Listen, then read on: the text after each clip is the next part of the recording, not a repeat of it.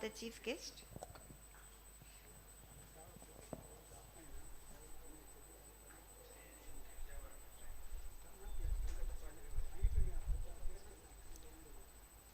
Welcome, sir.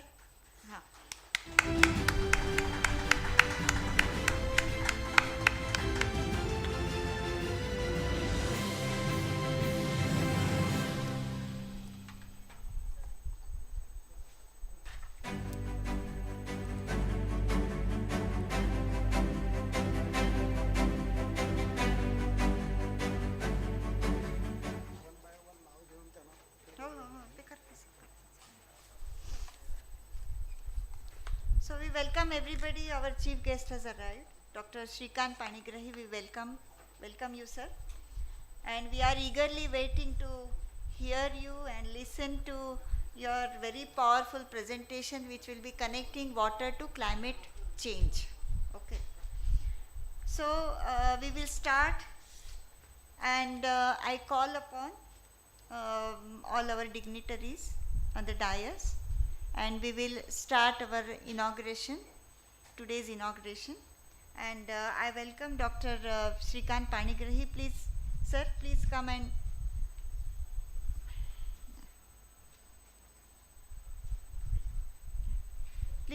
take a seat.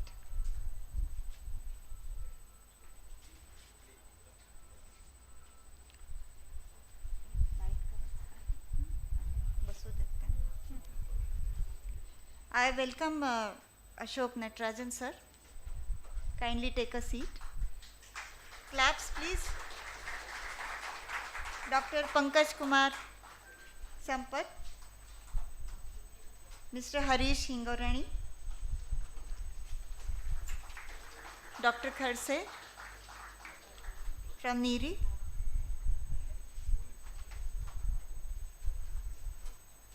Mr. Anant Vachasundar from Goa,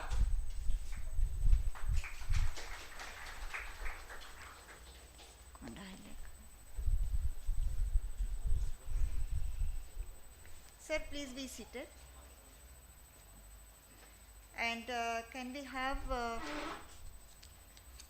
the lamp ready, please?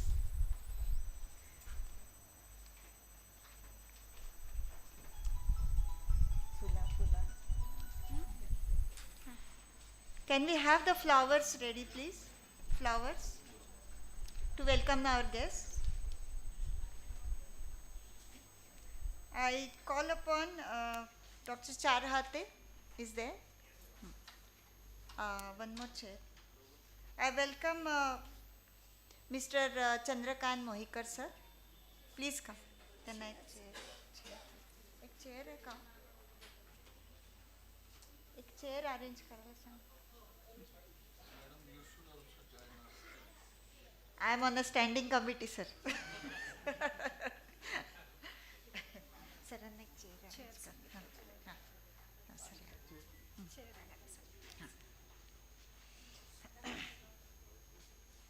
So I am very much overwhelmed having all of these dignitaries here, and extremely grateful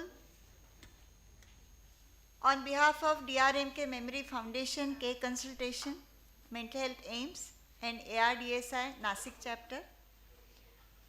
We welcome all of the dignitaries on the dais, and let's start today's very, very healthy discussion that how we will connect water and climate change together. So I request Dr. Mohikar to take the flowers. Yeah, please felicitate. हो एकेकाचा करा मग हे करूया मग आपण lamp लावूया आहेत ना इकडून ये ना हां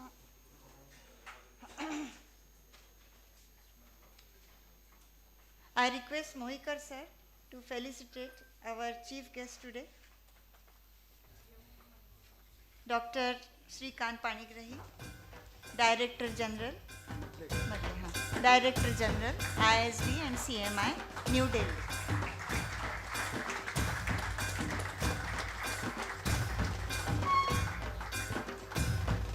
I request Dr. Khadse to felicitate Natarajan sir.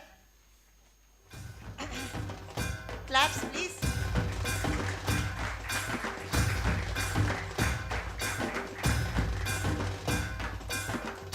I request Sampath sir to felicitate Harish Ingorani sir.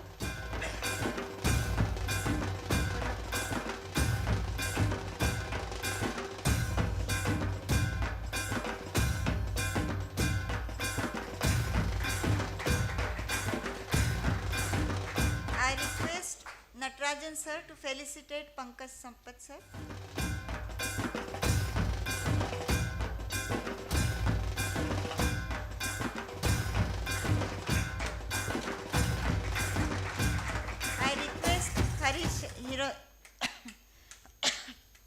Harish Ingorani sir to felicitate Vachav Sundar sir.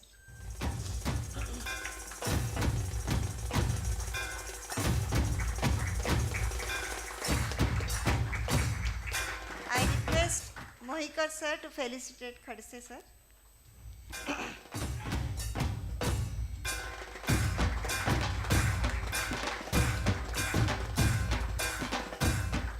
And I request Ashok Natarajan sir to felicitate Mohikar sir.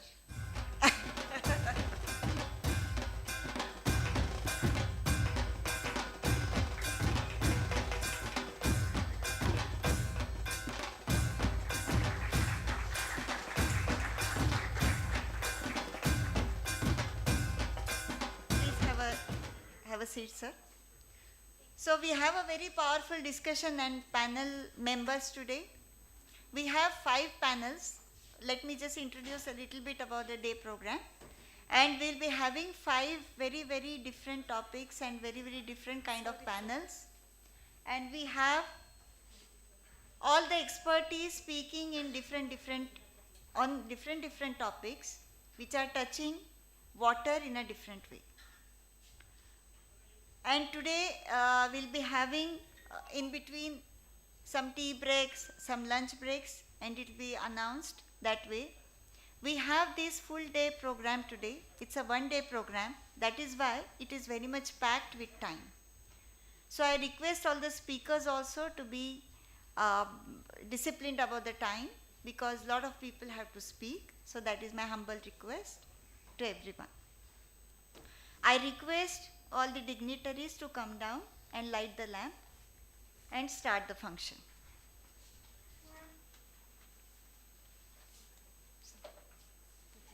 मी सर्व मान्यवरांना विनंती करते की त्यांनी दीप प्रज्वलनासाठी यावं. ओम सर्व मंगल मांगल्ये शिवे सर्वार्थ साधिके शरण्ये त्र्यंबके गौरी नारायणी नमोस्तुते नारायणी नमोस्तुते.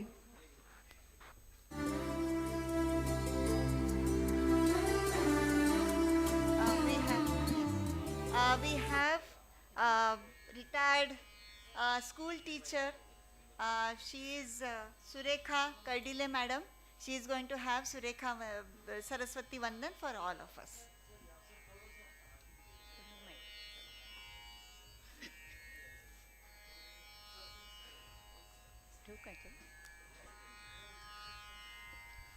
Om Namo Jaya Veda Pratipada Jaya Jaya Svasamveda Atmarupa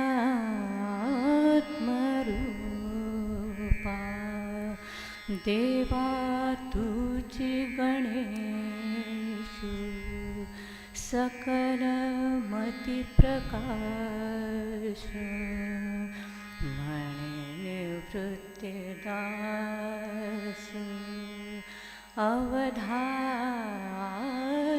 Joti Akara Charana Yugula Ukara Udara Vishara Makara Mahamandala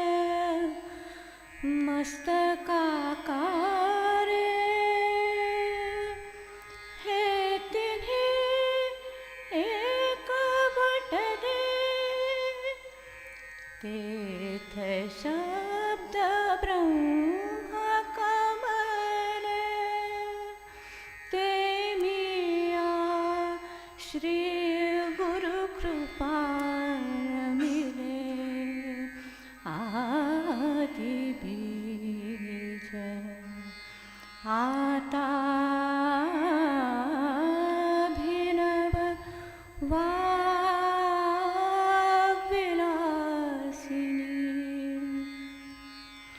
जे चातुर्यार्थ कला कामिनी ते श्री शारदा विश्वमोहिनी नमिली मिया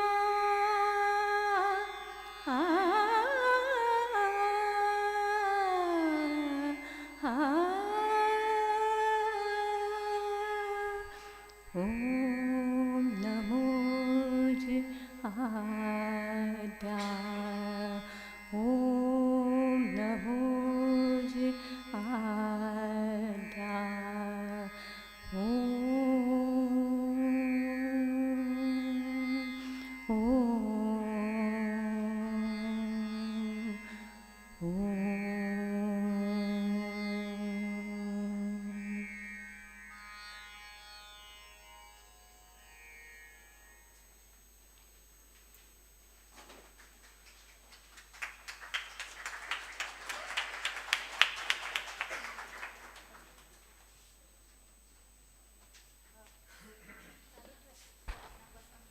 सर्व मान्यवरांचे आभार. सर्व मान्यवरांना विनंती करते की त्यांनी please be seated on the stage all the dignitaries.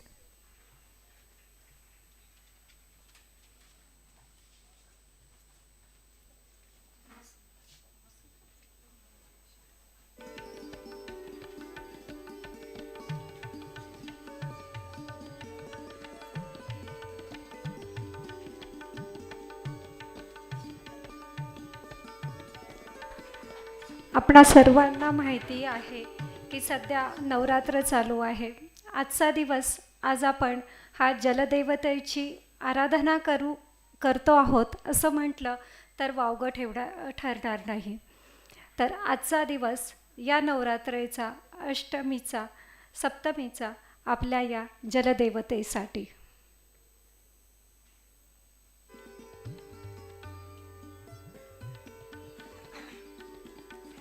So now we will start the session with the chief guest introduction today.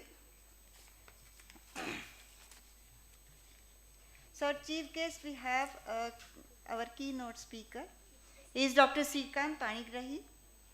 He is a Director General of Indian Institute of Sustainable Development and Carbon Minus India. He is a leading global sustainability thought leader and the Distinguished Research Fellow and Director General, Indian Institute of Sustainable Development and ARDSI Initiative Carbon Minus India. Both are public policy think tanks and scientific research institutes at New Delhi. He is a well-known Indian policy maker and a technocrat who has worked with the Government of India, United Nations Environment Programme, and the World Bank. He is a member to the National Strategic Knowledge and few other missions on climate change. To implement the National Action Plan on Climate Change, that is NAPCC, he was a member secretary to a prestigious working group at Planning Commission, now Niti Aayog, to prepare the National Action Plan for operationalizing CDM in India, based on which CDM role in India and the report of the Committee on Biofuels, both the reports are submitted to Indian Prime Minister's office. He is in few Government of India and United Nations steering committees and task forces on technology transfer, climate and ESG risk finance, transition finance, and UN SDGs implementation. He has represented India in many COPs and international climate change negotiations in UNFCCC, and also known as Chief Architect of Indian Carbon Market. He is awarded the National Science Popularization Award by Honorable Prime Minister of India for his extraordinary contribution and commitments to popularize science among the common mass, and is recognized by UNEP for his valuable contribution and leadership in catalyzing environment actions on World Environment Day 2007. MIT Sloan School of Management has recognized him as an en-route climate ambassador in policymakers category. He had research fellowship of Massachusetts Institute of Technology, that is MIT, Cambridge, MA, USA. He was an UNEP UNESCO fellow, where he has delivered guest lectures in prestigious 149 universities of the globe, including from India and abroad. We welcome you, sir, with claps. Please welcome Dr. Shrikant Panigrahi, sir.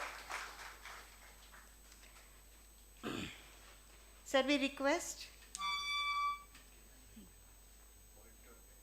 Yes, pointer. Right.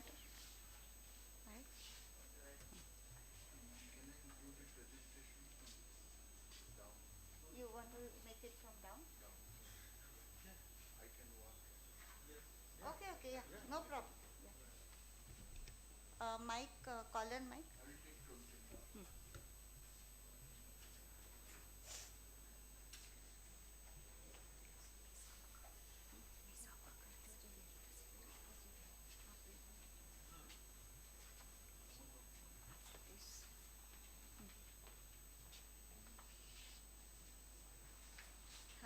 Mic द्यायचं का?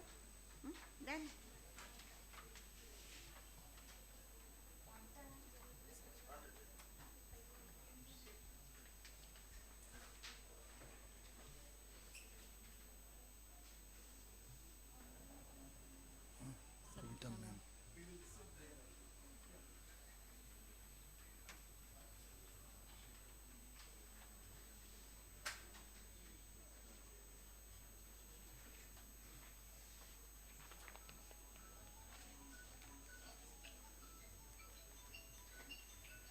So all the dignitaries, please be seated, and please help us with the chair to arrange this side. It is indeed a great pleasure to spend some of the time in this auspicious occasion. While we were performing the lamp lightening, or in the morning, the auspicious music was there, divine music was there, and that inspired us, our soul, the holy land of Nasik. And I am very much grateful to all of you, and especially Dr.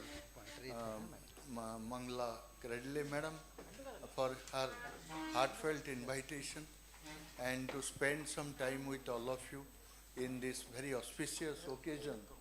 And particularly while we are celebrating the legacy of Sisir and Jayant Kredileji, who has profusely contributed to water sector. And you all know climate change is causing global warming, and it is caused by human activities. We are responsible for climate change, and we are suffering, and we have lost many species. Sea level rise has happened. You know how seasonal changes are happening. Agricultural productivity is declining. Fishery is declining. Rivers are drying up, and whole world is facing very adverse kind of situation, natural disaster, and so on. So water has considerably suffered, Nasik is known for its agriculture, for its industry. The people of Nasik is very committed, hard-working, and they are contributing India's GDP in a very big way.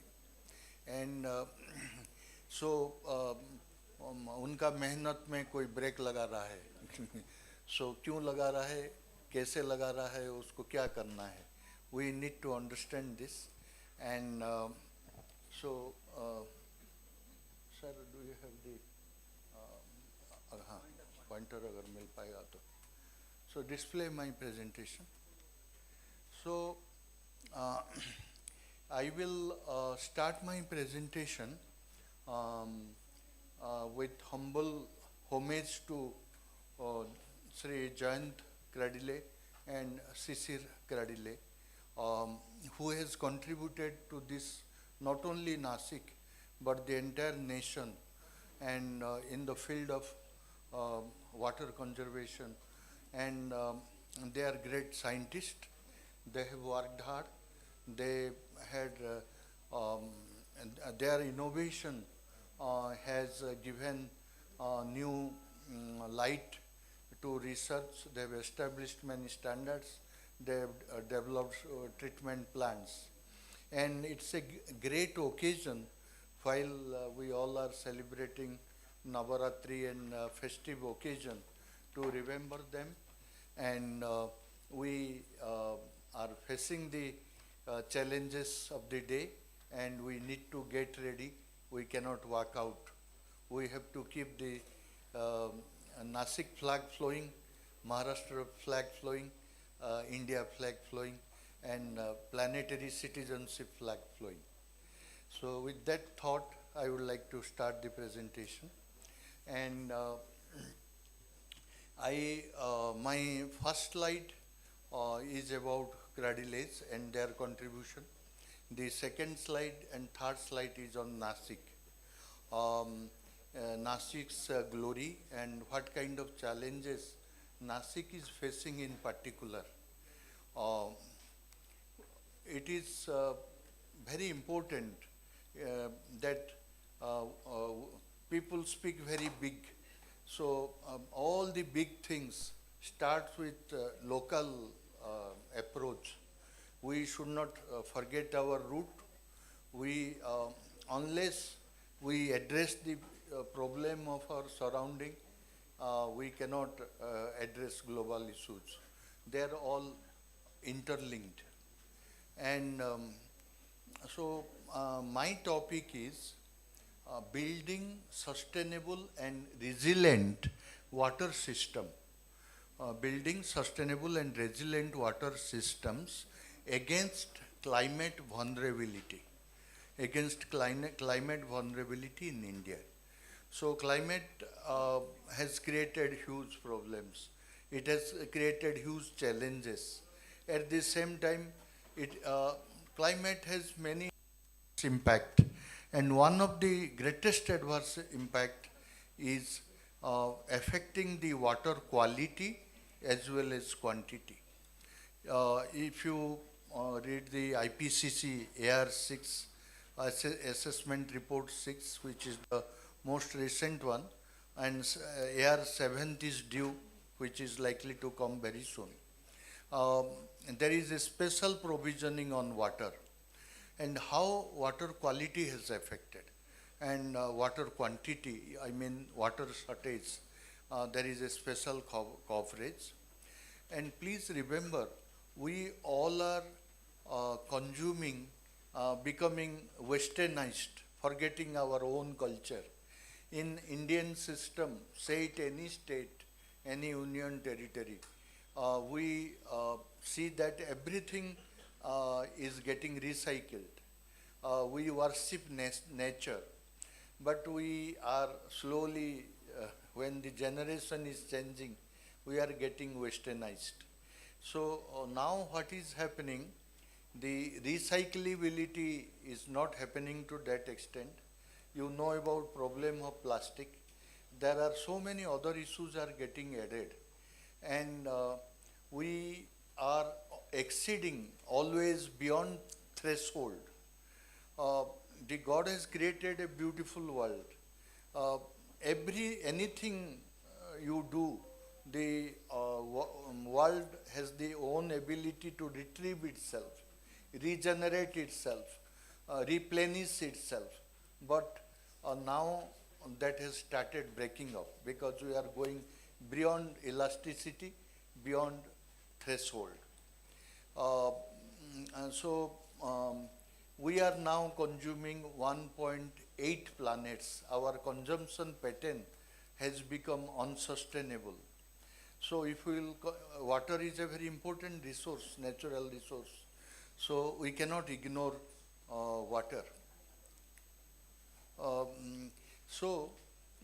The resource which are natural resources, water, minerals, forests, plantation, natural vegetation, flora, fauna, biodiversity, all these are constitute nature, and this natural resources is vanishing at a alarming rate and not able to be replenished.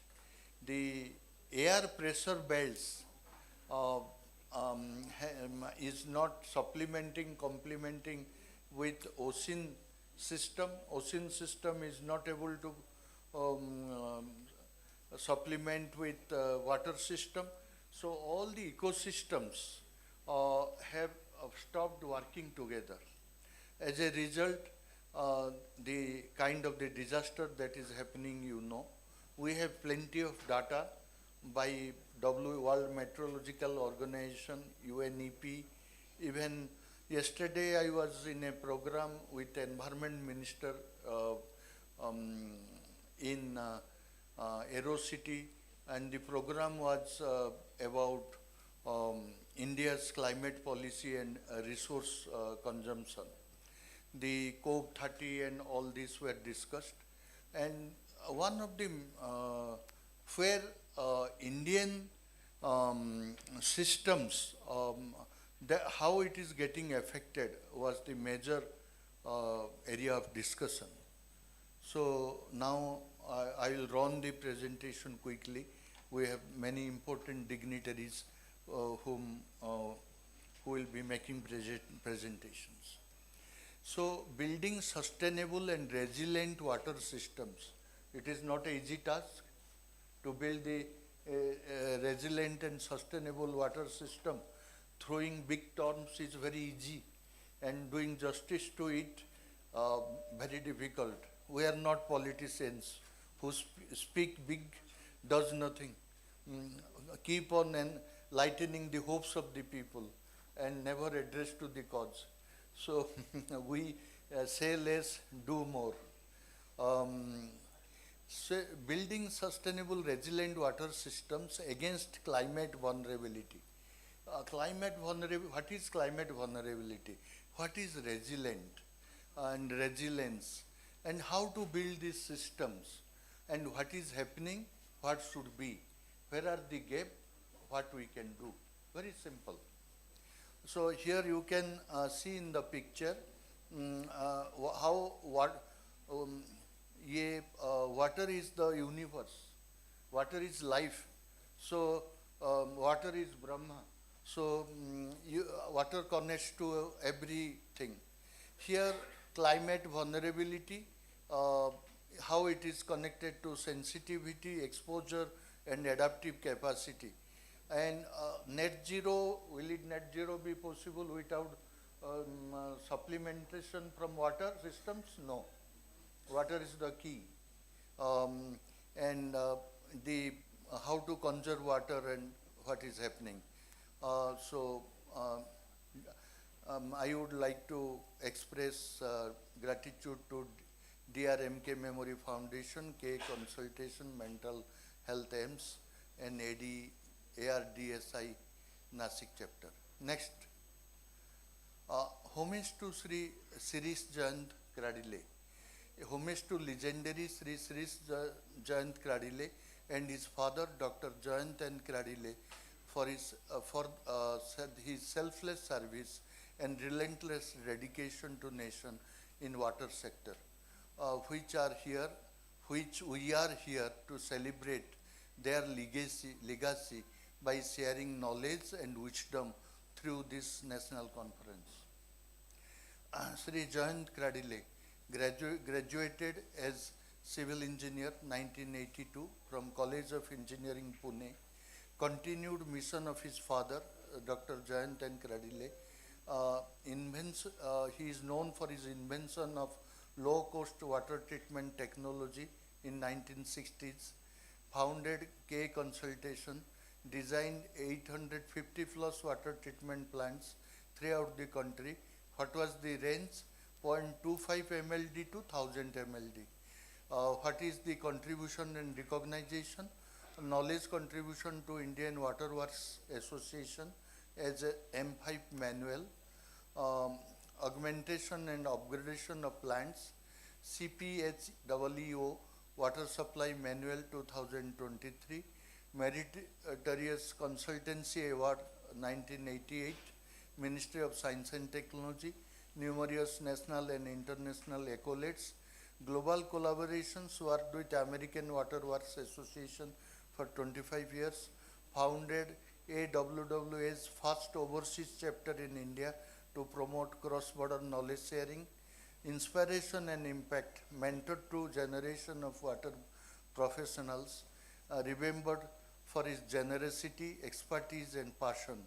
His ultimate demise happened in September 28, 2024, marks a great loss to the water sector in India and worldwide. I will request all of you to stand up to pay the homage just for 5 seconds.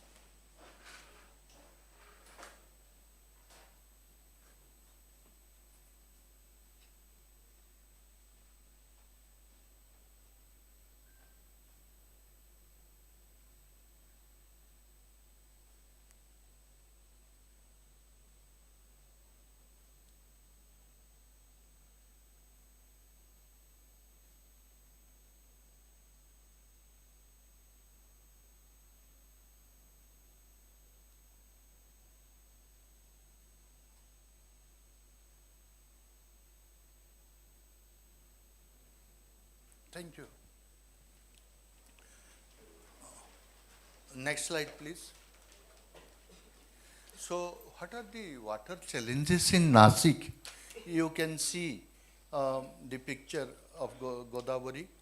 Nasik, located in Maharashtra, India, a rapidly growing city with both agriculture and industrial significance. Despite of strategic location near the Godavari river, it faces several water-related challenges due to urbanization, climate variability, and lack of appropriate natural resources management practices. While coming from the airport, I saw the narrow size of the Godavari, and it was very disappointing. And I also got aware about Professor Manish Deshmukh apprised me how the flooding happens, and right policy decisions has not taken. As a result, city is suffering a lot. Water scarcity and uneven distribution. Water is life, and uneven distribution is very critical. Seasonal dependence. Nasik relies heavily on rainfall and the Godavari river water. Availability is high during monsoon months but drops significantly during summer. Groundwater depletion is at the peak. Industrial purpose and agriculture also. Then industrial pollution, domestic sewage, agriculture runoff. Next slide, please. So, over dependence on Godavari river stress, vulnerability to droughts, insufficient water management, aging infrastructure, leakage and wastage, lack of rainwater harvesting, erratic rainfall, increase in demand, urban flooding, and contaminated floodwater. So these are the key issues. Because of interest of the time, I have to run faster now. Next slide, please. Water pollution in general, what is this? Major causes: industrial waste, agricultural runoff, domestic sewage, oil spills and shipping, mining and construction, urbanization. Human health, these are impacts: aquatic life, ecosystem damage, economic loss. Solution: prevention, change in agricultural practices, water management, restoration, policy and awareness. Next please. So, water scarcity, unsustainable extraction, pollution, climate change and governance issues. These are very scientifically explained with historical data. My presentation will be shared to all of you. Because of interest of the time, I am not going into details. When there is a question, you can stop me. Next slide, please. Water shortage, global versus India. Whole, you must have heard, the Third World War is going to happen because of water. We are constantly reducing our surface water as well as ocean water. Evapor transmission is very high, and runoff has constantly reducing, and there is a huge shortage of water. India is now, in this December, will be third largest economy in the world. We have exceeded UK, France. Now we are going to take over Germany, and you must be aware, 17% of our population doesn't have access to safe water. We are into space, but the basic needs are not addressed yet. So, shortage means quantity and the quality. Both are the huge problem. What are the aspects? Scale of resources per person, reliance on groundwater. Groundwater situation is very adverse. IIST has a branch in Ladakh. Groundwater situation is very, very adverse. And Ladakh is the highest elevated landmass, and we are working into 4 sectors: water, agriculture, tourism and renewable energy. We are making Ladakh carbon net zero. So these 4 sectors we are working, and the seasonality, efficiency use, urban and rural divide. So please go through the presentation in detail. This is global, and this is relatively the Indian challenges. Next slide, please. Water is a natural resources.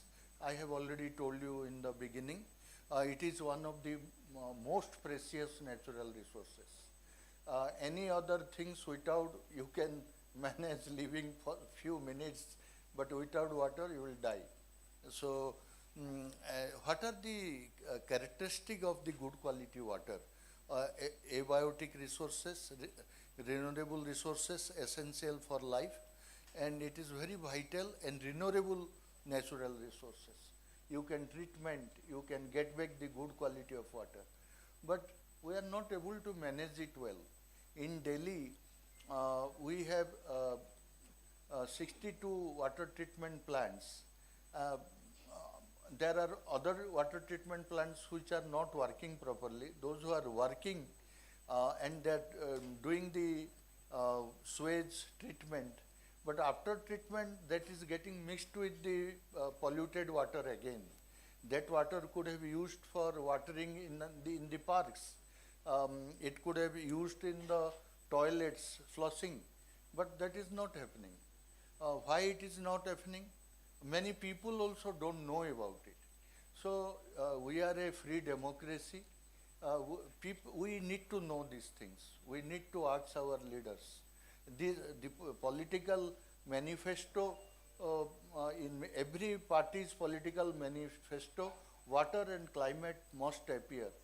These are citizens' right, and we are not raising enough voice. There are different schemes, and if we are getting little bit finances, some sort of we are putting. So that system must be abolished if we want to really a developed country. So next, Next slide, please. So we discussed about water as a natural resources. Now water, what is a water system? Here in this presentation we are discussing about water systems. You know there are ponds, there are rivers, there are oceans, there are wells, and how Godavari is starting from this land. So how it is starting? Just like that, the mountains are stones. How such water liquids are continuously coming on non-stopping. So these are, we have to understand geology, pervious, impervious rock, and how during rain water is getting stored, how it is flowing in all this system.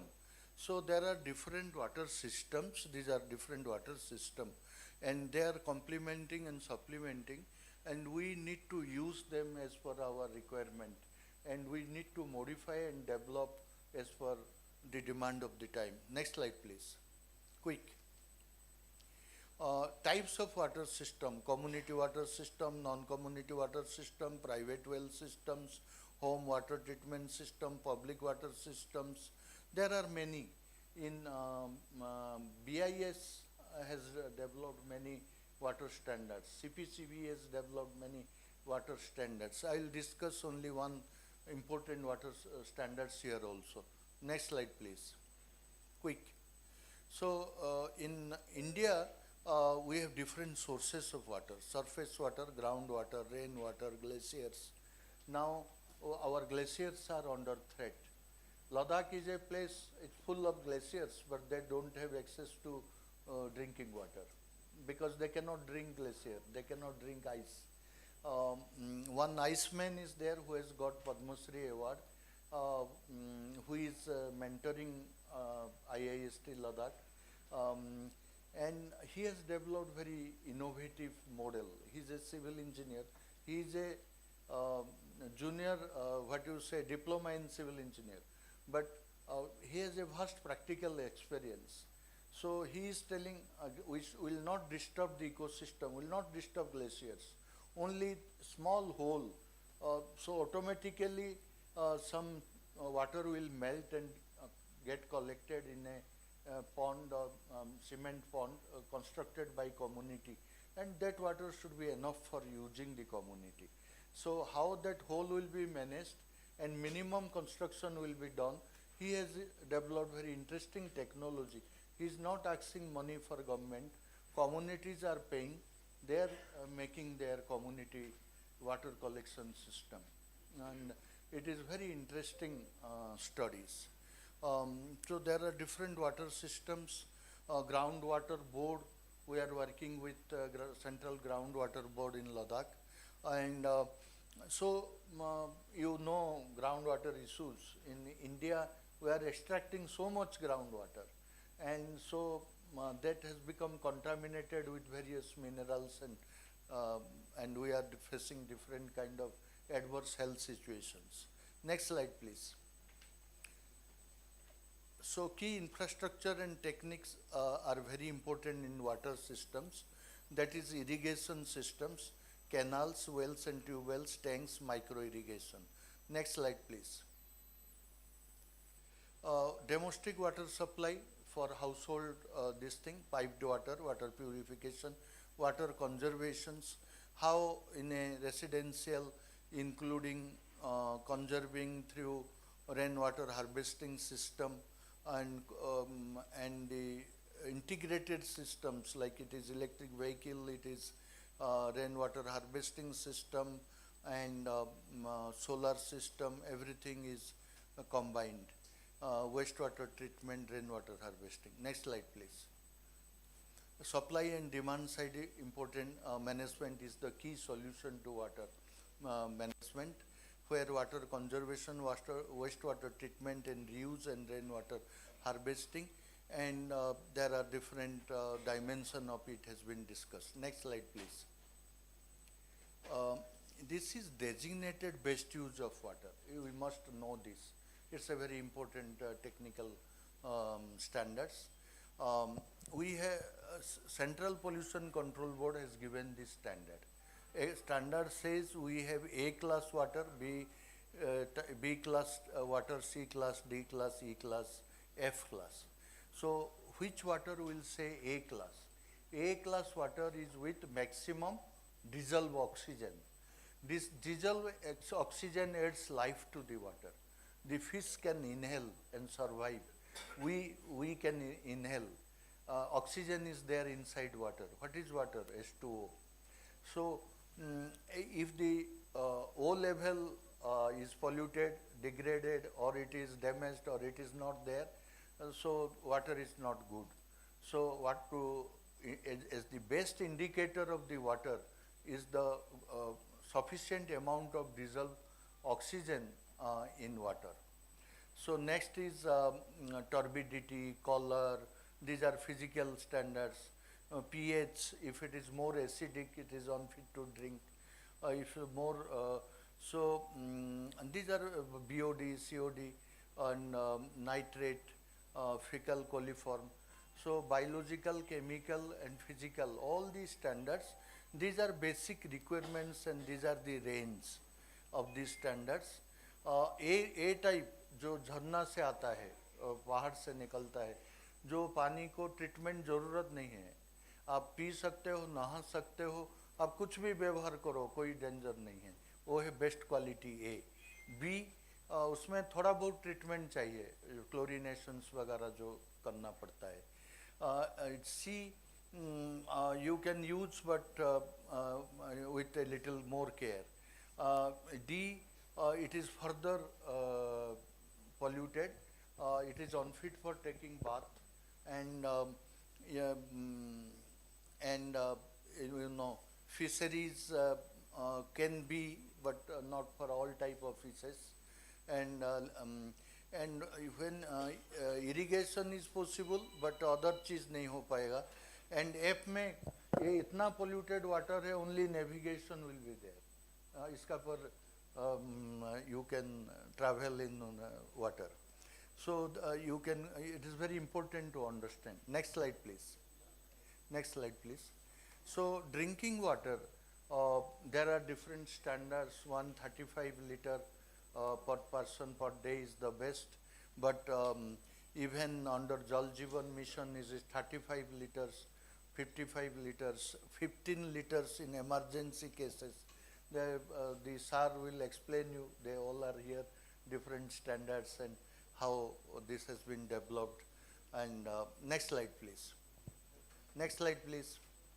So this is again per capita, how much per person per day water by WHO, by different standards and all. This is WHO, UN global norms, Indian norm. Next slide please.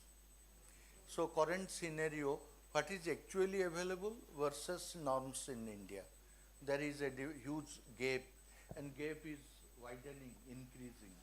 Next, rural India, urban India, and the quality and safety issues. Next, this is very important, water footprint.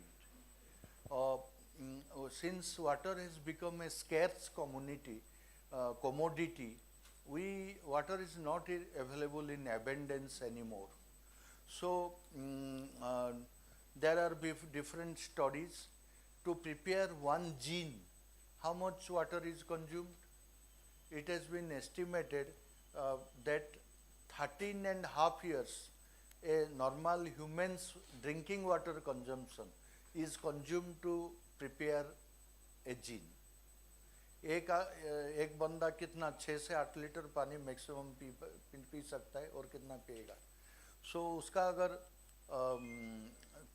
13.5 साल means 265 per year multiply करके जितना quantity, जितना ton of water that is required to prepare one jean, that is what we are doing now, and it is unsustainable practice.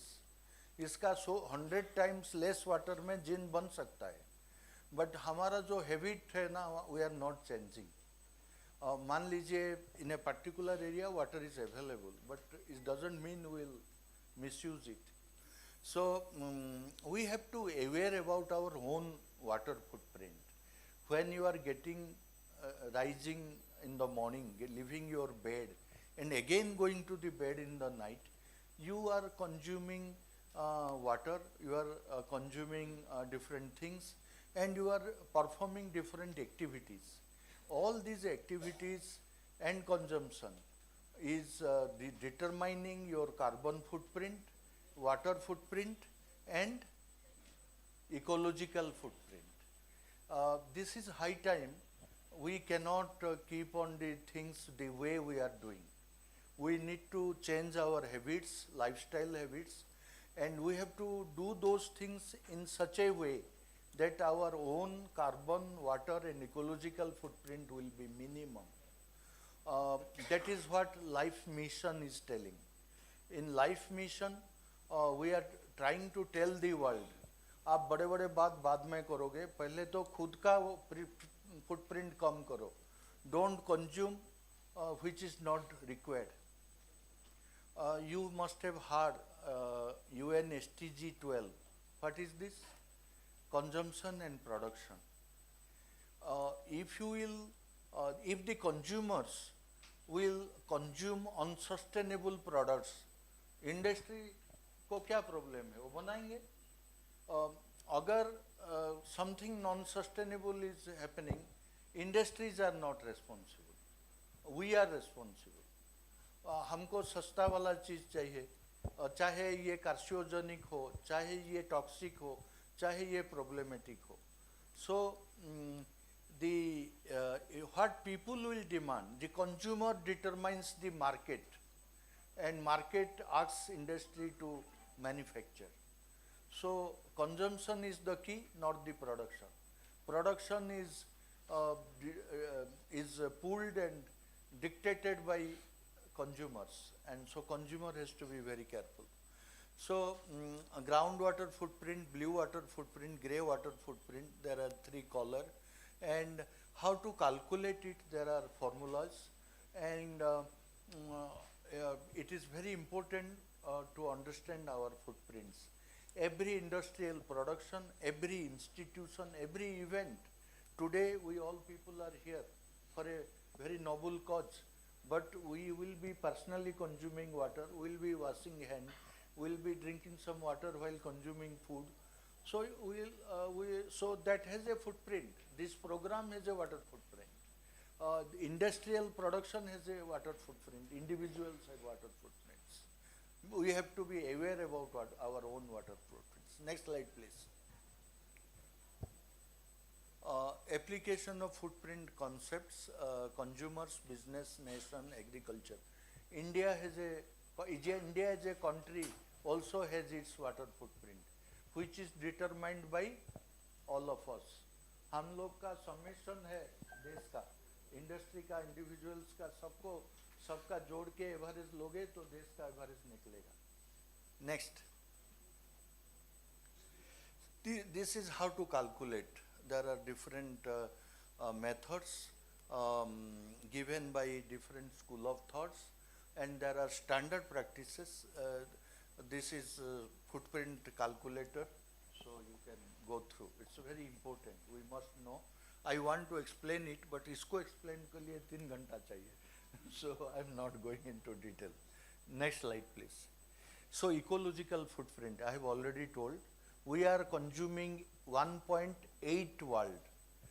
हमारा जितना खपत होना चाहिए, हम उसका 1.5 गुना से भी ज़्यादा खपत कर रहे हैं.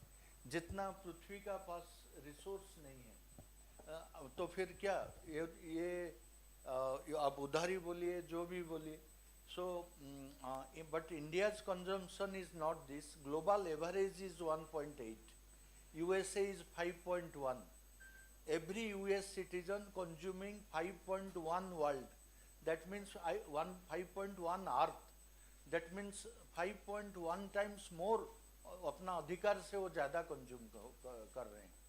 एक लड़का या लड़की यूएस में जन्म हो गया तो उनका ज़्यादा अधिकार आ गया रिसोर्स पर, पृथ्वी का संसाधन पर, और यहाँ इंडिया में जन्म होने से बेचारा उसका कोटा ही नहीं है शुरू से. ऐसा तो नहीं हो सकता. So this is climate justice, water justice, there is a equity issue in climate negotiation that we do. So next, supply side, demand side comparison, all you can go through. It's very important because of time I am not telling. Next slide please. So how many planets we are consuming now? We are, it is 1.8 Earth we are consuming. This is global average. India is 0.7. India is per capita हम लोग हमारा कोटा अगर एक है हम उसमें 700 ग्राम consume कर रहे हैं 1 केजी से, बाकी 300 दूसरा लोग के लिए छोड़ रहे हैं because of our cultural and our ethos and style. But हमारा ये बढ़ते जा रहा है. ये पहले 4.4 में था, अभी 7 आ गया और हमारा न्यू जनरेशन जैसे आ रहे हैं ये बहुत बढ़ जाएगा.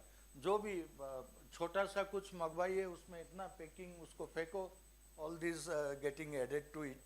And so global consumption pattern, if will go in the New York city at night 2 o'clock in the 2 a.m. you will find lights are on both sides of the road. They are very big. Microsoft is there, Google is there, very big offices are there. So and वहाँ sensor system है, automatic switch off हो जाना चाहिए तब भी light जल रहा है. एंड हम लोग जब स्कूल में पढ़ते थे हमारा मदर वाज डांटती थी कि अब बंद करो switch. So that is the culture we have, and it is backed by now more and more technology and science, and so that is what Life Mission says. We have to reduce our footprint. We have to consume minimum and keep some place for the future generation, and that is sustainability. So on देखो अर्थ overshoot day ये जुलाई 24 2025 में 2025 के में हमारा जितना कोटा था पृथ्वी का ये खत्म हो चुका है. 2025 का जितना हमारा अधिकार है रिसोर्स कंज्यूम करने का दिसंबर 31 तक, उसको हम जुलाई 24 2025 में जनवरी 1 से खत्म कर डाला. अभी now we are consuming borrowing from 2026 27 28. That is the trend now. Natural resources, this is a very powerful slide, please go through. Next slide. Next slide please. Overshoot day, this is explained very nicely. So this is December and this is a hexagonal spider diagram. Economists use this type of modeling, it's very easy. Graph का 6 axis रहता है, 2 नहीं रह के. तो so year wise time scale में consumption को इसमें डाला गया है. सो कैलकुलेशंस का formula and everything is been developed. Next slide please. Why we are discussing it? Because water is a resources and resource में major role is water. Gender inequality in water distribution, it is a issue from time immemorial, and women has been empowered to a greater extent, but it needs further to look out and give the equal right. We met the President of India and sought her blessings before organizing Global Sustainability Summit.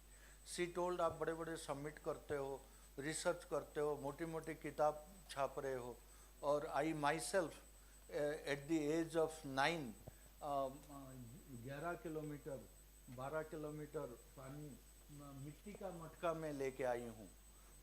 And अभी भी वो चीज़ मेरा गांव में हो रहा है, तो क्या आपका रिसर्च क्या काम का है? So and we showed her a video. He told the rare realities of India where we have not been successful, उसको भी इसमें रिफ्लेक्ट करो. मेड इन इंडिया मत दिखाओ, उस स्पेस वाला दिखाओ, मेड इन इंडिया दिखाओ, AI दिखाओ, और ये भी दिखाओ. Next. Climate vulnerability is extremely important, very serious subject. This picture, in fact, I put in my first slide, adaptive capacity, exposure, and sensitivity. These are three important points which decides the climate vulnerability. It's very important and powerful. Every word is important. Vulnerability is a highly technical word, and लोग बोलते हैं ऐसे ही, ऐसा नहीं है. It can be calculated in numbers, in figures. There are methods. So मेरा हर एक slide 3 घंटे का है, तो इसलिए मैं डिटेल नहीं जा रहा हूँ. I am leaving it to you. Next slide. Climate vulnerability has assessed. India is not very adverse vulnerable, but second largest vulnerable. You see India is dark red, but not black type red. So, it is done by Climate Risk Index, German watch. Every year it publishes the document. It's very unfortunate we are the one of the last big sufferer among the one among the 10 largest climate vulnerable country of the world. हम पहले 10 number में थे, अभी 5 number को आ गए हैं. 5th largest vulnerable means our vulnerability is geometrically increasing. Next slide please. Quick. So water quality climate impacts huge. How it impacts? You can go through, and next slide please. It is quantity. So all the points has been very beautifully coined. You can go through. Next slide please. This is quality. How qualities get affected. Next slide please. This is you can see water quality. These are the various factors which is hugely affecting the water quality. These are climate adversity which is affecting the water quality, and so unless we reduce the climate vulnerability, these things will not go, and we will not get good quality water. Nobody can think कि climate से क्या link है भाई water quality में, क्या बकवास कर रहे हो. People say like this, but go through this slide, and there are, and read AR6. My junior colleagues will tell you page number also. Go to the next slide. So climate change impact on agriculture. Agricultural productivity is drastically reducing. In Nasik, grapes production is reduced. Onion production has reduced. Some point of time, Nasik used to lead potato, onion, grapes to, you know, even US, Europe, everywhere Nasik's red wine goes. And this is, these industries are facing crisis because of climate is impacting the agricultural production. And we are going to organize a very big conference with Indian Agricultural Research Institute. How climate is affecting India's as well as global's food productivity, endangering the food security. While we are discussing not to use chemicals in food, and now it has become a challenge ki hunger, we are going to face those previous crises again. Next slide please. These are all details of it, you can go through. Next. So fisheries, drastically fish production is going down, both in the fresh water and ocean water, because of rise in temperature. I will give you a very good example. In Australia, in the eastern side, you will find coral reefs, and that is one of the Saptascharya. Like Taj Mahal was listed, still listed as a Saptascharya. So these coral reefs are best in the world, and to see those corals, people go to Australia. Now all of those corals has been, they are died, no more there, because of rise in temperature, the nuclear bomb testing in the ocean water, and dispose of effluents straightly to the ocean water. and plastic. Plastics are end up there reacting with sulfur dioxide, salty water, it's creating poison and killing corals. Corals are living organisms and they are no more. So UNESCO withdraw the status to recognize that as one of the natural heritage site. So Australia told you cannot, we have a master plan, we are working, you should give us time. Even UNESCO told आप कर लीजिए restore, फिर मिल जाएगा आपको, अभी तो नहीं दे सकते. So there was a fight, then Australia raised it in UNESCO Governing Council and called every Prime Minister to vote against UNESCO and in favor of Australia. And Prime Minister Modi received a call from Australian Prime Minister to support them that UNESCO should not withdraw the natural heritage status for the coral reefs. And Prime Minister Modi instructed accordingly, and India voted against UNESCO and in support of Australia that even if coral reef nahi hai, unka status barqarar rahe.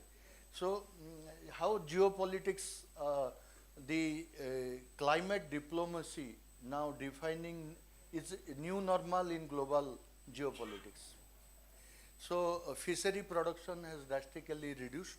You can go through endangering the livelihood support of our poor fishermen. Next slide, please. River navigation has been very adversely affected because of climate change. These are all how water sector, water systems are getting affected by climate vulnerability. Next slide, please. Next slide, please. What is climate resilience? Now we are coming to solutions. Climate resilience is the capacity of societies, economies and ecosystems to cope with the and recover the adverse impact of climate change and its associated hazards such as flood, drought, extreme temperature, rainfall, seasonal shifting, sea level rise, agricultural production loss, etc. तो resilience हमको लाना पड़ेगा और कैसे वो आएगा, क्या क्या करना है. This is all the slides. I think I have consumed more time than I should run it quickly. Next slide please. So these are strategies needs to be adopted to build the climate resilience. Next slide please. This is climate resilience again, multi-level approach to build the climate resilience. Policy and governance, infrastructure and investment. Next. These are building again resilience. There are sectoral integration, disaster preparedness. Next. Next. This is business and organizational level, how you will build resilience. Next. Community and individual level, how you will build resilience. Next. Transformative strategy for climate action. This is need of the day. Climate justice, technology and data, long-term perspective, AI, etc. tools. Next. Next slide please, quick. Robust policy and financial framework. It is very important. To meet the climate demand, to meet the water demand, what we need? We need technology, and for technology we need money. So from where the money will come from? So everybody tells about their problem, nobody tells from where the money will come. Now UN SDG is there. कितना SDG है? There are 17 SDGs. Water sector का SDG क्या है? 6. 17 for international cooperation. And UN SDG 6 address the water sector. And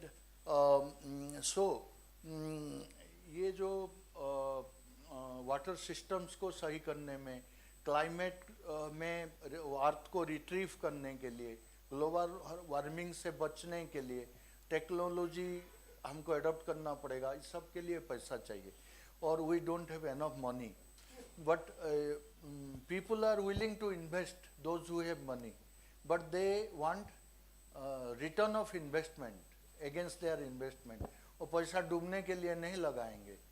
तो government now has come over to play the role of a facilitator. Government 15 से 20% पैसा देगा और उनका रिस्क अपने पर ले लेगा. हाँ, आप अगर इतना रुपया इन्वेस्ट करते हो तो आपको इतना इंटरेस्ट रेट पक्का मिलेगा. चाहे कालामिटी आ गया, ड्रॉट आ गया, फ्लड आ गया, आपका पैसा डूब गया, तब भी गवर्नमेंट उसको वापस देगा. जमींदार गवर्नमेंट रहेगा. और so it is called blended finance models. We are working with RBI, SEBI on climate bonds, ESG and climate risk finance and blended finance models, जो कि public and private equity को इकट्ठा लाके we will address the financial requirement to implement UN SDGs and the climate crisis. Next slide please. So ये integrated water management, which is the ultimate solutions. हमारा आज का दिन में very big water experts are there, very senior, knowledgeable. They will explain you about integrated water system, how this integration is possible, and at governance level, multi-sector partnership by doing decentralizing, and that will enhance the country's ability to address the issue. Next. So these are the organization, IIST and allied organization, what they are doing. This is for your information. Next, we have IIST, Indian Institute of Sustainable Development, Carbon Minus India, which is purely works on climate change adaptation, mitigation, impact assessment and carbon finance. Next slide please.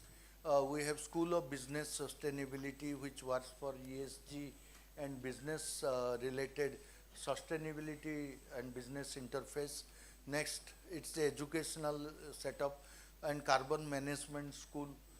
This is to spread the climate and climate science and carbon trading, carbon footprinting, carbon management related knowledge. Next, that's my profile, and that's end the presentation. Last. So if you have any questions, you can ask me, and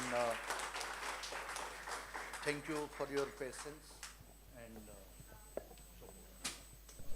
Thank you, sir. Thank you very much for enlightening everybody. Please welcome sir and welcome the speech with a lot of claps. Sir, 2 minutes, please. Sir. Hello, sir. Shrikant, sir. Please be here. We want to felicitate you. I call upon Mr. Natarajan, sir, and Pankaj Kumar Sampath, sir, to felicitate our esteemed chief guest today, Dr. Shrikant Panigrahi, sir.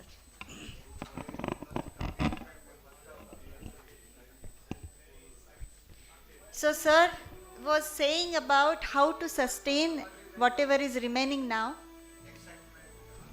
Less is remaining, we are consuming more. And the point sir was pointing out, Pune, Mumbai. Sir, Pate Sahib, sir, please coordinate and take the members here. I request Shrikant Panigrahi, sir, also to join. Panigrahi, sir, in the center, and Indian Waterworks people. I call upon Ashok Natarajan, sir, Chandrakant Mohikar, sir, Pankaj Kumar Sampath, sir.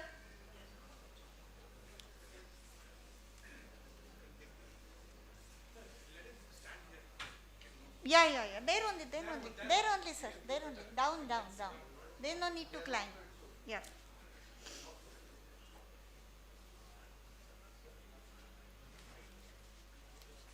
Please join, and staff, please take the lead and give them the manual. ते मला presentation आहे हो माझं presentation आहे त्याच्यातच आहे पहिलं आहे माझं पहिलं आहे. And this is the manual. I must say that this is the 4th edition.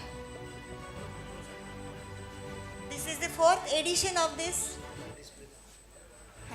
And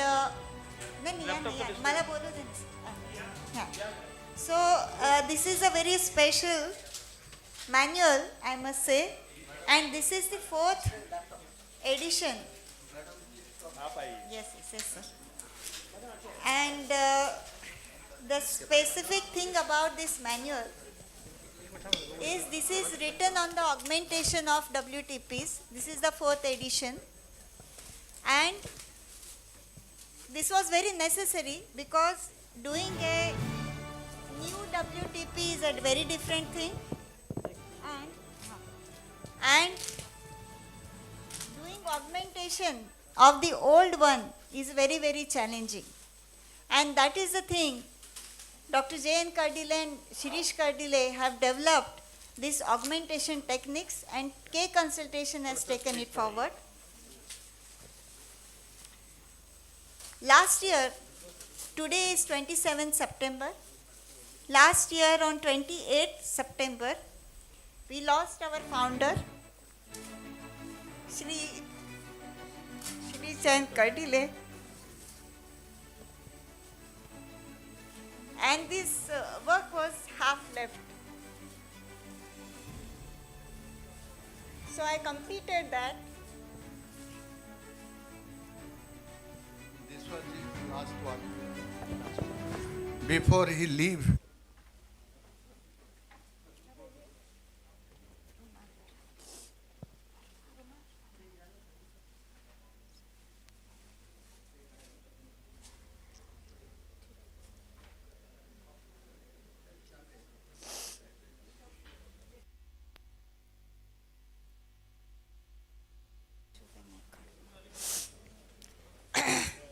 Sorry about that, but a very special presentation was there. Actually, he had prepared to present it last year, and that was on 27th September itself.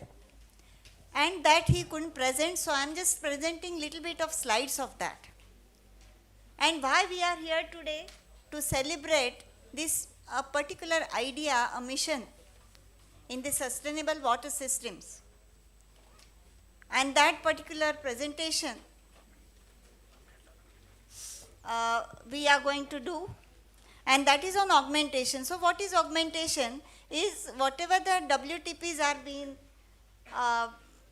designed previously, and before we can say that before independence we had all the designed from British engineers, we had that, and then it was a very good construction. It went on for years and years.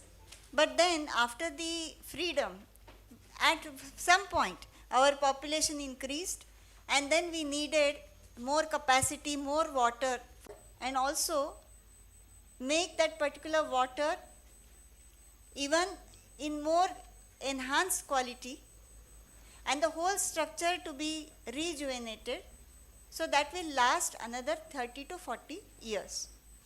So a very small presentation I'll put on now, and especially as sir was saying that lot of water related issues are still remaining. We have already crossed 75 years of freedom, but the same question again and again, what is happening with that? And I must say, and I very much agree to sir Panigrahi sir, what he was saying, previous generations were much, much better, I must say, that taking the resources a better way and not waste it in any other way. Also, I must say that the population increase has definitely increased our issues and problems. The very super fast developing cities, smart cities, it's a big question. Are we really smart? Are we really smart? No, I don't think that we are really smart to actually protect what are the resources are there. So,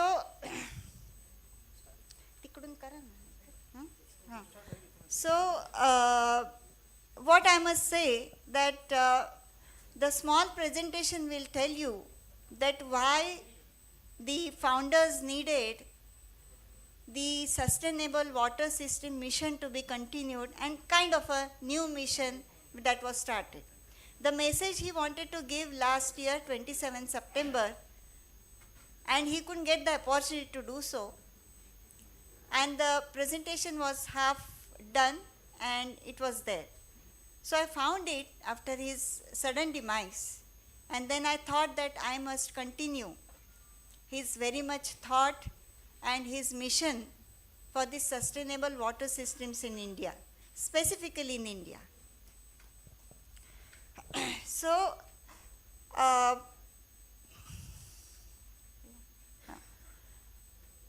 little bit of controversies in that presentation you might see. That discussions we have lot of regarding many different consumerism related activities. For example, I must say that we will have a long debate on the noodles, which noodles to be eaten, why it's to be noodle, what noodles will have some kind of iron content in it. So we will have lot of debates on it. We will have debates on other factors also. Might be sometimes any consumer product you can say, we will have long debates. The same folder, just open that folder.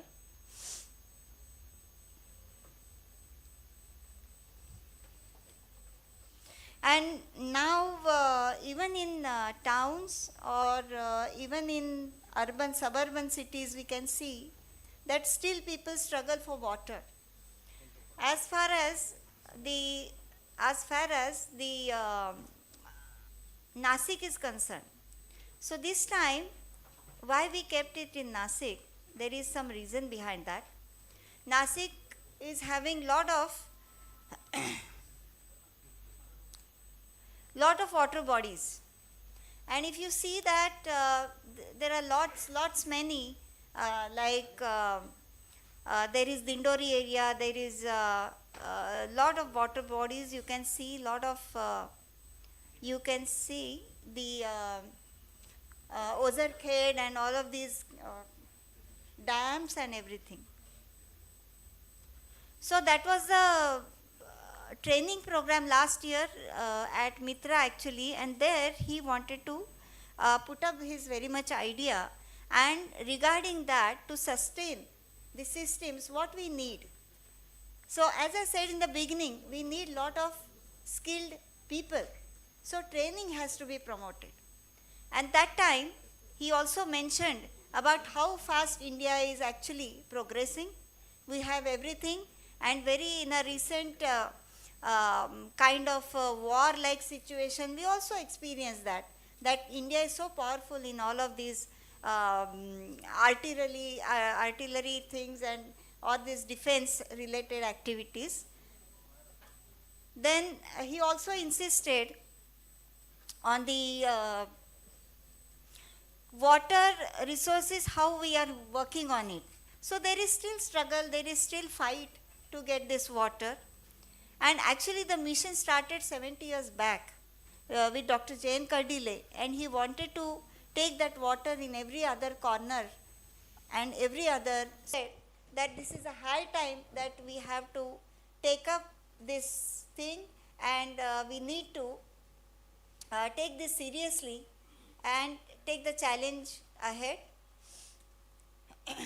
Whatever the sludge in a different way that is accumulated, and now we see that lot of different sludge comes in. So how that, why it happens? Because the source water itself is getting contaminated in a very different way. In the afternoon panel, we have civil hospital people here, and we will be presenting water contamination in a very different way, which actually engineers have not thought about it. So different way today we'll be learning that how we will sustain these water bodies, and simultaneously how we will sustain our methods, and the methods should go a right way. So whatever the systems are, now it has been a mandatory thing that even at WTP everything has to be recycled, and it's very important that the unit of recycle, it has to be there in that site. So similarly, we have to think about STPs. STP is a very big issue, and today we'll be addressing in a different way. So as I said that in augmentation we can save directly, the cost can be saved 50 to 70% of that municipal corporation, and we have been running such plants more than 25 years successfully. And also we can have these technologies with us. And another thing is Jal Jeevan Mission under this in Maharashtra, most of the WTPs are less than 10 MLD. So mostly we need small capacity plants actually. So very big capacity plants are very actually rare at rare sites. But then if we use it judiciously, the spaces and the water itself, we can definitely sustain for another generations. So that was the another package treatment plant which they introduced, that we can take it in a container, a small capacity plant, where we have water resource is a big issue in Himalayan ranges or army bases, where as sir was saying that sub-zero temperatures, people have to live there, but without water nobody can live. So these water container water treatment plants, which are the package treatment plants which we design, are to be addressed these issues. So what he said was the sustainability of water supply systems, and that was the whole mission, and that was the whole idea, and that was all the focus for this national summit today, for which we have gathered. And whatever, as I said, that the debate goes on, Coca-Cola debate goes on, the another consumer items, but then why not water? And he also said that, is it very complicated? Is it very complicated? No. If we sit together, if we address this properly, absolutely we can fill that puzzle correctly, and we can sustain that puzzle for generations to come. So this was the meet when I went there for global technology, when he passed away last year. And again the same thing that we were discussing with in Mahua meeting, that is Ministry of Housing and Urban Affairs, as the same thing, that STPs we need to check. STPs actually are creating. We are not going to just design, we are not going to just work on the AutoCAD, or we are not just going to design on the hydraulics or RCC, anything like that, but we need to always understand that how this we can get the 100% output of this, and that will sustain for generations. So I think it is every engineer's responsibility as well. So how this design can sustain and give us actually what we were designing for. We were designing for the 100% output, but are we getting it? No, we are not getting it. So we are all responsible that all the citizen, every citizen should get that clean water. So thank you very much.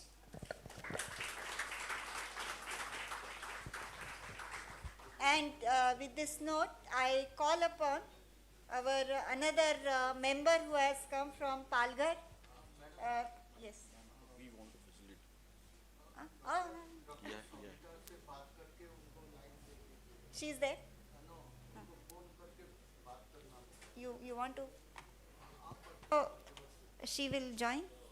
Okay. Sir is saying that Jalashakti Mantralaya director can join us just to address for 2 minutes. So we will see if she is there. And meanwhile, I request Dr. Manish Deshmukh sir, please. And he is the head Department of Commerce, Sonopant Dandekar, Arts, VS Apte and MH Mehta Science College, Palghar. He is a life member of IISD and CMI. He was there in the morning today. He did lot of my important work to get sir from the airport. So he helped me all of the way. And I request Dr. Khadse sir and sir, Harish sir to felicitate Dr. Manish. Please sir. So he has come all along from Palghar. He came yesterday night. So he is from Nasik. He is saying that, say that I am from Nasik. So he is from Nasik, now currently shifted to Palghar. So he is a professor there. And we are very happy, sir, to have you here today. Actually, we requested sir to say something, but then it was a very he didn't have much time to prepare, so he just requested to be here. So thank you, sir. Thank you for being here. Sir, एक minute. हाँ.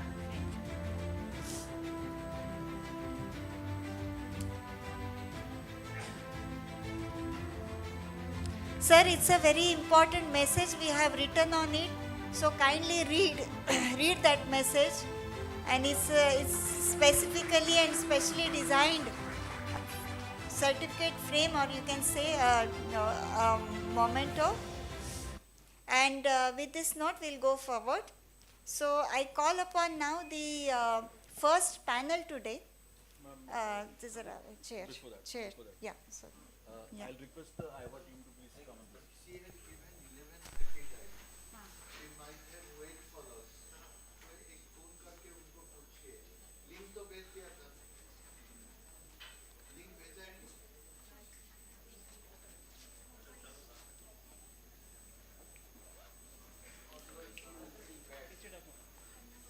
Have her number.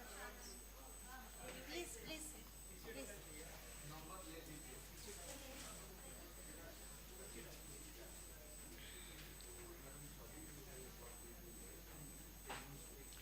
with your permission, we would like to Yes, take 2 yes, minutes. yes, sure.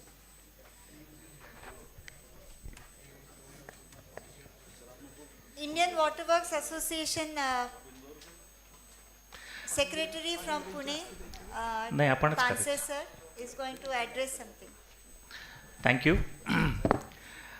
First of all, I would like to express deep gratitude to Dr. Mrs. Kardile, and thank you for presenting Shiri's thoughts, late Shiri's thoughts.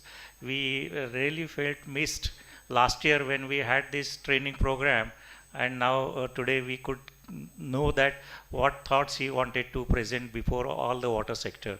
So thank you very much.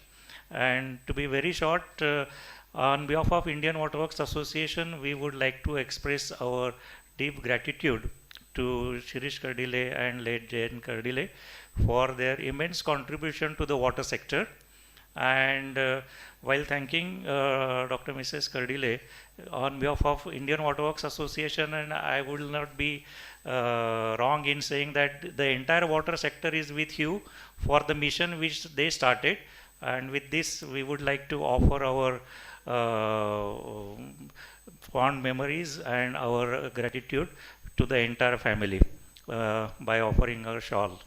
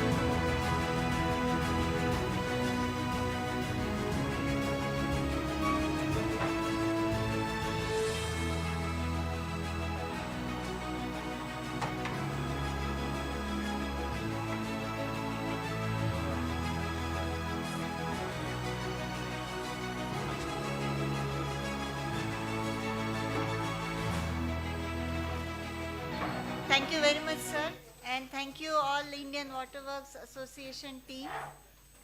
And we will move on for the first panel, which is very, very interesting.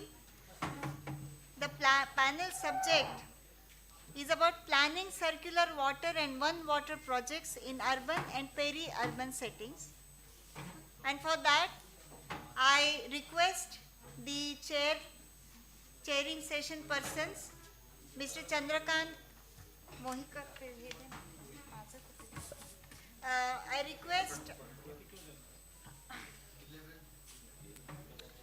Dr. Gajanan Khadse sir, and I request Natarajan sir to take a seat, and I request Mr. Harish to chair the session. I request Pankaj Kumar Sampath sir to take a seat, and also we have Dr. Mohan Kumar's message. We will play it after the respected panel finishes their speech. So we will run that. Dr. Mohan Kumar, who is in Bangalore, he is in expert committee of CPHO manual, and he has given his address because of some meetings there in Bangalore. He couldn't actually come in person, otherwise he was supposed to, but he has sent his video message for us. So to start with, I request Harish sir to introduce our speakers. We have here eminent speakers, Mr. Natarajan, who was a part of the 24 situation preparation, and Mr. Sampath Kumar is also a renowned person from us here for India. And now I request Dr. Khadse to give a detailed introduction of the speakers, and Mr. Mohan Kumar, who was the speaker on this session, has sent a message as told by Madam. So we will see that how he will talk. Dr. Khadse.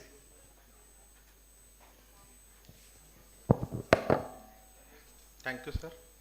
Respected dignitaries on the dais, eminent speakers, and dear delegates. We all are here as a part of first National Summit on Climate Change Resilience through Sustainable Water Systems in India. This summit is organized as a token of respect, remembrance, and gratitude for the long journey of Kardile family, starting from Jayant Kardile, who laid milestone for this, and strengthened by engineer Shirish Kardile and taken forward by Dr. Mangal Kardile. And in this first session, we are having three eminent speakers. It's really a pleasure and honor for me to introduce our eminent speakers. Actually, we are running behind the schedule, and that biodata is very long considering 40 plus years of experience.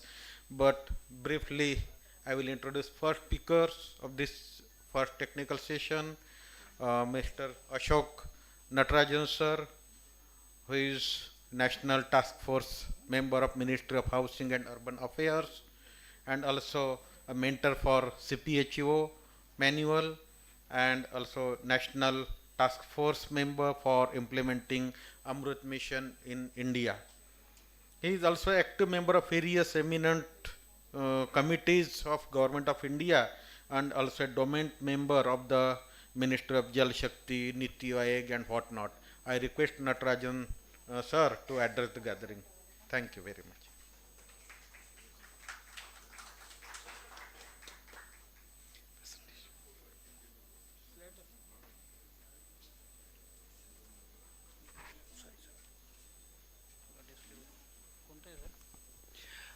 Good afternoon, ladies and gentlemen.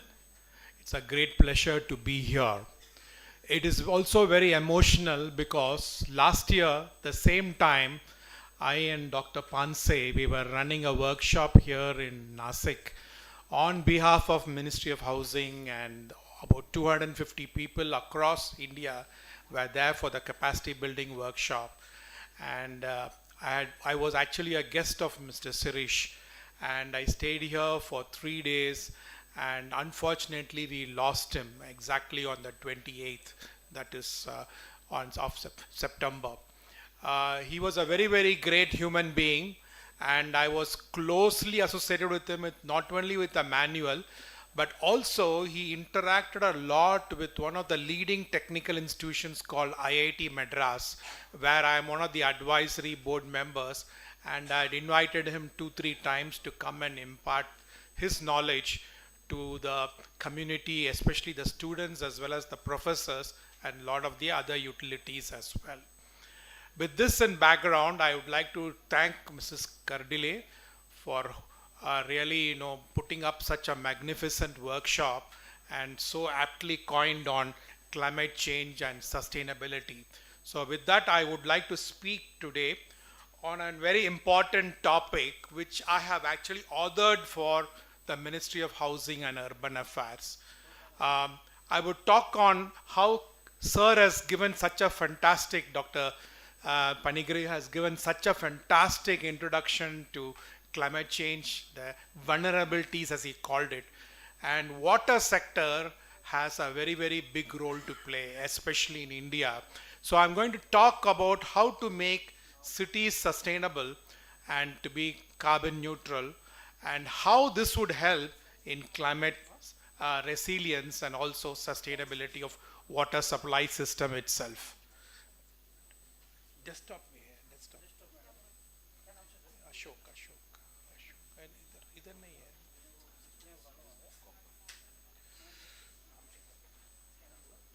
नहीं इधर screen चाहिए. नहीं वो monitor भी आपको सामने. This screen has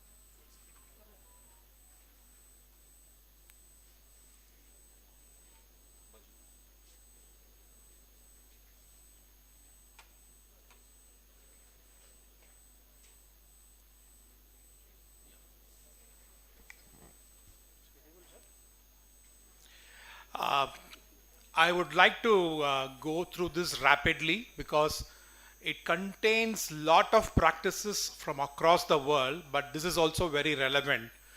Also, based on this concept, I have another case study which, if there is time, I will try to present it, but probably later, where we have used the concept of circularity in Chennai city. As you know, Chennai does not have any rivers, always has water from outside the state, and they are really dependent on water coming from a distance. So they have built 2 recycle water reuse plants, which are one of the world-class plants, I was part of the team which designed and implemented the scheme. The contractors were others like Babag and other people, but actually the design was done by us, and I was associated with the scheme for close to about 10 years, and both these plants were commissioned in the year 2018.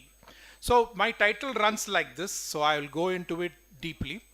All of you are aware, Saab has already told, Mr. Panigri has already told about, Dr. Panigri has already talked about the challenges in the urban water sector. I don't want to go into it in more details, but today this is the paradox that we have. We do not know where our population is going to live, how the cities are going, the responsibility between the city and the periphery of the city, how to put the investments, and we have very, very poor condition of our asset itself. You have seen some of the points that he flagged, especially on the concerns of Nasik. And today, these are all some of the things that are all prevalent across any city, any place that you go to India. So if you really see all of our Indian metros, large cities like Delhi, Chennai, Mumbai, Calcutta, all suffer from these type of problems. And we are not able to give continuous water supply in any of these places, even including Bombay, which is actually by gravity. But unfortunately, we are able to not give more than 4 to 5 hours. Barring some exemptions, the distribution is unequal, poor quality of water system. And most Indian cities, even some of even the larger ones, does not have a good sewerage system. And new measures have been taken by the ministry. We took about 4 years to write this new manual, especially on the new funding schemes. And all of you are aware, so much of money has come into the system today. Maharashtra is a very, very big beneficiary of the Amrut 2 funding. And so many of these projects have been brought in, which I feel some of the benefits of it will come after 2 to 3 years' time. If you see here, what is a typical water management is to give 100% coverage, incorporating a broad range of water sources. It could be surface, groundwater, multiple sources. Like in Chennai, we have desalinated water and we have recycled water too. We do a little bit of blending too. So about 20% of the water we recycle actually, and we give it to the industries. And 24/7 is a very important thing. And if you really see, in order to make them bankable, you need collection and treatment sewerage, and ICT is very important. The integrated management system, which Saab also talked about it, is very, very important. This is the flagship of Government of India, and I think all of you have availed of this in terms of primarily to put in that 2.68 crores of urban housing systems, deploying the latest technologies like first of all, one of the largest programs in the world was launched in the year 2022, October, on this Amrut 2 mission, where I was part of the team which was closely worked on it. One of the key things in this is to reduce the non-revenue water loss. If you reduce your water loss, directly you are mitigating your carbon. Thereby you are improving the livelihood of people and also the climate changes and other things and making it more sustainable system. Recycling is an important thing. Lot of stress has been given by the PMO office. Today, a lot of cities like Chennai, now other cities have also come in like Karnataka, many of the Bangalore and other things are going in a big way. Surat is also a very shining example from Gujarat doing recycling. And then raising, Saab talked about blended finance, very important, raising municipal bonds, and there are provisions in the structure of the Amrut guideline where under 5.5 up to 50% of the funding is possible if you can structure a public-private partnership and bring performance-based, KPI-based contracts into the country. Unfortunately, the take-up has still been poor, but I think hopefully in the next few years, this will be the driving force. And primarily, as Sir said, it is all reaching towards SDG goals of by 2030 and the universal access to water, which is most important, safe drinking water. So all of you are aware of this concept called non-revenue water loss. It is not taught in civil engineering courses, but this is a mandatory thing in every single developed and the developing world. Even our neighbors, many of the countries that are around, especially the Southeast Asian countries like Vietnam, Malaysia, don't take the example of Singapore itself. They all follow this very dearly. It's got two systems, technical and the commercial. I don't want to go into it. It can be done like a balance sheet of a company. This is what is called as the IWA water balance. Just like carbon accounting, water accounting can be done. And these are the various things, and these are followed by over 250 countries in the world, especially in terms of benchmarking this. And today in our guideline, when we launched the Amrut 2 guideline, we said every ULB has to give their water balance report regularly. And unfortunately, still it is not happening, but I think this is one of the key things. I don't want to go into it in too much details. If you see, global NRW is about 126 billion meter cube, and if you see really 77 liters per capita, India is about 69. Saab's told very good statistics, and this is the type of outlay that is there. If you really see the global carbon emission, I am part of the water loss group worldwide, and we do this carbon mapping. We have developed a matrix and we have developed a logarithm wherein we can do the water balance. And these are the statistics. And if you can see, the biggest carbon dioxide emissions are from aviation and shipping. Water constitutes very less, but still we are coming to be very, very vulnerable. And if you don't handle it now, we will be in deep problems. So we already know what is real losses. Real losses are the leaks. If you had to reduce your real losses, we can actually improve the amount of energy that is being dissipated, because all our systems, especially the surface water systems, are all running almost 23 to 24 hours of pumping. So you can actually bring down your pumping cost and you can reduce your wastages. And if you really see the estimated global water production in terms of basic, these are the original sources of water, basic water. In the world itself, 10% is the one that with no pumping and no chemicals. The traditional water system having some amount of chemical is about 60 and the others are like this. And then really if you see the carbon dioxide in terms of the grams per meter cube per water, this is per water source. These are the statistics of it. And if you really see the saving that is possible, if really seeing that is about 13 million, that is, I'm reading the final one, I'm sorry, 131 million. And this equates to 0.4% of the global carbon dioxide emission. I need to interact more with Sir Panigrahi Saab to understand how India is positioning itself. Unfortunately, our utilities, our ULBs, there are more than 5,600 parastatals, basically the ULBs, municipalities, panchayat. Nothing of this happens even today. There is nothing that is happening, and that is one of the clear missions that have been given to me by the ministry, and we are addressing some workshops in November on this particular aspect, where we are calling about 100 people who have trained the last 1 year to come and actually understand it and take the situation forward. So if you really see, what does it look like? Carbon dioxide overview per water resource. These are some of the things that statistics, don't worry about it. I'm just comparing 4 large cities. These are statistics from ResearchGate, an arm of World Bank. And if you really see, Delhi has, if you see the 7th row, non-revenue water loss in almost every city is about 51%. They lose something like a revenue of 1,000 crores per year, each of these cities. And you can see that the maximum is in Delhi, followed by Bangalore and other places. So this is very, very important. Some people like Pune have tried to improve upon it by going in these type of contracts, but still there is a lot of improvement that needs to be done. This is the reason all our municipalities are not able to sustain. You can see here, the closest one is probably to revenue to expenditure is probably only Bangalore. Delhi is very far away, Hyderabad, Pune is also trying to catch on, but it is very, very difficult. So we all know about this Porter diagram. This is all taught in MBA schools.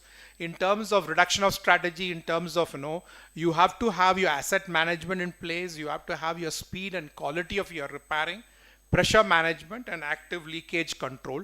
And there is an economic level at which you can go. All our cities today are reporting something like 45 to 50% of water loss. And that is why our electricity mission, if you really see, when this was enacted, the Electricity Act, we actually came and said that we'll reduce the T&D losses. And that is why new technologies like static metering were all introduced. And unfortunately in water sector we were slow, but now we have started doing that. So there are different methodologies of doing this. I leave these slides with all of you. But how you install pipe, how the ground level things are happening, material used, MOC, life expectancy, service pipe conditions, these are all very, very important. And if you really see, pressure management affects a lot in the carbon mitigation, especially the carbon emission. So how you manage this is an important thing. So that speed of repair, speed of quality of the fitting, runtime of leaks. So the quality standards of our manufacturing, especially in the water industry, and the quality of our execution by our contractors has to really go up. And today the mission of the MOHA is not only to train the municipal people, but train the contractors. That is what we are doing. We are actually bringing all the contractors and asking them to. So this is one of the things that is a laggard in our country. See, we are very highly talked of for our telecommunication. We are heavily talked of our space research. We are one of those highly placed defense countries today in the country. And we are also doing fairly well in electricity, I would say. But in water, we are still at the industry level 1. We are not migrated. And today, that is what we are saying is, if you apply your smart system, especially to your aging system, leakage, water scarcity and effects of urbanization can all be mitigated. And that is why this digital water solution is something which is very, very important. And Government of India, MOHA, is heavily investing these days. The manual, if you see the chapter 13, 14, 12, all these things contain a lot. It's a very, very huge manual. I heard Mr. Hingroni saying that he had done an abridged version of the 3 volumes also. I suggest that in schools, in colleges, especially in engineering colleges, this should be mandatory. It is one of the best manuals, audited by the American Water Authority, sir, actually. For 2 years they audited, and then only after the corrections that was introduced last year, it was actually inaugurated by the President of 5th March 2024. It was happened actually. So if you really see the fundamentals, the operations, the water, not only we should be interested in building assets, but how we operate the system is very, very important. So these slides are quite evident from whatever I've shown. Today, out of all the places in the country, one, he's no more the chief minister, but he started the revolution. Today, Puri is the only place in the country, and there are 20 other smaller cities because they are endowed with good supply of water. Drink from tap. You cannot drink a single municipality water cannot be drink from the tap. You cannot drink it because you are not, even though they may say they are complying to the ISO standards, the BIS standards, but still it is not really drinkable. And this is the only place where they have banned the use of mineral water. We don't circulate all these mineral bottles, but actually drink it from the tap, and you can see the thing that they have done. So one of the key things is in the manual you are saying is, see the row 4, we are telling that to come down to about 15% from whatever you are. And earlier in those early days, like the T&D losses in electricity, nobody used to confide it because they used to hide all their balance sheet problems in the T&D losses or in the NRW losses. Everybody says 40%, 45% now boldly, and they are doing audits on it. So we are saying them to come down to about 15% in about 5 years time, and this is how it.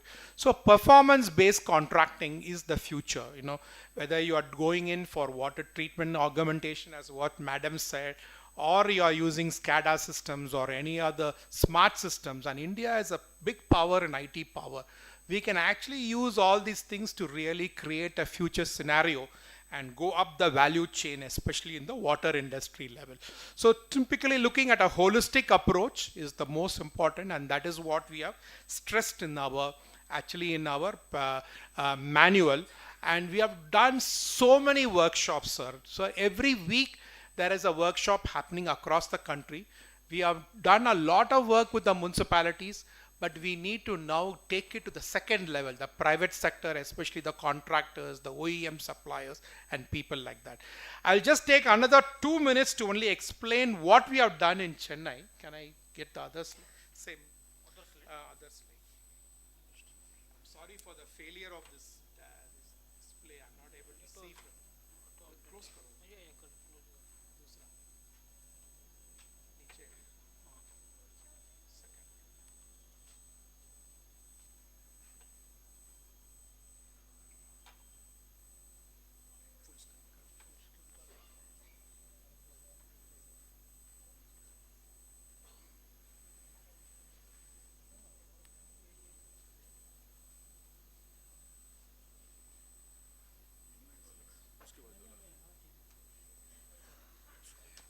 I will just not take much of your time. I just wanted, this is a world-class thing happened in India. We have created a Singapore. Why is Tamil Nadu or Chennai next to Maharashtra is the highest in GDP? We have got the maximum factories in India. We got the maximum MSMEs in India because we have provided water security the last 3-4 years. And this is the topography. If you can really see, there are about 6 lakh consumers. And the length of pumping stations, I don't have to tell you. One of the key things is we built 2 world-class tertiary treated reverse osmosis plant in the year, commissioned in the year 2019. Actually in 2018, I was associated with this right from the beginning. It's a very, very unique thing with a big transmission system. And we are supplying all the power plants and the industries. We made the water secure for the industries, and we charge them almost about 80 rupees per kiloliter of water, highest tariff in the country, and they subsidize the domestic users and the other users. So if you really see the feed water characteristics, I don't have to go into it. It is much better than what the standard. And this is a typical process. I'm leaving these slides with you, with Madam. You can actually see it. It's a very advanced process. We inherited this from the Israelis. The technology came from IDE from Israel, implemented by a local contractor from India, from a very leading contractor from India, and that was what was done. And you can see the product water characteristics in terms of this. Today what we are doing is we are no more having running rivers. Everything has got spoiled. So what we are doing is to create reuse grids. We call it water reuse grids. So we are actually doing this type of grids. For every STP we are having an advanced treatment across the state. More than 180 projects are there at a various levels. If you see the second level cities of Tamil Nadu is highly urbanized, and they are actually much better than the capital city itself. And then we have brought in policy initiatives, and then we have done cost comparison. If you really see how it can be made affordable. At the same time, we can't increase the tariff, so we are moving away from desalination to the tertiary treated reverse osmosis or ultrafiltration. These are the costs that happens, 5.9 crores, 7 crores for desalination. We got 4 large desalination facilities in Chennai alone, other than the coast that we have. And these are some of the operating costs that we have. And then we have actually compared in terms of operating cost of each of this. I don't have to go into detail, but this is the most important thing. Chennai utility next year will become profitable, because this water which they are giving recycling is fetching them 180 crores. So, and this is what, if you can see the energy requirement in terms of energy and in terms of value of carbon emission reduction is what Chennai has done. And that is one of the key things. What we're also doing is also feeding this water. We did a pilot in IIT Madras for the last 5 years, and we built 2 10 MLD plants where we're using not RO process but advanced process of TTUF, we call ultrafiltration, wherein we augment all the lakes which have all got spoiled in and around Chennai, outside Chennai, in places like Coimbatore, in Tirunelveli, Trichy, and places like that. We're all started augmenting the lakes on it. So some of the risks are there in each of these projects, which is similar to what Singapore has done. And we are slowly going in for indirect potable reuse. That is a solution in future that will happen in India. So that is what bringing in public acceptance and payment mechanism system is extremely important. So the benefits you can see, it really reduces your water energy excess, it brings down your operating cost, and really it is able, and today we have formed grids across Chennai. You can see all the grids mapped there, and these are all functioning grids right now. Thank you so much for your time.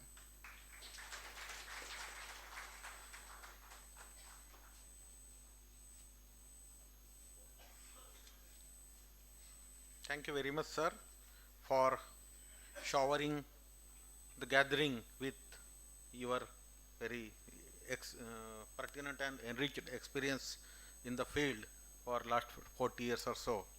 And we have focused on unique challenges in urban water sector, major government initiatives like Amrut 2 mission, how to reduce NRW in a water supply, public-private partnership, and holistic approach to address the various issues to overcome the persisting problems associated with water, wastewater and lake management. Thank you very much.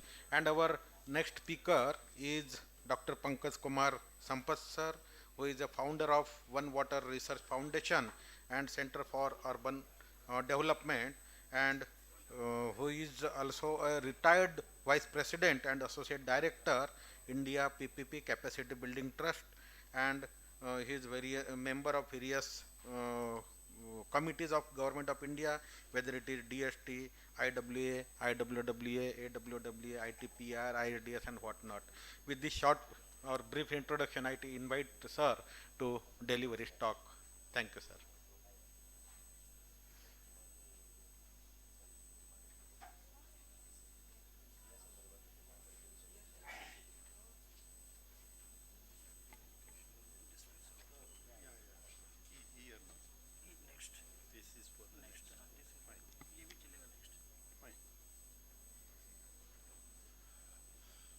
Good afternoon.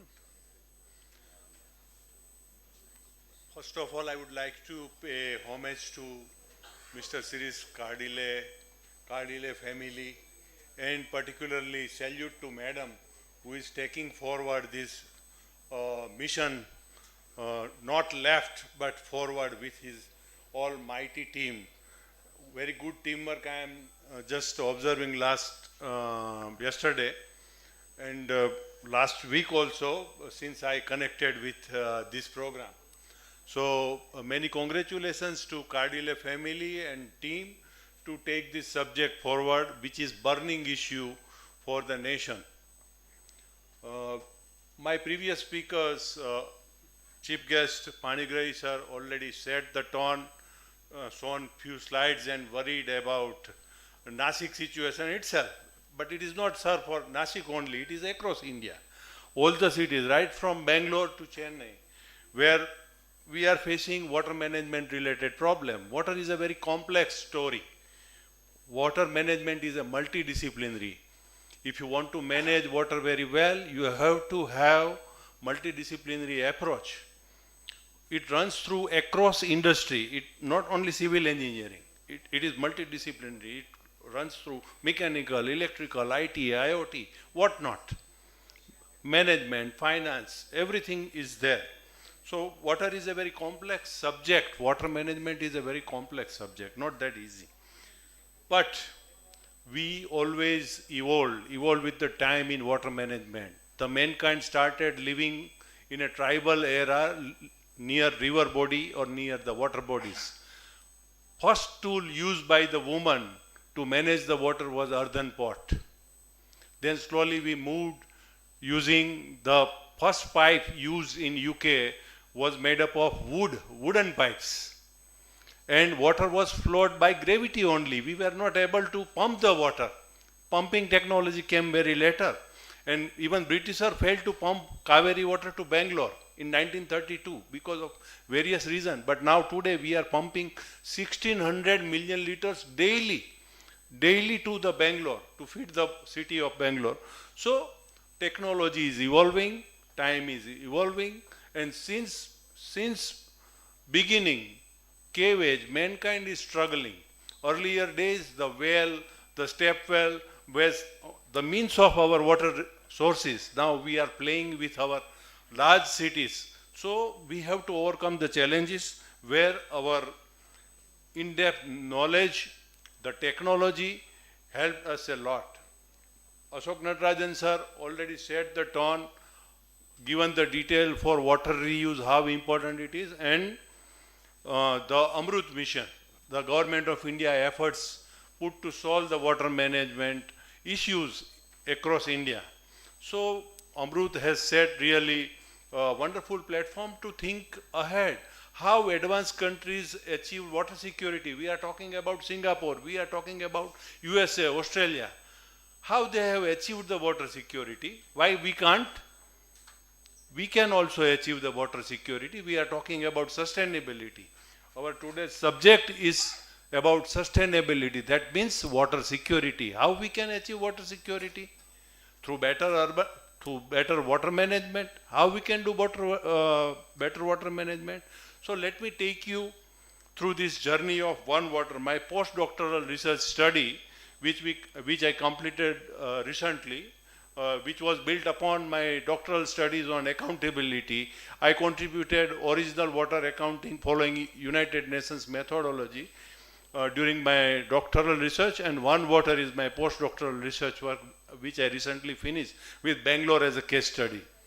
So particularly our today's theme is building the climate change and resilience through. So first line is well said by Sir. Right? Climate change, resilience, what it is. And sustainable, that means achieving water security. But briefly I will talk you about water systems in India. The last three words only of the today's title of our confluence discussion. So overall, the urban sector scenario is already well established today by my previous speakers that we are facing lots of challenges, maybe rising demand, our growing population and whatnot. But it happened across the world, where they have achieved the water security in New York, Las Vegas, all everywhere. The urbanization is happening, and it is UN projections that by 2050 the cities would be the double. Why people are migrating from rural to urban? The Nasik also doubling now, 2 million plus population city. So it is a trend. It is a mankind trend that we want to live a better life in the city, but we are stuck with certain problems in urban life. We created a mess through poor infrastructure, through poor management, but we are trying to solve. Again, I am saying that struggling is in our nature. We struggle a lot to solve the problems, and we need to continue because the challenges are n numbers, but again, there are ideas, technology through which we can handle this very well. So challenges, that means over-reliance on limited sources available, we polluted, and there are some gaps in governance in water management. So there is a need for integrated solutions. Fragmented management no longer work. In a one city, there are so many agencies. Who is responsible? Water is one. Now, Ashok Narayan sir has already told us that tertiary treated water is available for potable and indirect potable water reuse. Technology facilitated us. Now, even where those cities who are not familiar with technology cannot think of using wastewater. But now, with the help of technology, few cities in India already embarked to reuse it for indirect potable reuse, like Singapore. Earlier, we used to just listen that what Singapore is doing, but now it is happening in India. So technology gives us this advantage that water is one water. H2O is H2O, only we are using H2O, and used water. Used water can be reused, and reused. Technology makes water H2O as H2O.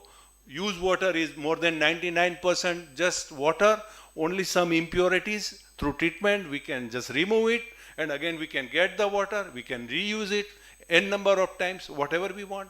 It is up to us. So now we should think water in a holistic manner. Sir, what last said that they started thinking holistic water reuse in Chennai, desalination. So what is one water? Just let me tell you that what is one water. These are already well discussed issues related to urbanization, groundwater extraction and all these things. But,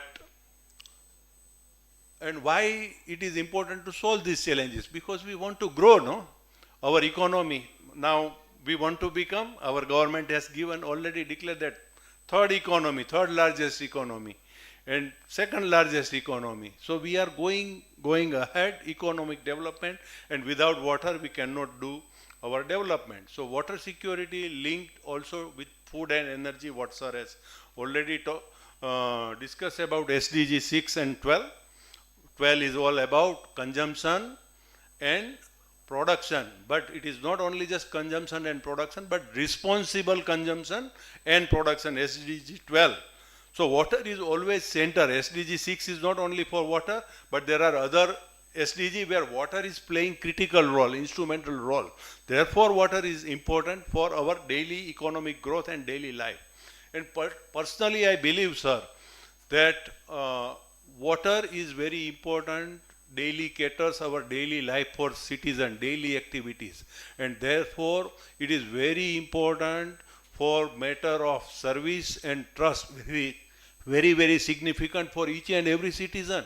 If we are not getting water, first our woman will be worried in home that today I have not received water, how can I manage? And without water there is no life. Therefore, the highest sensitivity for water is with woman, and therefore the role of woman is very important in water management. But now, today I am happy to see that woman is driving this change. So many women are participating in Cardile event, and you are working with K consultant. So this I think very important. Early days it was not the common thing, but now women are participating big way, and this will bring the change. So there are global examples to show the integrated water resource management. Sir was talking about IUWRM at the end. So what is IUWRM? So when we think about all kind of water available with us, with the technology is now on our hand, technology is available, we can think H2O is H2O, we can think in valuing, viewing water as one water. One water is looking the water as one, H2O is H2O, and then now you plan. Till date India, not a single Indian city has master plan having one water line. But integrated urban water resource management, our master plan, still somewhere in cities like Chennai or Bangalore, water reuse is part of master plan. I will show you some slides at the end, but not the complete holistic manner, the complete. So one water is a viewing and valuing water and managing it very well, because water management is very important if you want to achieve water security, to become sustainable water reuse and use. So collaborative approach, One Water is advanced version of IUWRM, where collaborative manner is very important, inclusive and integrated. Integrated, that means in terms of infrastructure, inclusive in terms of water equity, and holistic manner, which is very important at the core philosophy of One Water. So all kind of available water resources, it may be different. Diesel is available, diesel is maybe useful in Chennai, where coastal area, in our coastal area. But in Bangalore, there is no sea. So desalination is not possible. But whatever water resources available, that you consider all water available, including water reuse, and then think holistically and then make your master plan, and then you develop your infrastructure. The second important point in One Water is that what sir has given the different grade of waters, A to F, right? We are using our fresh water, Narmada water, Kaveri, Godavari water to just flush, to just wash the car. No. In the time to come, in the future, we have to be more sensitive about our water usage also. That means demand can be considered in a different way. Demand for potable, demand for non-potable, and we should develop our infrastructure, supply side of 2 grade, at least 2 grade. 3rd grade agriculture and non-potable grade is different story, but none of our city is having infrastructure for supply of 2 grade of water. So I am using fresh water, good quality water to wash my car, to flush my toilet, because the 2nd grade, non-potable grade water is not available. I am using it for gardening, where again non-potable grade water is possible to use. So it requires change in infrastructure system also in the city. So when we adopt One Water, it is not easy to adopt One Water. It is very challenging. Right from planning, engineering, everywhere there are lots of challenges. But advanced countries, USA, Australia, Singapore, all they overcome these challenges. So why can't India not? So I will take you through few challenges also. So I think now One Water concept is clear to you. Slide is not changing. It is stuck. Yeah, now it is okay.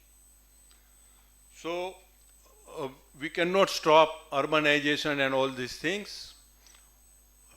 We are very poor, Indian cities are very poor in stormwater management. Every year, sir said that water is recyclable. Every year God gives us fresh water through rain, right? And it is recyclable, available. Bangalore, we are receiving 1000 millimeter plus rain, but still we are pumping 450 meter away Kaveri water at a huge cost, energy cost, 2 crore rupees is the cost, energy pumping cost. So why we are not using our own water, which every year God gives us free? Because our roads are polluted, our solid waste management. The moment the rainwater touches the Bangalore city, it becomes polluted water. And because of our poor geography, our cities get now flooded. Urban flooding is a common scenario. And the government mindset is to rid of this rainwater. Just take out of the city. They are not thinking how to use it. So, it is very important to use the storm water in the one water concept. So, background is already, I have established, adaptation is very, very challenging, but advanced countries has already solved this. There are so many advantage of one water concept when we adopt the complete water cycle. I am leaving these slides, this PPT with all of you. You can refer it. Very easy. I use very simple terminology, simple language. Anybody can understand this. So it offers so many benefits: efficiency in the water system, NRW control, whatever challenges we are facing. That what advance. This is not hypothetical. In 10 cities in 2009, USA and Australia adopted this one water concept, and now it is successfully under practice. Singapore is saying the using different terminology, but philosophy remains the same. They are following this completely one water philosophy. So one water adaptation is challenging. How to adopt this? As I explained, that planning, engineering, everything is we need to rethink and we need to reconstruct this our practice. So particularly institutional silos and fragmented governance. So I am not saying only fragmented governance, fractured governance and silos in the information, groundwater, people not knowing what is happening in the surface water, and there is no complete one water planning in any of the district level, basin level, sub-basin level. Maharashtra is good. Maharashtra has done the complete GIS mapping, all your rivers and sub-basin now mapped.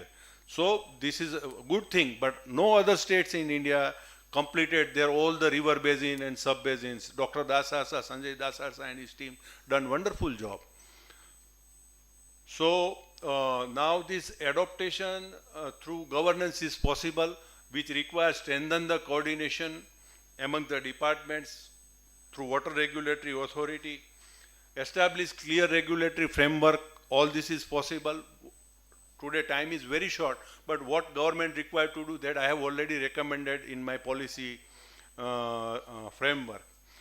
Adaptation through planning. So briefly I highlighted that we need to revise our master plans, city master plans with one water philosophy, how we can go ahead and how cities should go ahead.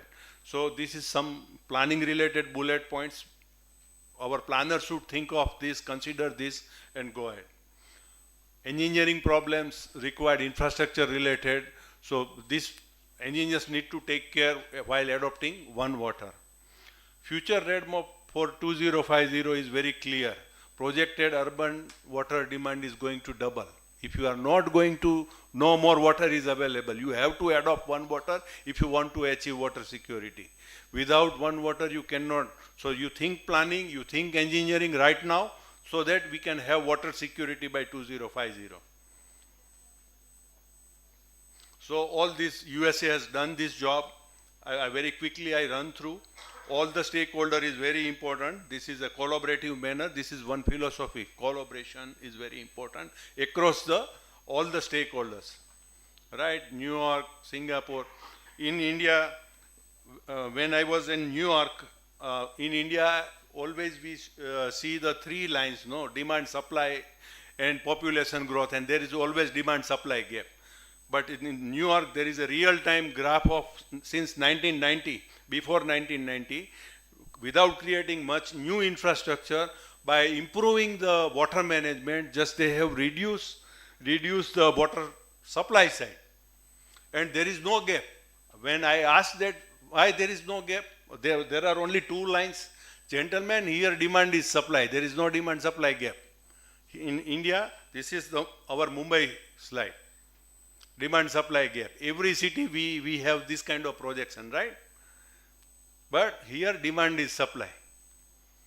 So very quickly now I will finish. Digital, Ashok Natarajan sir has very highlighted importance of digital. You see the how detailing is available in Singapore, household, at household level in mobile, they know the percentage of usage of the water. Not only how quantity of water used, but the bifurcation of the water use is available in their mobile.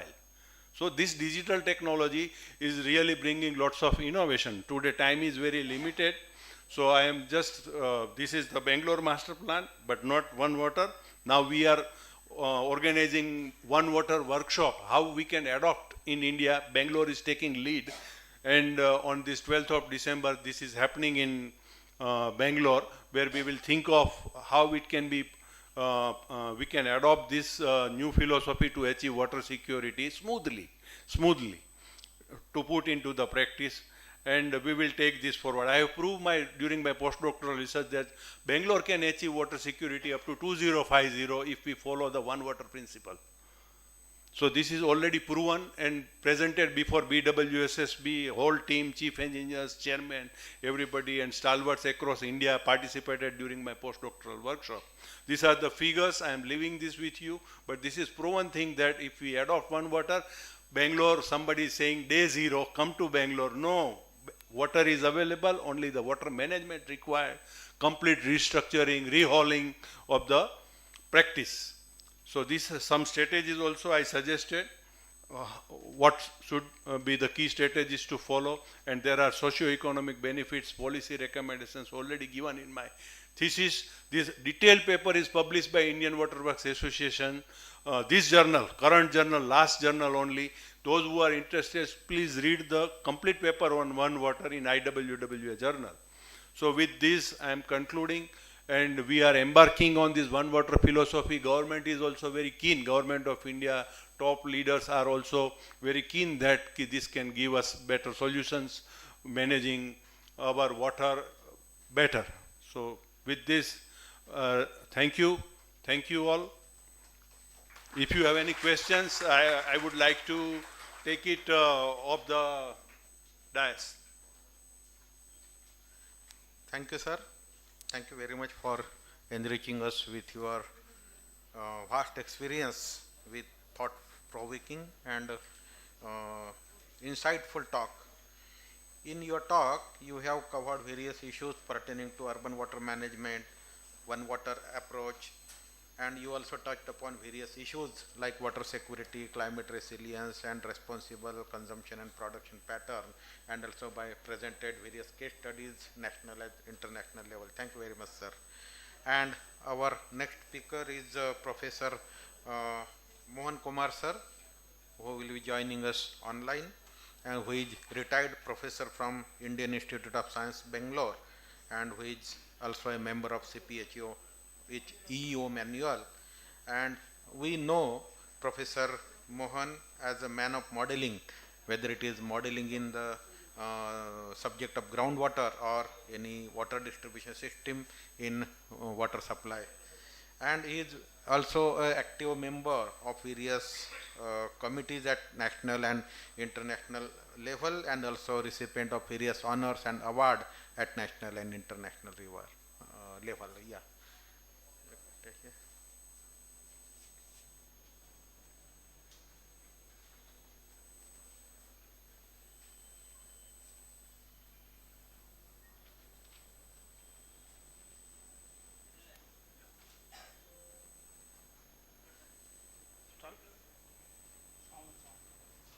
चालू नहीं करना mute है नहीं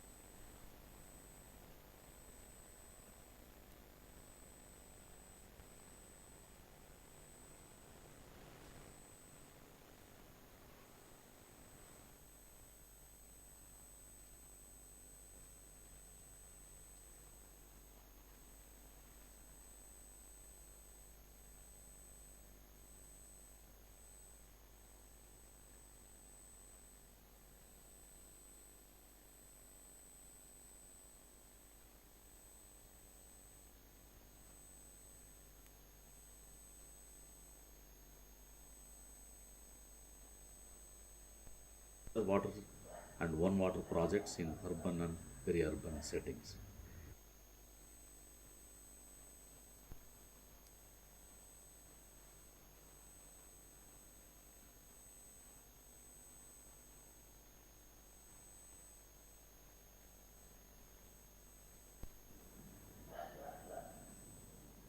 Good morning to all the participants of the first National Summit on Sustainable Water Systems.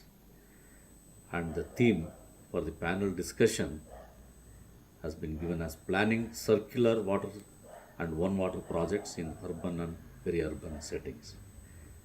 Before I start my few comments what I would like to give, I would like to thank the organizers, especially Dr. Mangal Sirish Kardile, for inviting me to join this summit. Though I had promised to be there in person, unfortunately due to some other commitments on some River Valley project conference in ARDSI, I am unable to join in person. However, I would like to share some of my thoughts on this very important topic. So in fact, whenever we talk about circular water and one water projects, obviously we are talking about an integrated water system where we need to bring in all aspects of water, whether it is surface water, groundwater, treated sewage to the standards of secondary, tertiary treatment for different purposes, and also harvesting the local runoff, the stormwater runoff, which comes and harvesting in the lakes so that it can charge the groundwater systems. Though we all talk about these integrated systems, integrated urban water systems, the practice has been done, though partly I would say. Many of them we may do rainwater harvesting, some of us would do the treated wastewater being utilized for non-potable purposes, and also judicious use of the groundwater systems are also being planned. Now, taking city into consideration, all these aspects come into picture where many cities bring water from long distances, where they treated water and use it. Then used water is being treated and let out into the water bodies. And some of the cities, in fact, take water, treated water, and even transport it to the neighboring small towns or cities, where it could be used for groundwater recharge and agricultural purposes. So keeping these things in mind, I think giving importance to each one of these components and also practicing these things will definitely change the way we handle water systems. Taking the example of Bangalore itself, we get almost 2,250 MLD of water to the city with almost 5 stages of water being transported, lifted by more than 450 meters. And just to give you an idea, the energy charges of Bangalore water supply itself is almost 2 crores rupees per day. So imagine that 80% of this water is available, which is being almost treated to the definitely secondary level, and in some cases to the tertiary level. This water is available for use for other purposes. One of the things which has been done in Bangalore is this water is being used to fill up the lakes, nearby lakes, and also majority of the water is transported to the neighboring districts like the Kolar, Chikbalapur and other areas in filling up of the tanks, and so that these tanks become the sources for groundwater recharge, and where the groundwater levels which had plummeted has really risen, and also through that the agricultural activities and the economy of these areas, including the environmental and ecological activities, have improved considerably, which has been studied by IASC team with proper data. So that's, and also more important is Bangalore has been quite a bit of a champion in rainwater harvesting and trying to do activities in this direction for a long time. With all these things in place, still recent last summer I should say, or the recent summer, where the Bangalore faced the shortage of water. At that time, the rescue came through this recycled water, which could be used for a lot of non-potable purposes, including filling up of the tanks and using it for even non-potable activities, which really came to the rescue. Thus, I think treating the whole water systems as one water, or what we call in a broadly integrated urban water resources systems or integrated urban water resources management plan, if it is imposed or implemented correctly in a city, it will really make a lot of change. With these few words, I would like to again congratulate all the attendees of this and also congratulate Madam Mangal for giving me an opportunity to share some of my thoughts. Again, I would like to say sorry, I was unable to be present in person, but however, my good wishes are with the organizers and the team. All the best for the whole summit which is going on currently. Thank you very much.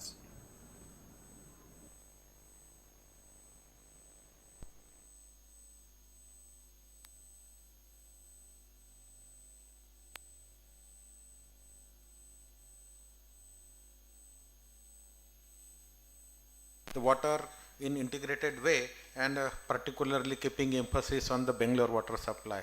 With this, if any audience have some question and we can take it after this thing, after the session, or we can discuss during lunch time also.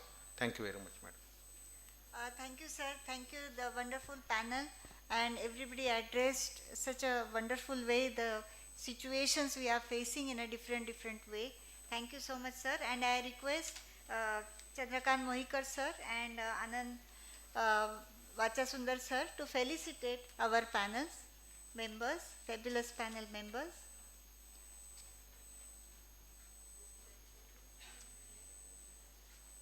Sir. Yeah. Yeah, you can come down. It's not a problem. Sir is coming up. You are coming up? Okay. You come up. So, with claps, we felicitate Pankaj Kumar Sampath, sir. Okay. Ashok, sir. Okay. Ashok, sir. We felicitate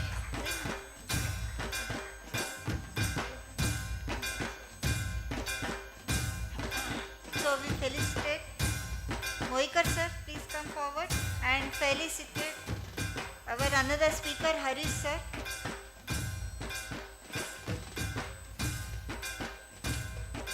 With claps, lot of claps.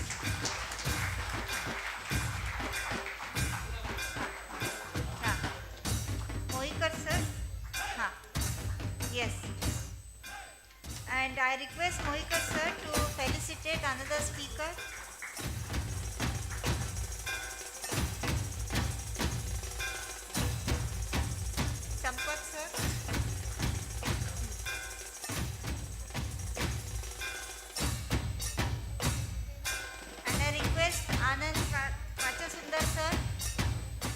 Felicitate the chairperson, Kadse, sir.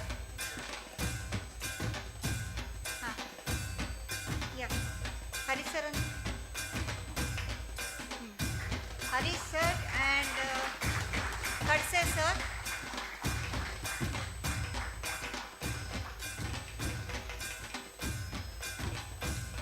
With lot of claps.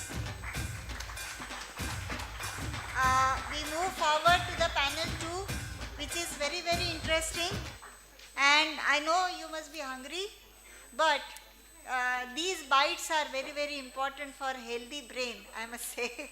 So rather than the stomach, I must say this brainstorming and brain information is very important.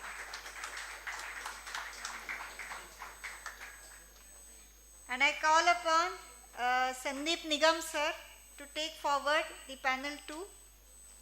Sir, please take your seats. And we move forward to panel number 2. that is climate change mitigation and sustainability of water bodies. I hand over to Sandeep Nigam sir.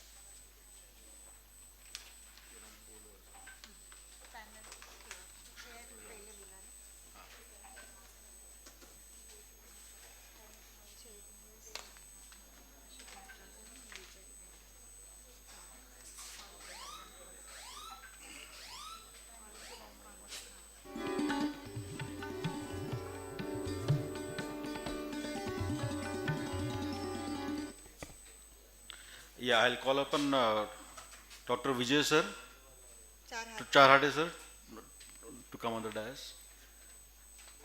Ashok Natarajan sir,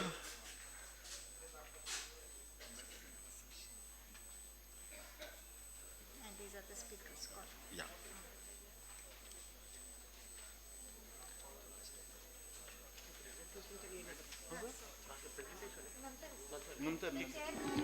You're chairing this. So you are chairing the session. Sessions. So, sir, please take a seat. Sit. And Now I'll call the speakers.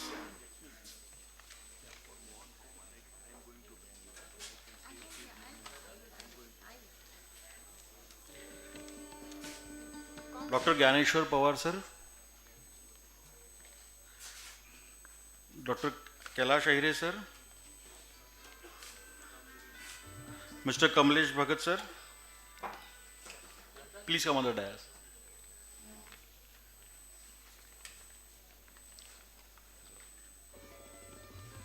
And we request Ashok Natarajan sir and Vijay Charhate sir to introduce these panel speakers and let them take forward.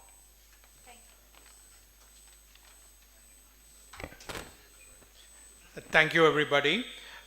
We have a very important panel session, which is very apt for Nasik, especially. Climate change, mitigation, and sustainability of water bodies. All of you are aware, I think, in the next year, I think we are having the Kumbh here. Lot of activity is going to happen in this particular place. And rejuvenating our water bodies, and this is a big opportunity which we can use to actually regenerate a lot of our water bodies and to bring about climate change impact. We have some powerful speakers from the academic side, and I'm happy to see that that they have contributed a lot in this, especially in this area, which is difficult area where you need to actually work with both public as well as public utilities too, the municipalities and other people too, to make this happen. So we have the first speaker, Mr. Jnaneshwar, Dr. Jnaneshwar Narayan Pawar. He is actually the geomorphology person by his academic qualification. He's a PhD, a member of Faculty of Science of Geography from the Pune University in 2023 onwards, and head of geography of KSKW College, Nasik.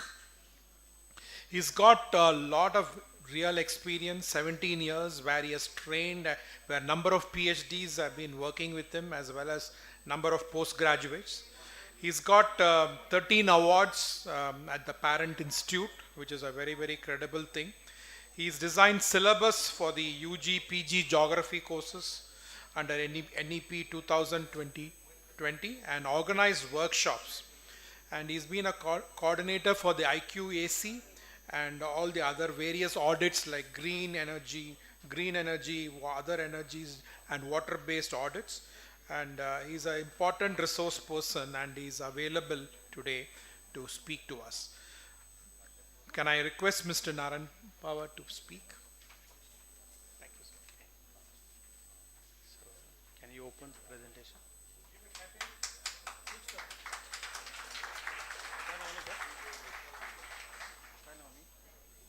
Jnaneshwar Pawar. Jnaneshwar Pawar. This.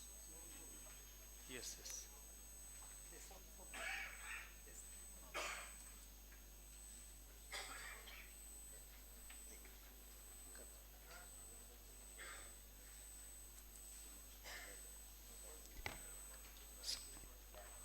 Good afternoon.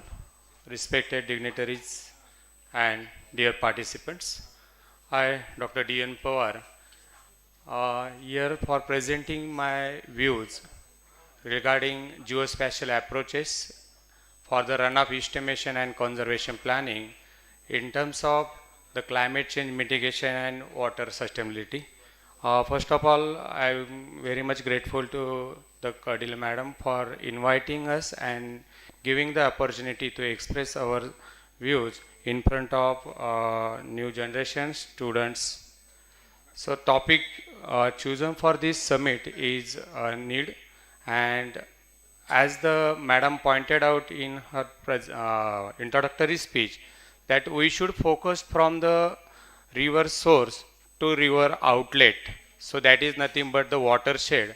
And after that, the honorable sir were pointed out in keynote address that we should focus on various aspects. So we should work at the ground level, at micro level, not to the global level. So ultimately our response will be collectively affect on the various parameter that we are contributing.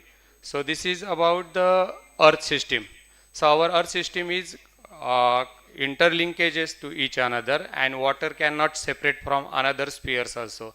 Therefore water sphere, atmosphere, hydrosphere is affecting on biosphere, and we cannot separate these interlinkages, and therefore climate affecting on the water bodies and water sustainability. Why water is essential? There is no need to say, because water is life, and the considering overall proportion of water on the earth surface. So we have only 0.0068% of global water, that is fresh water, available for us, and even this water is not safe, and therefore we need to work on that. So as sir pointed out in his keynote address, that IPCC, Intergovernmental Panel on Climate Change, given their 6th report and given the alarming situation, and entire world United Nations working on the achieving sustainable development goals. Accordingly, the various conditions occur on various continents. Somewhere extreme weather conditions like drought, somewhere high rainfall, storms, everywhere affecting, and we already crossed 1 degree global warming, and maybe we will cross 1.3 global warming. So therefore climate change refers as a long-term effects or shifts, that is temperature and weather patterns, and weather condition we consider only for the daily, and it is human induced climate condition, and we are affecting on various sector, and water cannot separate from each another. So come to the point that how it affecting on the water. So these changes are intensifying the hydrological cycle and threatening water security's livelihood and ecosystem globally. So this is map of Nasik district, and you can see in the western side there are several water bodies which is source for the eastern side. Our eastern side is totally drought prone area, but western side having high rainfall and good water bodies. But considering the government various reports, now this water body affecting due to the soil loss, and maximum soil loss after Pune is in the Nasik district, and several reservoirs were silted due to the water induced soil erosion, that is surface runoff. And therefore considering this, so if we have to rejuvenate and restore the rivers, that time we need to focus from its source to the outlet, and therefore some threats are affecting that flow modification, water pollutions, habitat alteration, and so on. So we need to focus on that. So to achieve this sustainable development goal of water, we need to focus on river restoration, specifically nearby our areas. We need to study case studies on that particular stream, that particular watershed, from first level watershed to major watershed, and we need to follow the strategic approach to restore that rivers accordingly.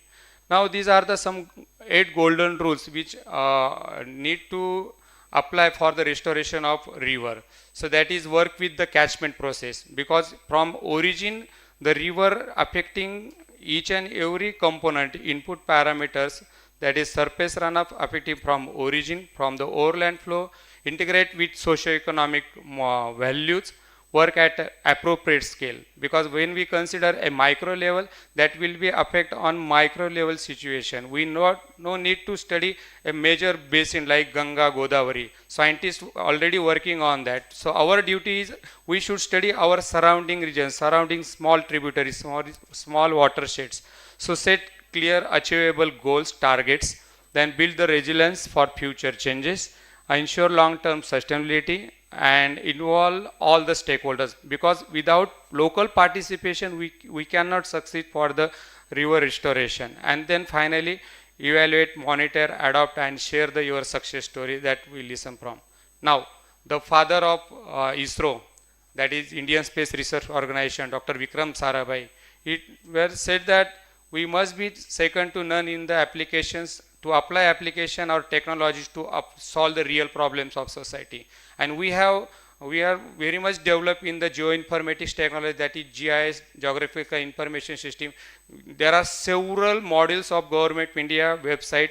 I appeal to the young students and research scholars to go through that website, Varis and several, even Bhuvan is there. They provided several type of data, and with integration of this all system, GIS, remote sensing technology, we have freely available database, satellite data, aerial photographs, GPS technology, and finally we have powerful tool, that is geospatial analysis, to work at micro level.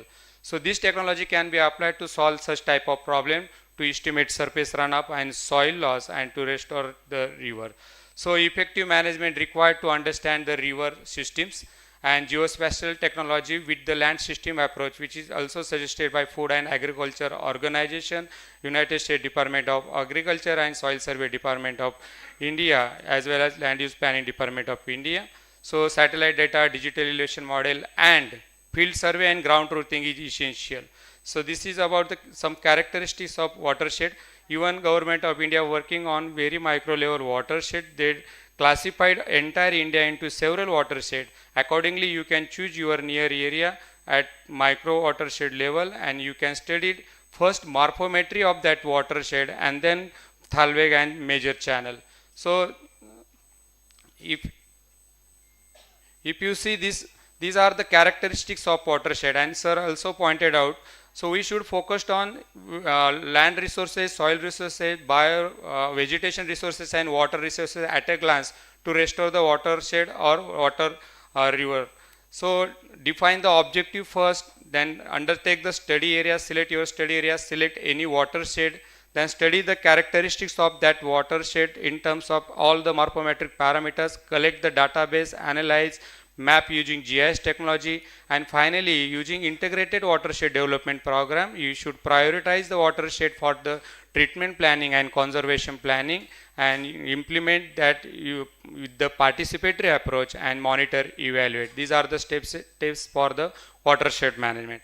Now this is the slide which gives you the soil loss map of India. Dr. Majib, scientist from the Soil Survey Department, he were prepared this research or published this research paper, and in this piece of paper you can see western part of Maharashtra is affecting due to the various severe soil loss, and this area need to undertake some conservation measures, because this ultimately affecting on our water bodies also, and it is due to the surface runoff. So therefore we have some case studies, runoff estimation, soil loss estimation based on land degradation, and finally up to village level land resource management plan. This is land system approach which is suggested by Food and Agriculture Organization and geomorphologists. This is the study area. At the center Siagat Fort is there. To the northern side you can see Khadak Vasla Lake, and hilly terrain is there. It is lies in Velle, Haveli, Mulsil Tehsil of Maharashtra. These are the details of study area, and this is the detailed methodology which is adopted by applying the technology, mapping, satellite data, groundwater, ground survey, soil survey, where collection of soil sample, hydrological measurements were undertaken, land degradation calculated using GIS technology, ARDSI software, various thematic maps were prepared based on secondary and primary data, and finally based on this runoff and soil loss estimated spatially and annually, and finally land degradation map prepared, and based on this the suggestions were given. This map gives you idea about the from according to each land facet, land use land cover variation, and that is elevation variation according to each slope unit, we have collected soil samples to analyze physical, chemical and hydrological parameter to estimate runoff and soil loss in the field. About 361 soil samples were collected, and based on this, the NRSCS curve number method of estimation of surface runoff were accepted to estimate surface runoff of that hilly terrain area. It is nearby the Pune city, and that for that we need some input parameter, that is special runoff rainfall variation, then soil types map were prepared based on the textural properties calculated in the laboratories based on soil samples, then infiltration rate measured for the every 2 minutes, 4 minutes, 6 minutes and 8 minutes to know the idea about hydrological properties. Land use land cover were calculated based on the list 3 satellite data, and based on these soil hydrological soil groups were prepared to find out which zone is highly affecting the surface runoff, and curve number were prepared based on the NRSC method. Applying this database, we have a very good output, that is runoff, surface runoff distribution map, which gives you idea about how the annual runoff were calculated and which area covered maximum runoff that is calculated. Based on this runoff again affecting on soil loss, and therefore universal soil loss equation were applied for the estimation of soil loss. This is the detailed methodology. Input parameter were taken from again various in secondary and primary database, and based on this R factor, that is rainfall erosivity factor, K, that is erodibility factor, based on the nomograph, and slope length factor calculated, then C factor, cover management, and if there are some practices are there, conservation practices, which also considered to estimate soil loss, and based on this annual soil loss were calculated. For this area, annual average soil loss is 4.5 kilogram meter square per year, and you can see the red patches which highly affected due to various severe soil loss, and which are the areas we need to focus on that. Based on this, the land degradation index map prepared, runoff based on soil loss and surface runoff. Accordingly, the area were calculated for the prioritization done based on sub-basins and village level, and NABARD's guideline were applied for the conservation planning, that is continuous contour trenching, continuous burn structure, continuous farm structure, and drainage line treatment. All these techniques were suggested for the conservation planning at the village level. And finally, for each village, how much area is available for specific conservation measure were suggested, and after that we were taken some meetings with the local community, and they were agreed to undertake such type of suggestion. And based on this such type of case study, we can rejuvenate that rivers, we can reduce the runoff and conserve the soil loss. And we know the case study, that is community-led river rejuvenation by Tarun Bharat, that is in Rajasthan, that is dark zone shifted into white zones, and that case study we always give for the students, that is success story in India. And finally, on the basis of this, we can conclude we should apply for our nearby areas where small tributary, small river, we can rejuvenate through such type of case studies, applying geospatial technologies. Strategic framework can be applied for the river restoration. Community led means local participation is must. Without that, you cannot succeed in the local region. And finally, I can recommend it, integrated geospatial technology for watershed management and adopting planning, adopt strategies and framework for the river restoration, and promote participatory approaches for the empowering local communities and save water, conserve water. Thank you very much.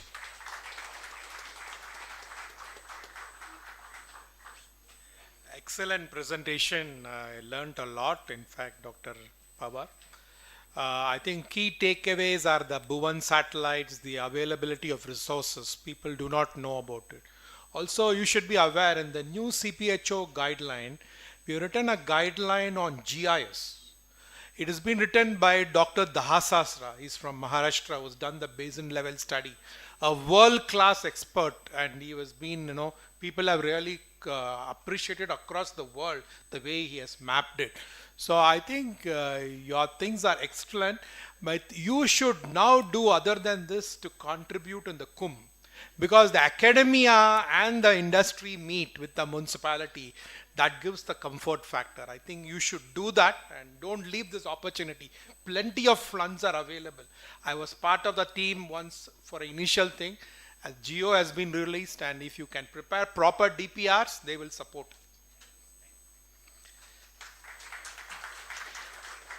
Wonderful. And next speaker is on agriculture regeneration, Dr. Kailash Here.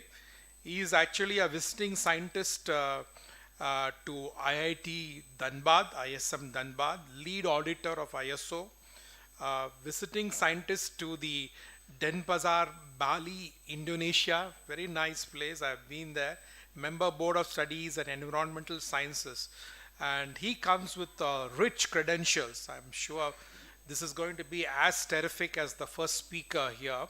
And he has got his PhD in environmental sciences in that, and he has done a lot of work on the organic traditional leather waste on soil properties, where he has got a patent too on that.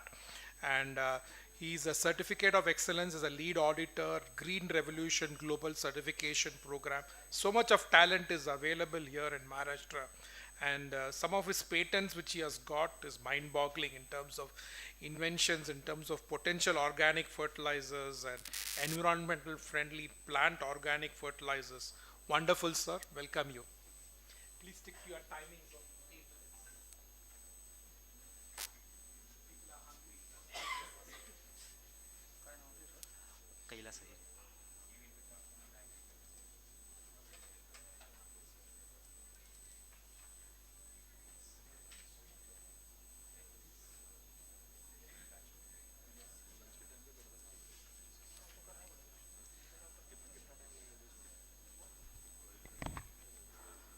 Oh, very good afternoon. First upon, I would like to express my sincere gratitudes towards the organizer of this particular summit for organizing, inviting me to share some thoughts about the impact of climate change on agriculture. Basically, as per the demand of organizer, I am taking the local issue, and but of course, even if the local issue, but we can correlate it with really with our national issue. So this is the outline of my presentation. As we know that Nasik is contributing in basically wine production. Around 80% of the wine production, we are contributing from the Nasik, and basically it's rely on the heavily rainfed system. If you see, around 70% with key crops, basically like grapes, onion, and tomatoes are also there. This is the pie chart is showing the maximum production. We are taking it from the grapes, but nowadays, honorable the sir during his keynote speaker, he pointed out that climate change having the impact on all sectors, including agriculture also. So Nasik also facing the problem of climate change with respect to basically water pollution. So here I am mostly making stress on the Godavari river pollution, which is creating problem to the agriculture. And of course, it has been shown that several researchers, these due to several the Godavari river problems, it's creating problems, not only just declining the yield, but also it's creating problem with respect to quality as well. So as we know that the Nasik's temperature has risen, is around 1.5 degrees centigrade, and Celsius. It's shortening the grapes phenology by 10 to 15 days basically, and it's just creating a big problem. And also 20% monsoon decline, and in July 2025 flood caused 30 to 40% grapes yield losses due to pollution. So of course, there are several types of environmental pollutions are creating problems in agriculture. But here we have to mostly focus on the pollution in Godavari River. In Godavari River, around 82% Godavari River is polluted due to sewage. Even 18% is industrial pollution, and even some agriculture runoff is also responsible. Around 10% is agriculture runoff. So eutrophication is one of the biggest challenges nowadays, because as we know that in agriculture we are using pesticide, insecticides, but we don't know. We are just running behind to just increase the yield. But simultaneously we also think about the qualities, because by increasing the yield we are reducing the qualities, and due to excess uses of fertilizers, and it will reach to the river bodies and is creating the problems of eutrophication. And due to this eutrophication is also responsible for the algal bloom. And simultaneously, again, it will come to our body, and due to bioaccumulation, even several types of pesticide, insecticides has started the bioaccumulation in our body. Before birth of the any child, just bioaccumulation process has been started in, and it's creating a problem. Even if you see the combined impact, so almost 20 to 30% losses for the grapes. Even if you have a technology, in agriculture, but still due to such types of environmental problems, it's somewhere we are lacking to get a maximum yield, as well as we are somewhere losing the quality as well. So this is the scenario about the grapes, onion, as well as tomatoes. So with respect to food security and wineries, so food security, so climate change and pollution cause 20 to 30% of income loss for around 1.5 million Nashik farmers.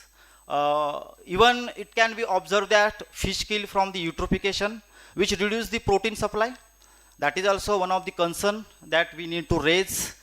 Nationally, if you see, the food supply is down 5 to 10%, which putting around 800 million people at a risk, and it has been projected 15 to 20% rise in food insecurity, which anticipated in 2030. It's as per the World Bank data. As we know that Nashik is contributing in winery, so but due to climate change, this winery is also in threat. So, more than 25 wineries in Nasik, which producing 80% of India's wine. Again, it's, in very big trouble due to the climate change and Godavari River pollution. So, therefore, it's also, creating the problems with respect to quality of the wine as well. And also the yield of the wine grapes. Food security, so adaptation and opportunities here. So 40% of the farms adopt drip irrigation. That is, again, we have such types of solutions, so which potentially for the clean wine exports with sustainable practices. So if you see the Nasik wine revenue versus food insecurity risk. So up to 2030, it has been projected that around 250 million US dollar will be production of the wine, but simultaneously food insecurity will also going to be rise. It will reach up to 15%. So that is also one of the concern, and that we need to address very carefully.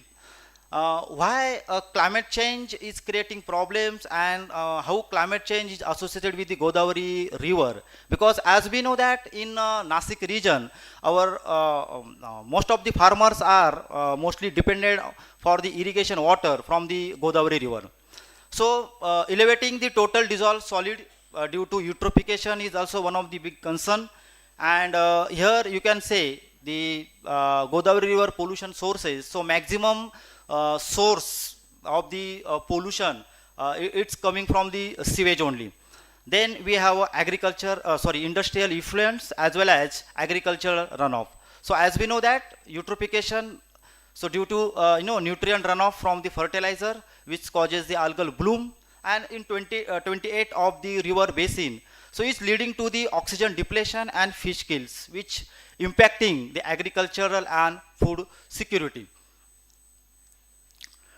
So here agriculture runoff is also one of the big concern, because as we know that behind increasing the yield, here we are using the pesticide and insecticide, but excess use of this pesticide and insecticides is creating problem. It's also reducing the soil fertility, as well as due to surface runoff it will reach to the water bodies as it's polluting the Godavari river water also.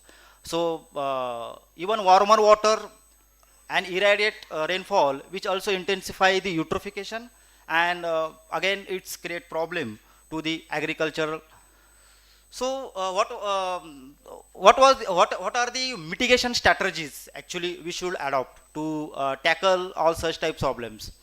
So of course government is working hard at their level, but as a common citizen, as a common people, it's our collective responsibility to work together to tackle our problems, because ultimately it's going to create problems to our health.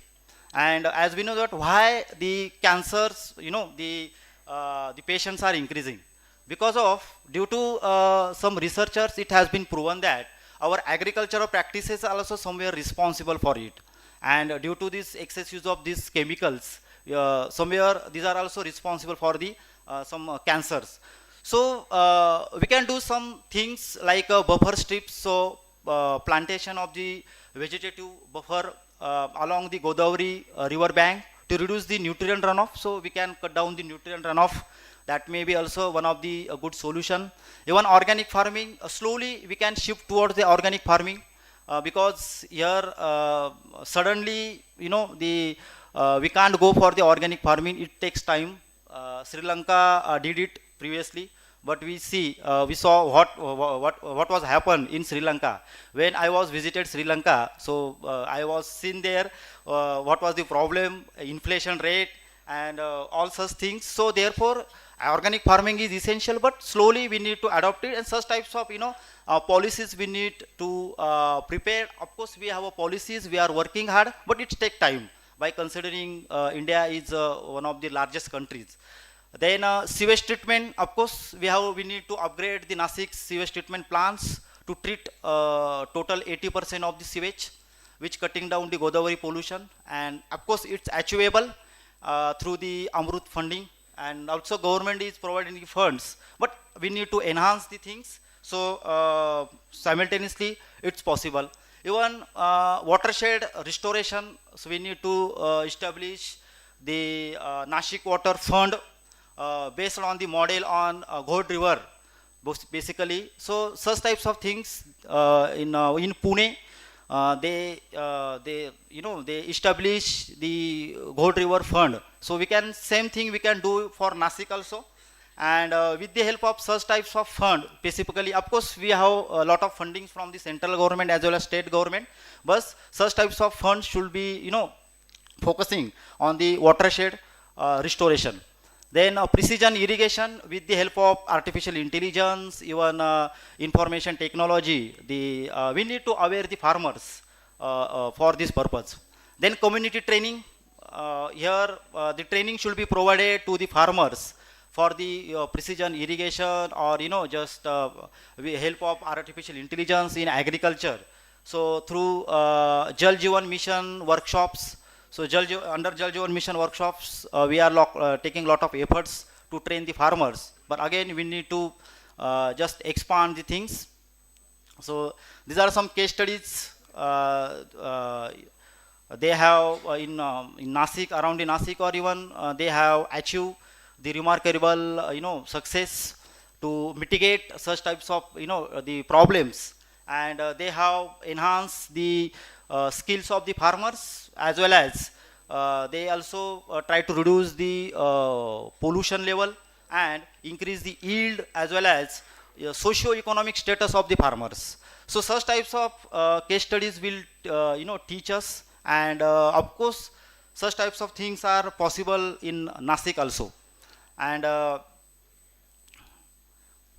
Sahyadri farm, is one of the good example again, which is working for the farmers. And here also farmers are just enhancing their socio-economic status. And these are some national strategies also that we can adopt. And these are some future projections with respect to India's path and projection towards the climate change as well as agriculture and net zero carbon. And this is also about the action plan. And as sir suggested that we can collaborate with the Nasik Municipal Corporation for the upcoming Kumbh Mela. So we have already submitted one proposal to the Nasik Municipal Corporation to specifically work on the Godavari River to tackle the problem of Godavari River pollution. So it can be helpful to the government also, MPCB also, to prepare a specific guidelines so that can be save the health of the millions of pilgrimage in upcoming Kumbh Mela. So we are hoping for the best from the government also. So thank you so much. Thank you.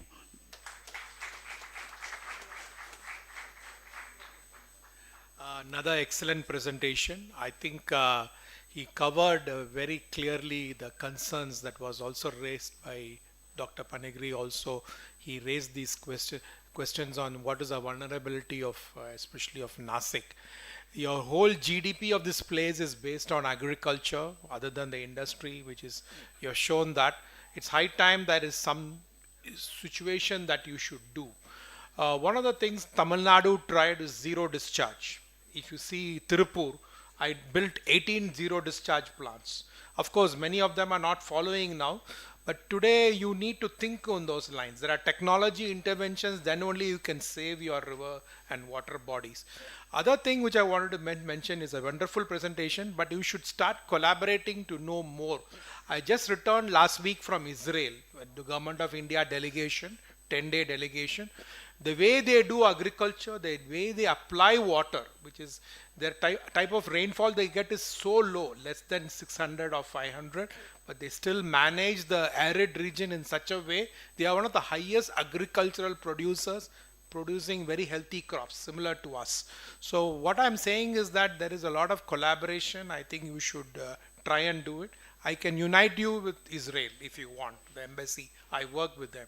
So that is one of the things. Now we are going to the last presentation. Sorry to keep you.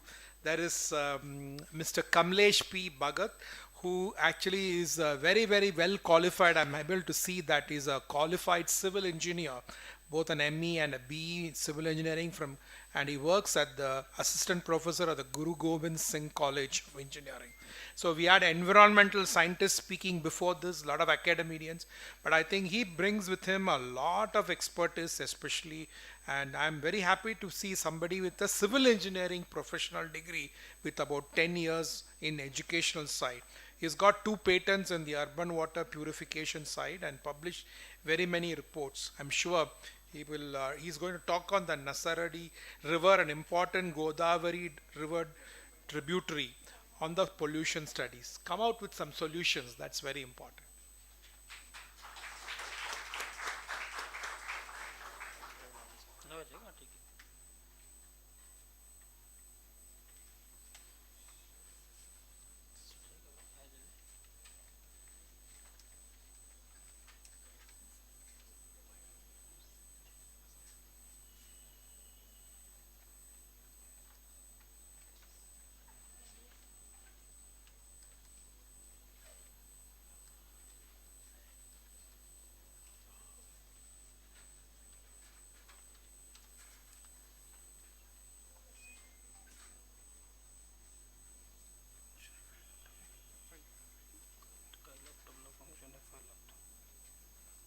Hello.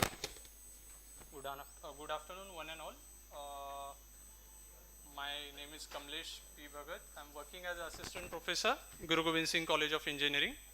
And since last 3 years, I'm working for one tributary which is joining to the Godavari River.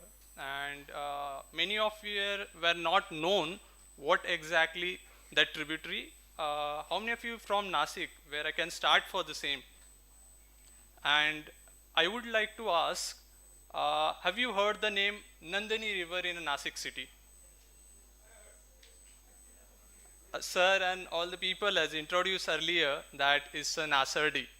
And I think which is need to be corrected, that the name of the river is Nandini River, and which has started, which is originating in the foothill of Anjaneri Hill, where we used to pilgrim from Lord Hanumana, and from there it come all the way to the Nasik city, passing to the Nasik city and joining to the Godavari River in a Tapovana.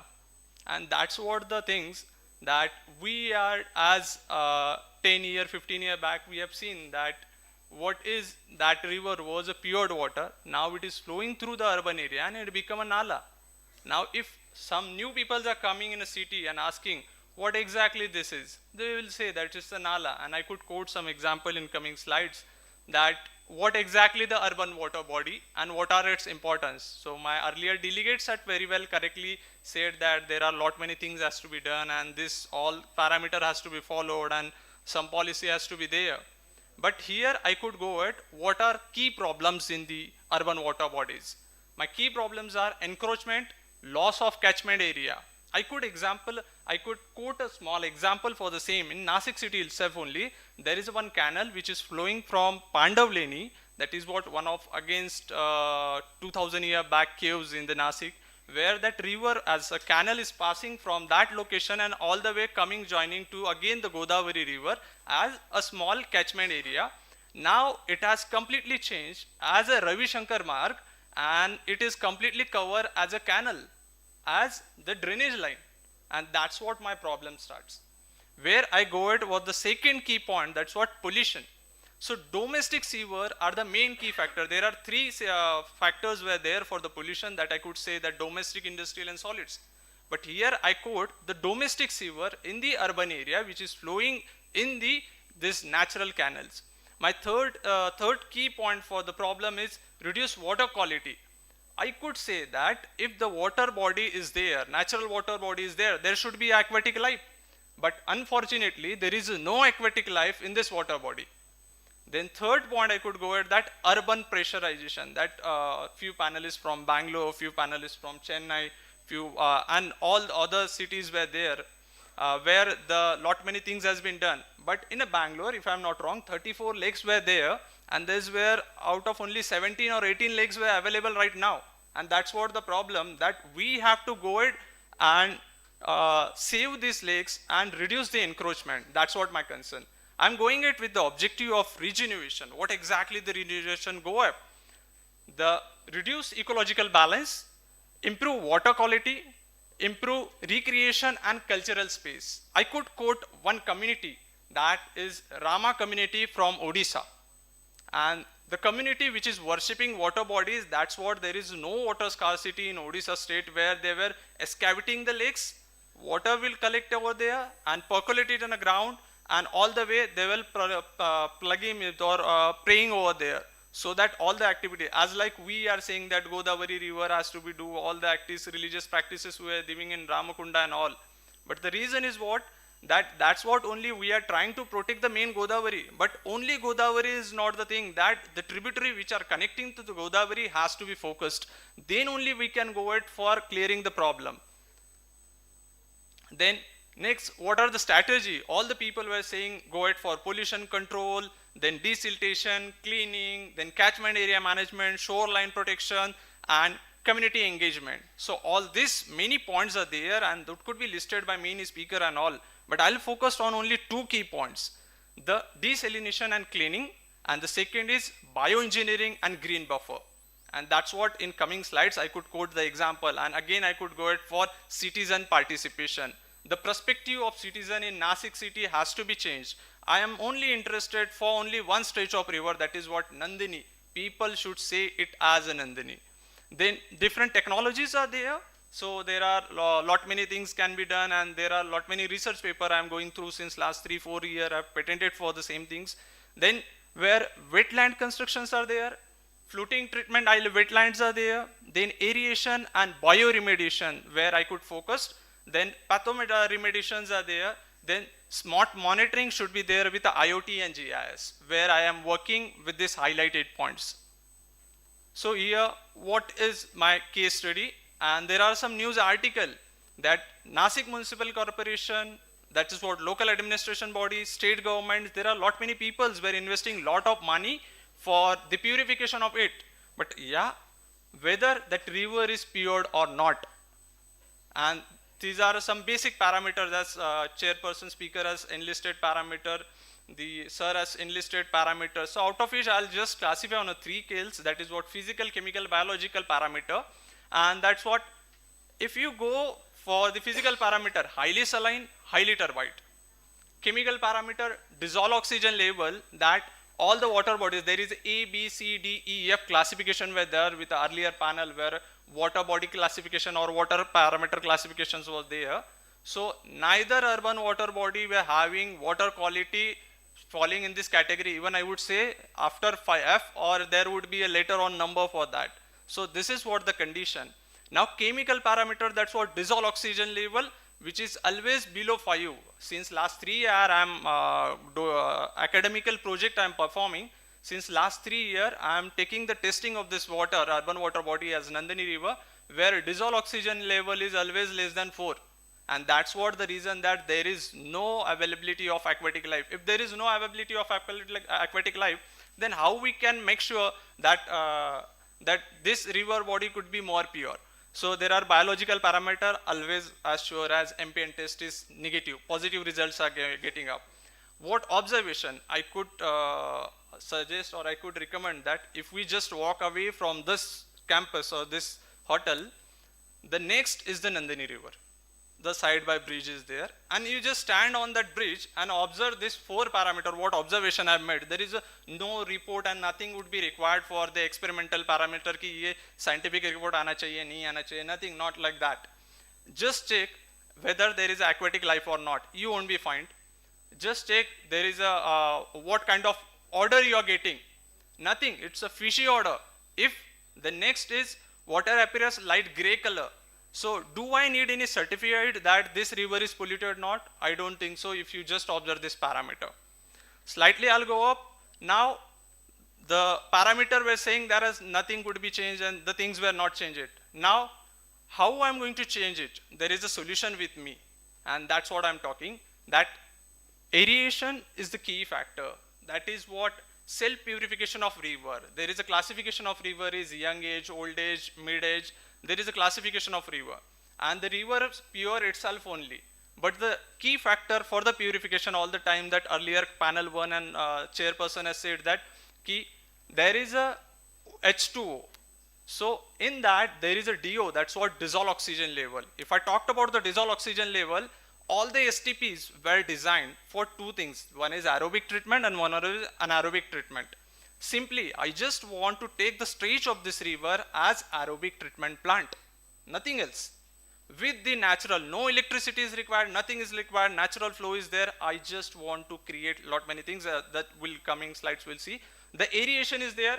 So where I am just going at for mechanical aerator, where we have received the patent, then sharp spillway aerator, then now currently I am working on side channel spillway aerator. Now then aquatic plants has to be used parallelly. So there is one circle I have made that aeration, then plantations and aquatic life coming together and forming a loop to clear the water body, isn't it?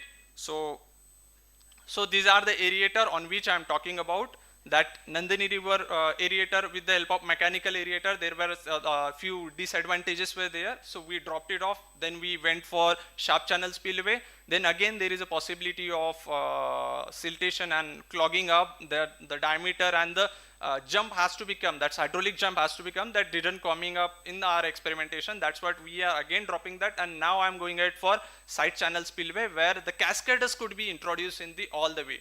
And the important thing is that how I'm going to develop. So ma'am has correctly get that augmentation should be there.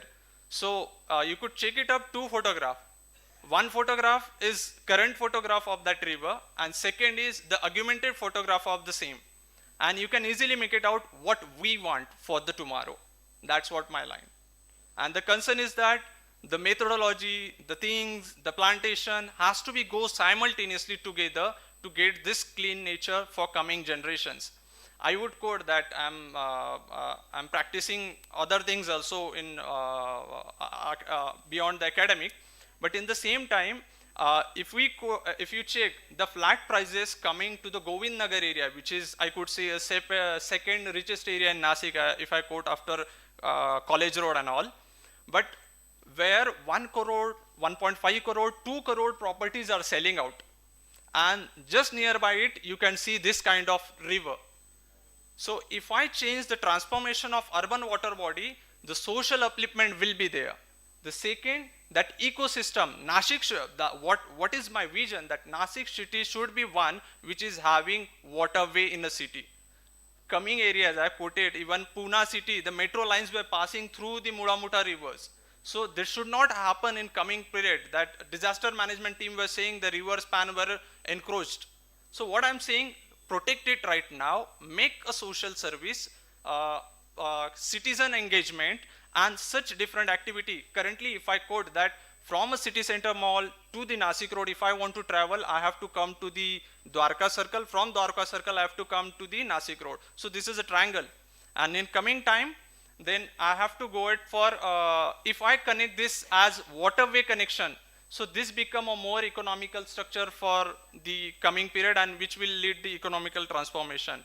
So benefits, as you know, that if I change the river, if I change it, my groundwater level, all the municipal corporation apartments approval are there, but every apartment is excavating a borewell without permission. If you checked, you would find 90% our apartment are having borewell. And that's what the problem in coming period, there would not be any chance of percolation. So we have to protect this natural water bodies. So there are many things as to be go ahead. I'll conclude on a 2 point only. That's what rejuvenation is essential for urban water, sustainable urban development. And second is technology, ecology, social and policy measures should come together on one platform. I would say that healthy water body means healthy cities. Thank you. Thank you very much.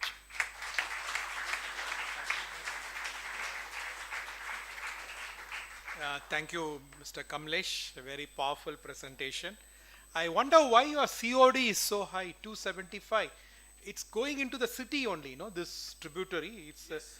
But why domestic sewage should have 275? I'm surprised. Nobody in India will have.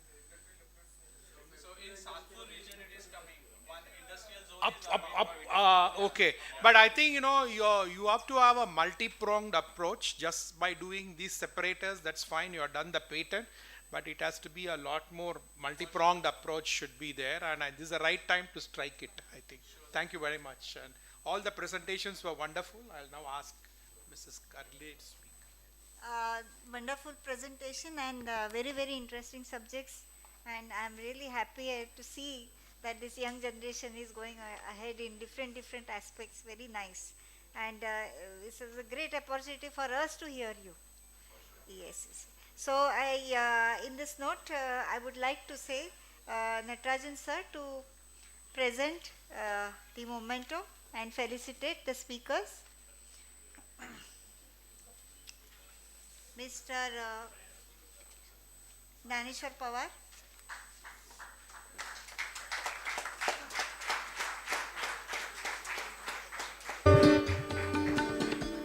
I request Char Hate sir to felicitate Kailas Ahire sir.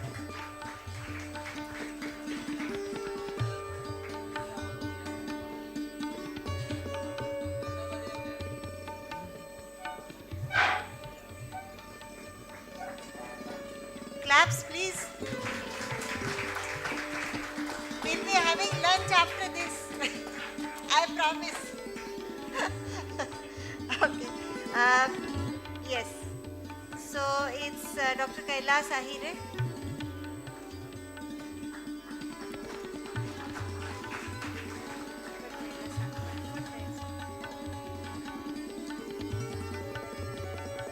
Dr. Kailas Ahire and Dr. Kamlesh Bhagat.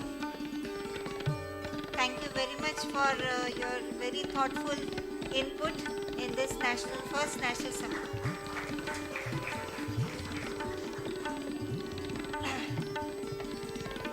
I request the panel, please kindly sit for just for 2 minutes.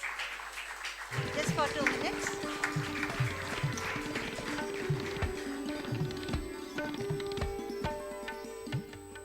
And I request Panigrahi sir. We have Nasik Municipal Corporation people here, and we will felicitate these people. So kindly sir, Rajendra Shinde sir, and Ganesh Main sir, Nana Vadile sir, kindly come up on the stage. Sir, can you come, or can you just down? You want to come, or down? Sir, I will request them. I will request them to go down. Okay. Yeah. So,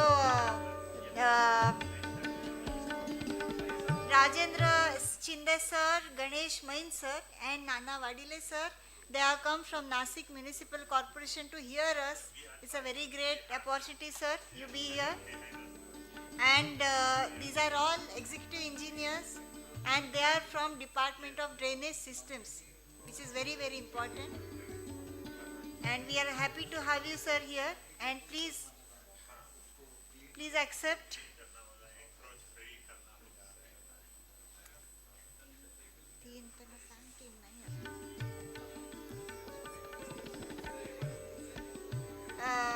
Can I know Nana Vadile sir is here? Vadile sir is here?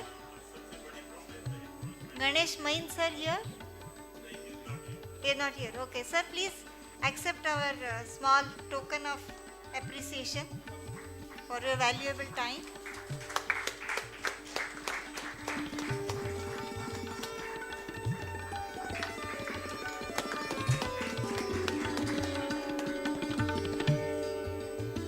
Thank you everybody, thank you panel, and thank you speakers. We have very interesting panels ahead, but I would say that we will join for the lunch now, and without spending much time on the lunch is great, fabulous, but come fast, okay, because we have very interesting panels ahead, okay, yeah. Fine, sir. Oh, yeah, sir, yeah. Photo get, sir.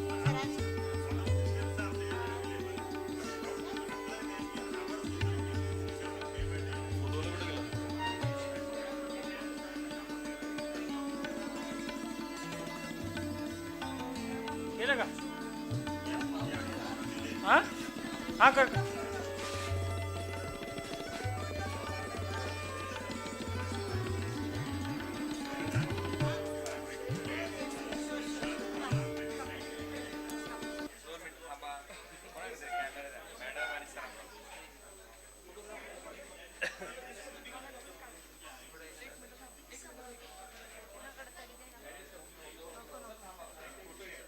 Shutdown आहे का shutdown आहे का ते काय दिसतंय हां ठीक escape करा 2 मिनिटं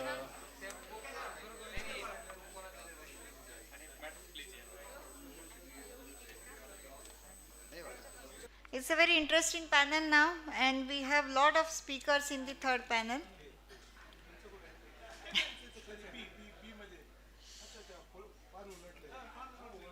People are hungry, so and food is good.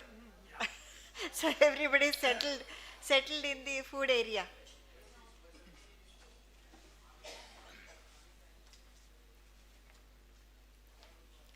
सगळ्यांना घेऊन सगळ्या तिकडे lunch area. Please call everybody. No, you have to go there and bring them here. हाँ fan लाओ.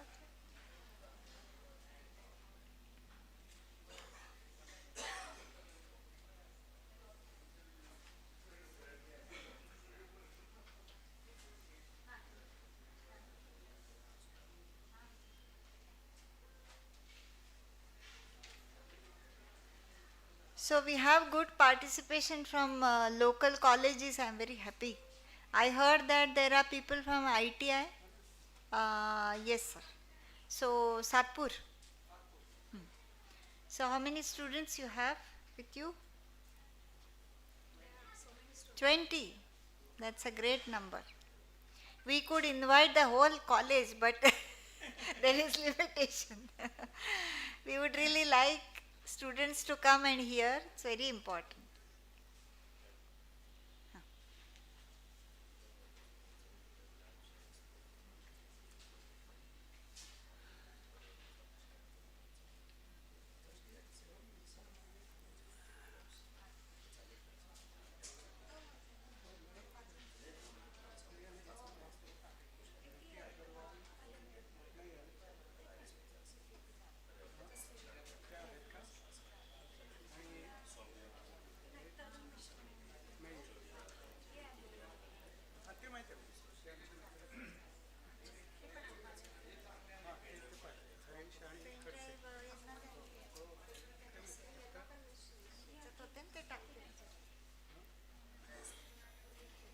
All people in the lunch area, please get back.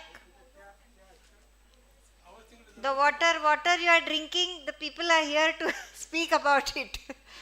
Very important water related panel is here. That is impacts and opportunities of Amrut 2.0 and JJM. Jal Jeevan Mission. It's extremely important. Urban and rural universal water and sanitage coverage is that I am going to say about, which is very, very important. Poonam, khali pad.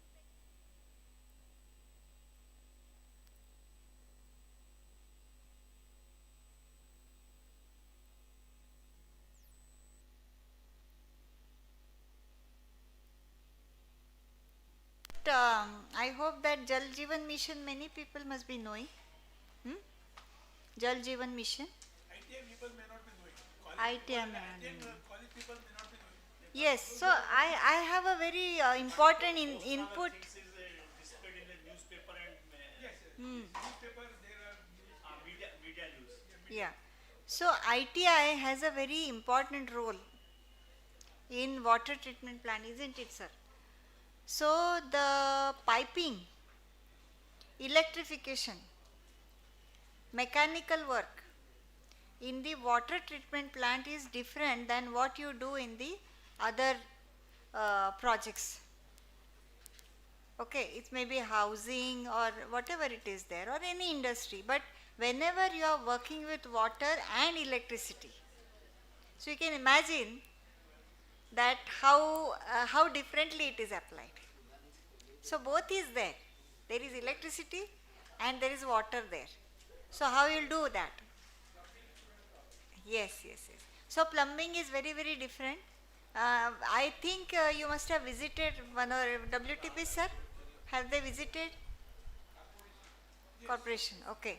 So sometimes we can take them to a under construction WTP, which is very important, because when we think about the filtration part, filter beds, the under drain system is there, and these filters are very, very huge structures. So whenever we do the under drain system for very huge plants like Bokarpad and all, we are doing augmentation for filters also. The supply is for Navi Mumbai, Vashi, and very, very huge plants are there. But then the under drain system, when they construct, they should be very, very sure about what they are doing. But because once it is constructed, you can't do anything about it, because there will be water filled in it. So very, very specific drainage systems, very, very specific piping systems are applied. And hence these water treatment plants are on the natural flow, gravity. It runs on the gravity. And with gravity, ultimately you need that output as well. So it's a very different kind of a skillful work.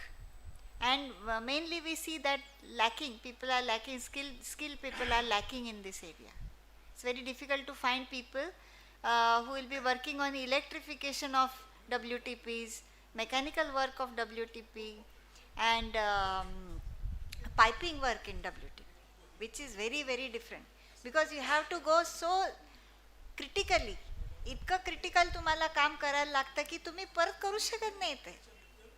घराचे कुठलेही piping तुम्ही टाकले, हे टाकले, ठीक आहे, आपल्याला scope आहे ना. आपण काय करूया, त्या आतला टॅप बंद करा, तिकडचा वॉल बंद करा आणि मग तुम्ही पाईपचं काम करा. पण इथे होत नाही ना. सो वन्स WTP एकदा झाला, एकदा ते 50 गावांना पाणी सुरू झालं आणि मग काही वर्षांनी जर तुम्हाला वाटले की नाही पाईपलाईन फुटली का काय झालं, तुमचा सप्लाय बंद करू शकत नाही तुम्ही गावाला. मग तुम्हाला तो बायपास करावा लागतो. त्याच्यासाठी वेगळे चॅनल्स व्हॅल्व सगळे तयार करावे लागतात. ते पाणी वेगळं फिरवावं लागतं आणि मग काम करायचं. So very challenging. त्यामुळे आज तुमच्या एज्युकेशनल लोकांना नाशिकमधल्या बोलवण्याचं कारण आहे की जे पॅनल सगळे ऐकल्यानंतर जर तुम्हाला असं वाटलं की ह्या मुलांना असं काहीतरी शिक्षण देणं गरजेचं आहे, तर तुम्ही जरूर आम्हाला अप्रोच व्हा. आता तुम्ही बघितलं की आपले पॅनलिस्ट सगळे गव्हर्नमेंटला जोडलेले आहेत. So they can make the changes in the policy की ॲक्च्युली आपण जे बघतोय फ्युचर जनरेशन्सकडे, तर त्यांना ते स्किल ट्रेनिंग तर द्यायला पाहिजे, त्यांना ते नॉलेज तर असलं पाहिजे. आणि मला असं वाटतं की एज्युकेशनचे जो पिरियड आहे, तुमच्या 21 वर्षाच्या खालचं जे माणसाच्या आयुष्यामध्ये जो एज्युकेशन पिरियड असतो तो अत्यंत महत्त्वाचा असतो. कारण की तिथे तुम्ही स्ट्रेस फ्री एज्युकेशन घेता. फर्स्ट तुमचं ग्रॅज्युएशन जे असतं आणि त्या these are the golden days of human being. Golden days असतात माणसाच्या आयुष्यातले. 21च्या खाली जेव्हा माणूस शिक्षण घेतो त्याला कसलंही टेन्शन नसतं की बाबा फॅमिलीकडे पाहून मग आपल्याला अभ्यास करायचा आहे का फॅमिलीसाठी कमवायचे. No restrictions are there. तर मी नेहमी यंग जनरेशनला सांगत असते की these are the golden days. तुमच्या आयुष्यात परत हे दिवस येणार नाहीत. त्याच्यामुळे make the best of it. कारण त्याच्या पुढे असं आहे की your family or yourself किंवा सोसायटी तुमच्याकडे अशा पद्धतीने पाहेल की आता झालं ग्रॅज्युएशन, कमवा आता आणि मग करा तुम्हाला काय करायचं ते. सो साधी गोष्ट आहे, असं होणारच आहे. कारण घेतले ना तुम्ही शिक्षण, आता थोडं काम करा. आणि मग जी कसरत सुरू होते माणसाची, मग कमवायचंही असतं, फॅमिली पण पाहायची असते आणि मग ते कमवण्यातनं पैसे काढून शिकायचं पण असतं. ही जी कसरत आहे ती कसरत तुमची बिलो 21 नेहमी वाचत असते. त्यामुळे हे these are all golden days of life माणसाच्या आयुष्यातले. आणि त्याचं मी नेहमी सांगत असते सगळ्यांना की make the best of it. सगळा वेळ शिक्षणासाठी तुम्ही द्या, लर्निंगसाठी द्या. And never mix education with academics. So you have to have educated throughout your life. माणसाच्या शेवटच्या क्षणापर्यंत माणसांनी एज्युकेशन घेतच राहिलं पाहिजे. पण that is not academics, that is learning, continuous learning. आणि हे ठेवायलाच लागतं ॲटिट्यूड, तरच माणूस पुढे जाऊ शकतो. त्याच्यामुळे तुम्ही असं समजू नका की कॉलेजचं झालं की झालं नाही. There is so much to learn. त्यामुळे sir definitely you can approach. तुम्हाला काही वाटलं तर जरूर सांगा. So are we ready to start? Will start. हां, okay. So sir, yeah. So I request Chandrakant Mohikar sir to introduce the panel and welcome the panel.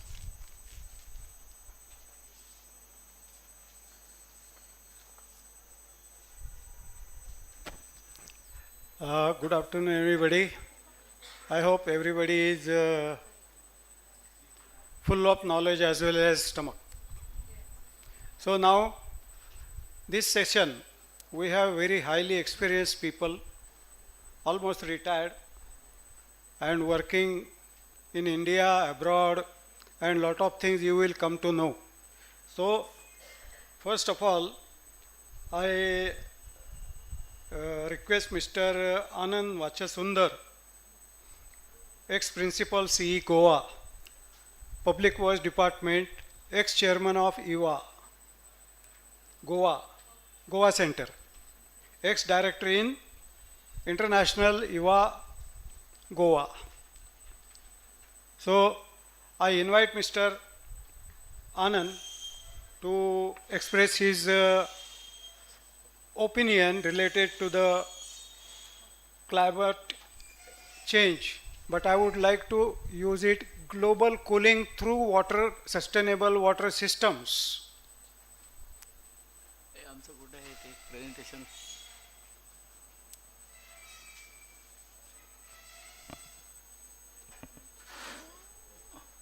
सरांचं presentation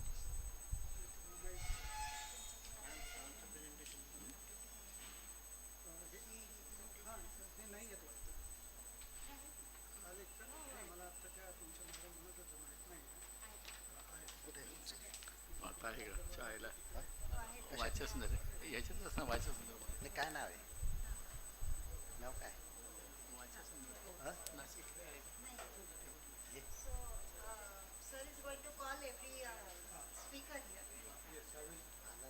You can take part A first and then B. So you can call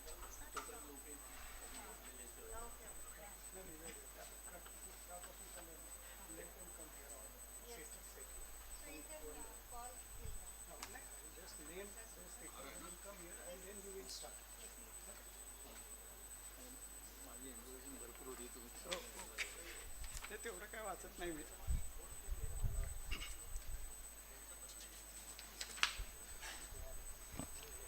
On the dais, Mr. Kharse, Mr. Anand, Harish Hingorani, and Dilip Dongre are here. Miss Priti Agarwal, please take a seat on the dais. And Mr. Tarun Misra and Shovik Deb.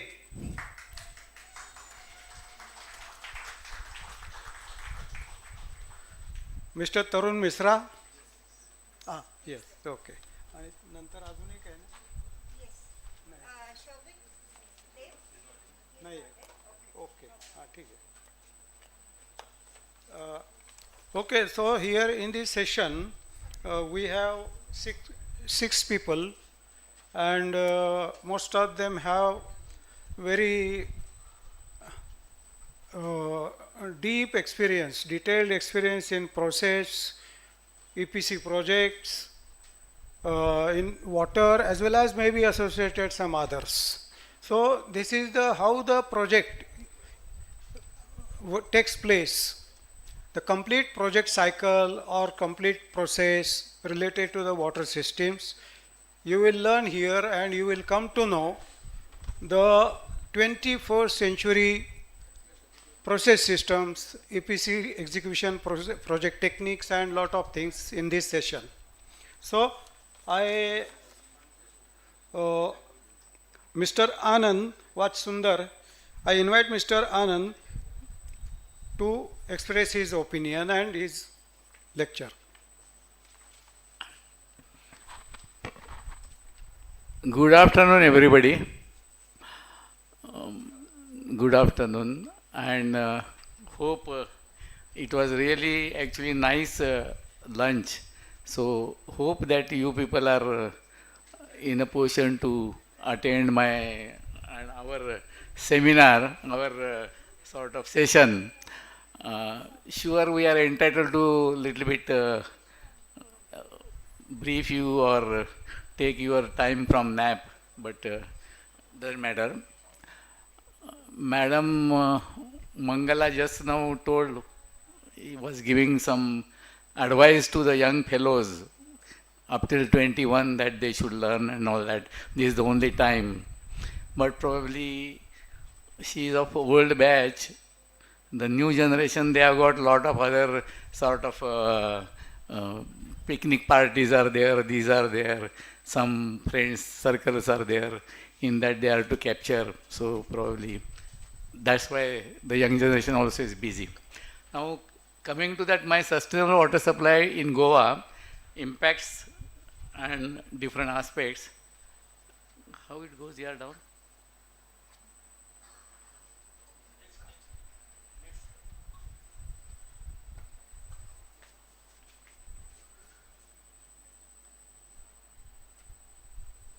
National submit. हाँ हाँ. Right. So of course, I will not waste much time. Everybody has talked that what is how much important, and it is called as G1. It is majorly used for agriculture, domestic, livestock, and industrial.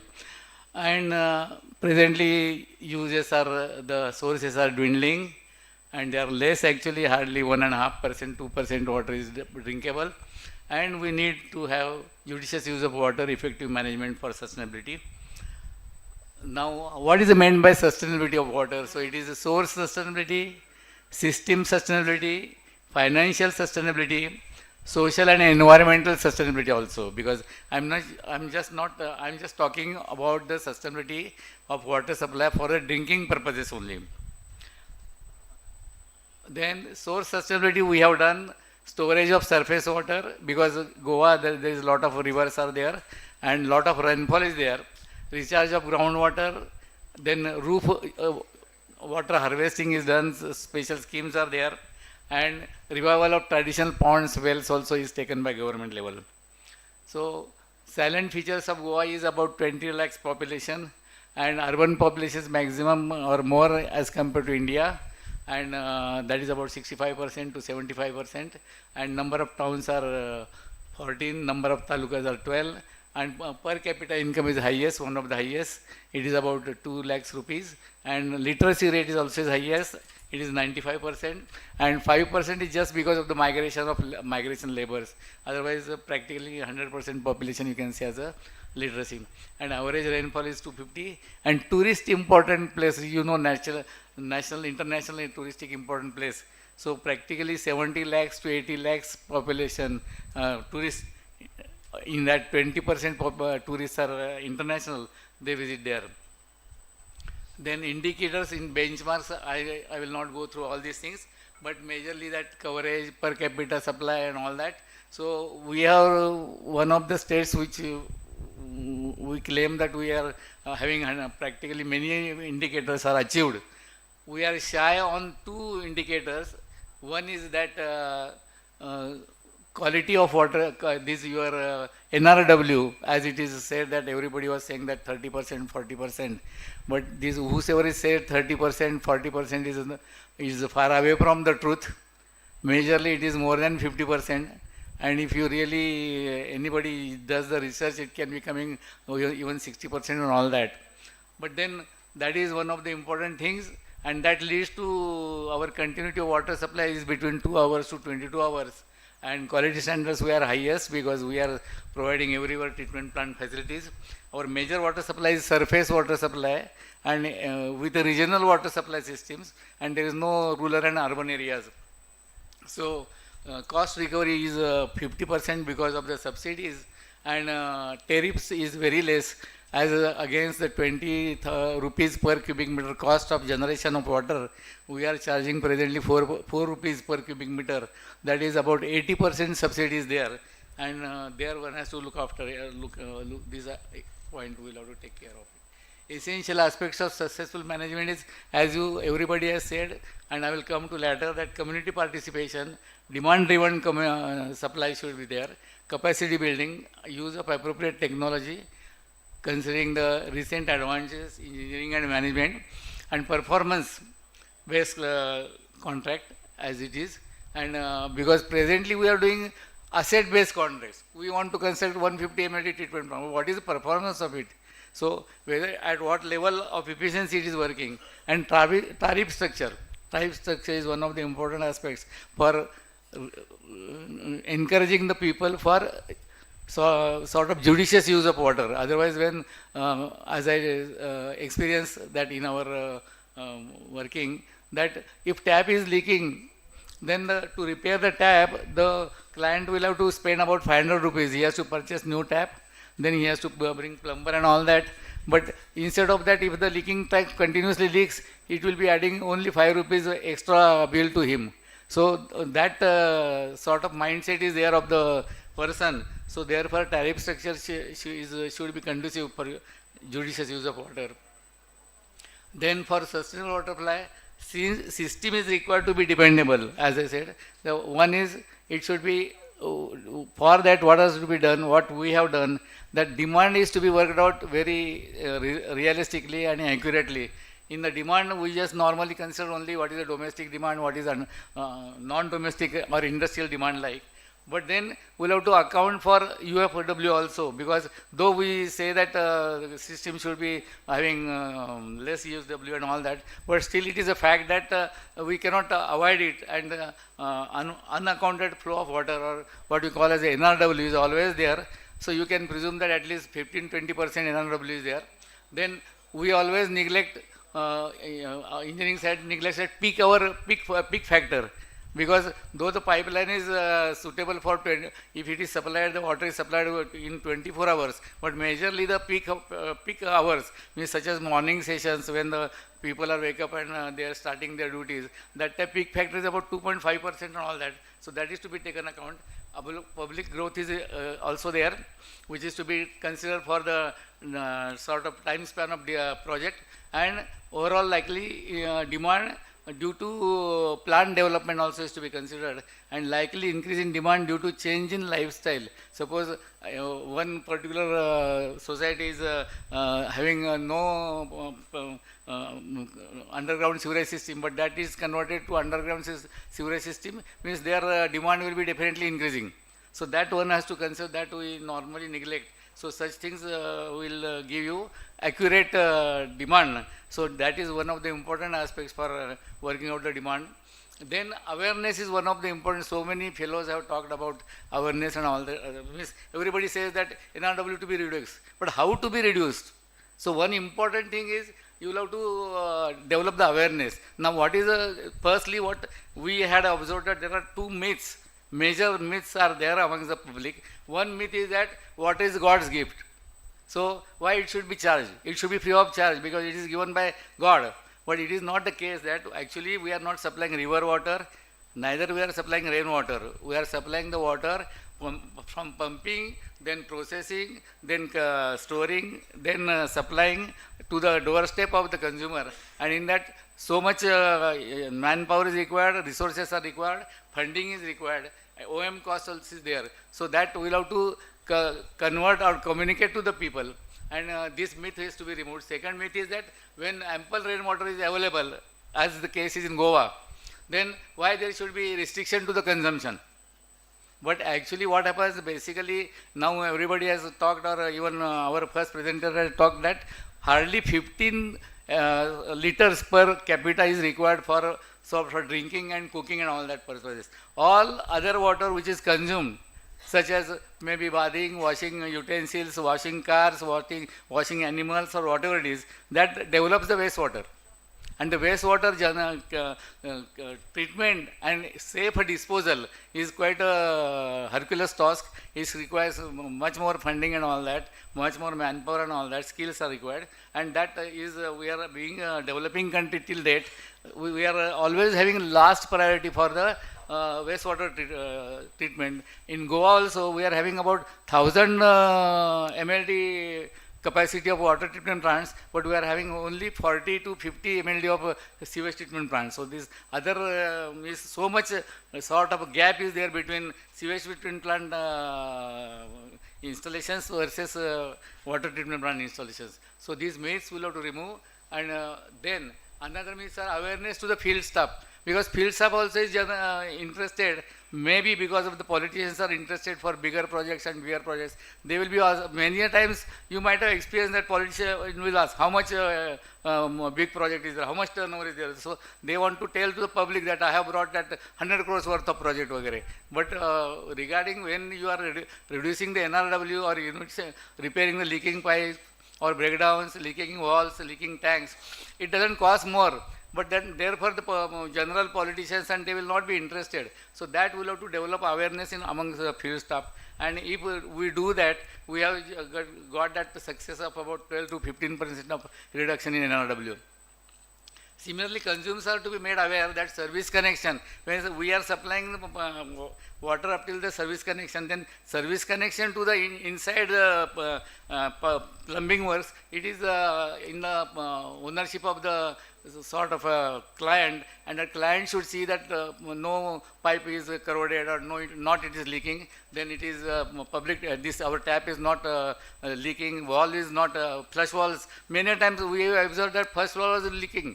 So heavy water was draining away, and that fellow was not bothered because the rates were much less. So in this way, we will have to in this aspect we will have to develop that awareness amongst the publics. So they are to be, ownership is to be developed amongst them. So for that, I feel that measure of our focus should be on the ownership basically. Otherwise, we just talk, we are technical fellows and we just talk technicalities, but ultimately it is not digested by the sort of local representative, it is not digested by the consumers, so it doesn't become successful like. So leaking taps they are to be repaired properly, they are to be told, and we can incentives also we can give for that. Then awareness is public, be made aware to that utility belongs to them. They should report, suppose anybody is illegally, NRW measure of the part is some illegal drawers or some pipeline is burst, public pipelines. So the person feels, अरे मेरे को क्या पड़ता है, जाने दो ऐसा. So, लेकिन if that ownership is there, that ownership is to be developed, and in that, so that they will report, they were reporting to us that here it is leaking, here somebody is drawing illegally, here it is somebody is drawing for industrial purposes like. Then awareness among industries also. Actually, one of the latent example was there, Zuari Industries was there, and we were just appealed them that you use some latest technologies. So whatever they are consuming 30 mld water per day, by using latest technologies, they could come down to their consumption was come down to 10 mld. So that 20 mld water could be saved just by appealing and making aware the industries that you develop some latest technologies, so that your revenue also will be, your expenditure also will be saved, and will get more water for domestic purposes. And involvement and active awareness amongst the people's representative, that's what I was telling, that I am using here people's representative means particularly talking about politicians. Unless and until politicians tell, because I know the cases wherein politician was sort of antagonizing the people that you don't pay, it is, I will see what is there, or no increase in rent in tariff rate and all that. So firstly, if they are to be also convinced and consumed, they are to be taken in our side, in our party sort of, so that it will be helpful. And awareness amongst the other departments also. Suppose we are constructing the pipeline, immediately somebody digs the road, or in that he is not intimating. And then now recently one circular is issued by present PWD minister also, that road digging or this thing digging should not be permitted unless his permission is there like. Otherwise pipe will be breaking, will not be coming to know, and then wastage will be there like. Then latest technology, as I said, that renovation of existing assets, every, now what happens now, up till now we are doing that sort of crisis management. If a wall is leaking, then we won't go to repair. But instead of that, anticipating, means suppose 20 years life is over, so you should do this, as car we do the servicing after every 1 year or like that. So likewise, all the walls and all that to be checked regularly. So instead of crisis management, we should go for defensive management like, so that it will not take place, crisis will not come. Adaptation of latest technologies, as probably madam was telling, that if you are using, for example, we use in Goa also, backwash water, we use the latest technology, and recycling we did. So about 15% of water we could save in that. So adaptation of MPVC pipeline instead of GI pipeline, which was Goa was corroding. So within 8 years the pipe used to get corroded. So we have started using now MPVC pipeline with service connection, which is flexible. So it doesn't break more easily, and then you get less loss in there. About 15 to 20% loss is found in pipeline connections itself. So that we can overcome like. Then their water auditing. Now, for example, suppose I say that in my utility only it is not that much NRW. NRW is only 30%, 40%. But that you will come to know provided you are doing systematic and rigorous water auditing. So water auditing is a must, and for that we can allocate special attention. Actually, we had formulated special team for that. But somehow then afterwards, when political changes took place, the team was absconded in the normal public life. So here, water auditing means how much we are producing, how much we are billing, and where it is standing like. So that way it can be rigorously followed. And earlier also some speakers have talked about that. Then all our treatment plants are equipped with good quality laboratory with trained staff of testing and all that. So we are having we are having some 8 different treatment plants. Every treatment plant is equipped with laboratory, and wherein we are checking the quality of the raw water and treated water, and even at the doorstep of the consumer also we started checking the water. So we are got sort of quality is 100% satisfying. And what they say that even in our Goa some beer factories are also there, so they are also not required to retreat the water. They can directly use our water for their process, like that's what they are telling. And the latest technology, we have said that efficient assets we should put. Now instead of adopting latest technologies during renovating existing assets, now for example we have started using sort of ARM system of meters.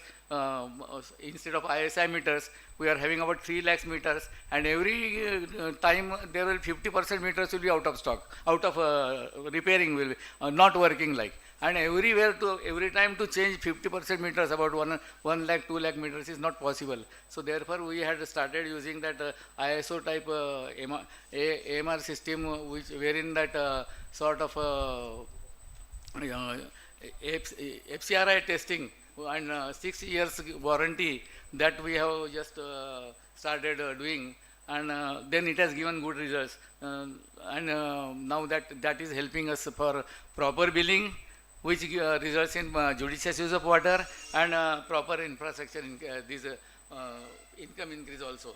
Apart from generating revenue, tariff is important to control excessive consumptions. As the bill increases, the person is, because it is a carrot and stick. People just understand when it is lost to them. So then they will be using judiciously. So that tariff is also helpful for not only for generation of revenue, but it is also helpful for judicious use of water. Then what we have done the tariff in 4 slabs. One slab is affordable to poorest of poor, because he should use the water from hygienic point of view, which is about 15 LPCD per day. Then it is more the consumption, more the tariff. Then increased consumption, increased tariff, and wasteful consumption, deterrent tariff. That policy has helped us a lot, and that is the thing we did, and we could achieve some help in that. Why it is not going further? Hello?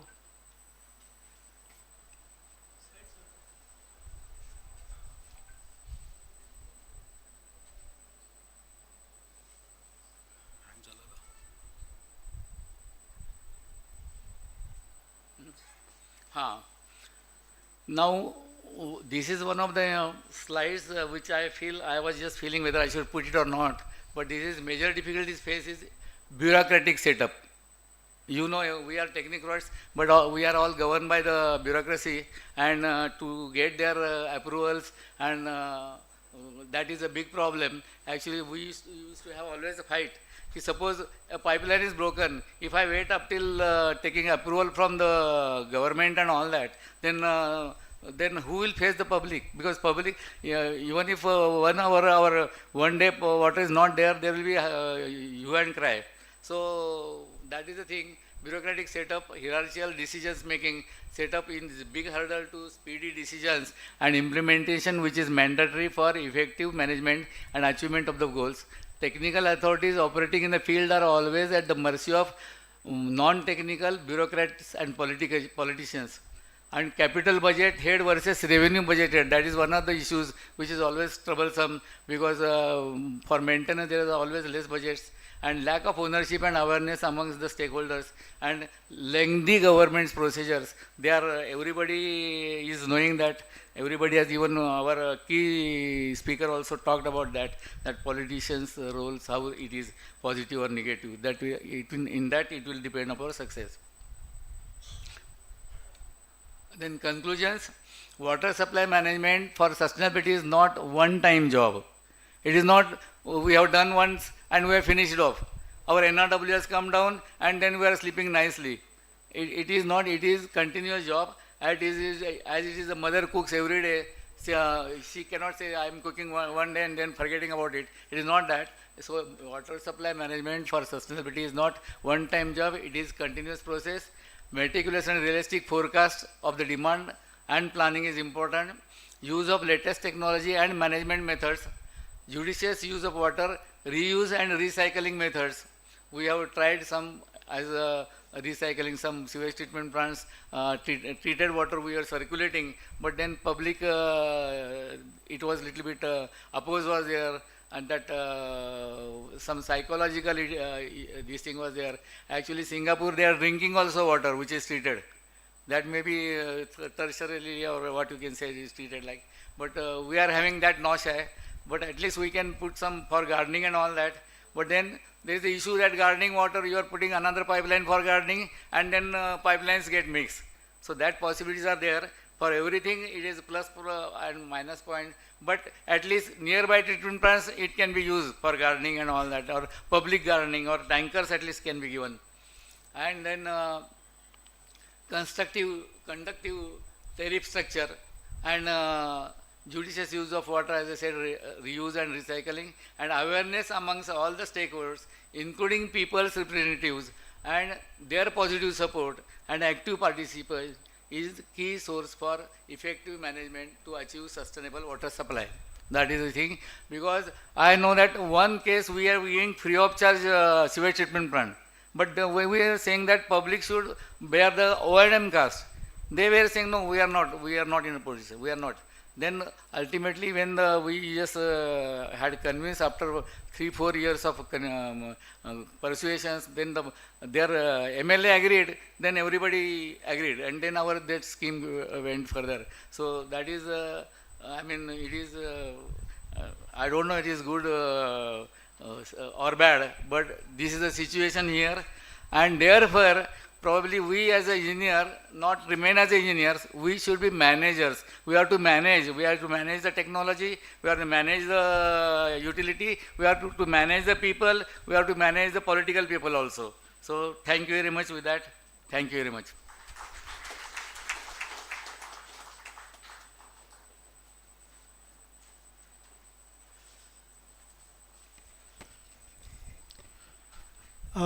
Thank you, Mr. Anant. I hope everybody has got pen and pad.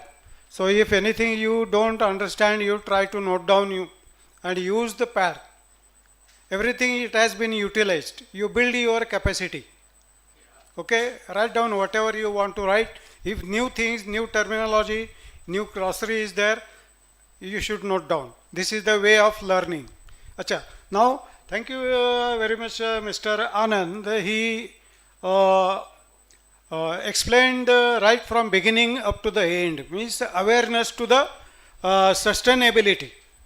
Complete gap he covered, including quality and other things. So he almost included most of the important things, and sustainability is, as far as sustainability is concerned, you know, everybody knows the quality, but after that quality and reliability came. In that quality and reliability, there are approximately 10 to 12 sub-functions are there, or sub-disciplines.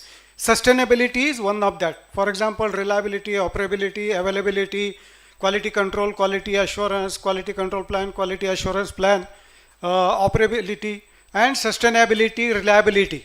So sustainability is very important. And he covered almost all the things right from awareness. Awareness is the initial phase of the project. Okay, so Next, Mr.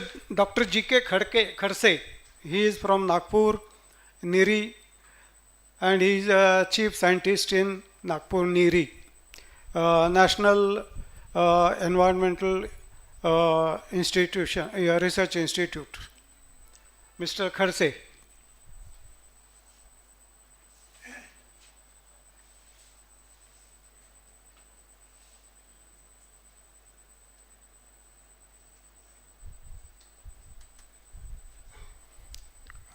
Good afternoon, everybody. This topic is climate resilience, water resource management. Particularly, this summit is meant for that. And post-lunch session is also to test the resilience of speaker as well as audience, isn't it? So, when we speak of the this is the structure of my presentation: background, causes, effects, case studies, and impacts, opportunities. As this session particularly related with Amrut 2 mission and JJM. Both Amrut 2 mission and JJM are related with drinking water supply and sanitation, whereas Amrut 2 mission is for urban area and JJM is for rural area. But most of the scope of the work and other opportunities, potential and constraints are same. And as we think of the water and sewage, and this conference is for climate change resilience in water resource management. The terminology, there are most of the terminologies related or associated with climate, which normally we use frequently and interchangeably, whether it is weather, atmosphere, environment, ecology, ecosystem, and whatnot. And people get confused. And all the terms are interrelated. We know environment. Environment comprises of different spheres: atmosphere, hydrosphere, lithosphere, biosphere, etc. And atmosphere comprises of various gases. And the present condition of that atmospheric condition is defined by the weather condition. That weather is sunny, arid, rainy, hot, humid, and whatnot. Isn't it? And ecosystem is a structural and functional unit of the environment again. All the terminologies are interrelated. And ecosystems are defined by aquatic ecosystem, terrestrial ecosystem, or arid ecosystem, and whatnot. Isn't it? And climate change. What is climate change? There is nothing like climate. Climate is defined by the weather parameters only. And climate is defined by long-term weather condition for particular area. And we define the climate in terms of whether it is tropical climate, subtropical climate, temperate climate, arid climate, and so on. And when we add the weather parameter for 30 years or more, then it decides the climate of that particular area. And if there is any shift in atmospheric parameters or component, then we say that it is climate change, whether it is change in precipitation pattern, whether it is change in temperature, or whether it is change in any meteorological parameter. So, and there are two important aspects or terminologies associated with climate change. One is climate change mitigation, and another one is climate change adaptation. Climate change mitigation is avoiding and reducing the emission of heat trapping greenhouse gases, whereas climate change adaptation is altering our behavior, system, or ways to protect our families, economies, and environment. सोप्या भाषित simple language में बताओ तो पौधे लगाना climate mitigation है और AC लगाना क्लाइमेट एडाप्टेशन है. ठीक, बहुत लोगों को समझता है बाप रे खड़से सर आए मिटिगेशन बोला एडाप्टेशन सब सर पे जाता है. If you want to do mitigation, do plantation, and if you cannot, then install the AC. It is climate adaptation. So, and there are most of the earlier speakers also spoke on various issues pertaining to climate change, resilience, and mitigation adaptation measures. And these are various climate change reasons or causes. Normally, climate change may happen because of the normal and natural activities and man-made activities. But since industrial development anthropogenic or man-made activities are mainly responsible for our climate change. As IPCC panel said that during last 75 years, almost 0.7 to 0.8 degree rise in temperature there, and which may again increase by 2050 by 1 degree Celsius overall. So there are various industrial development, urbanization, or any deforestation or intensive agricultural practices, mining practices, and all these things, and particularly burning of fossil fuel by very vehicular pollution and this thing, which result into okay. Yes, yes.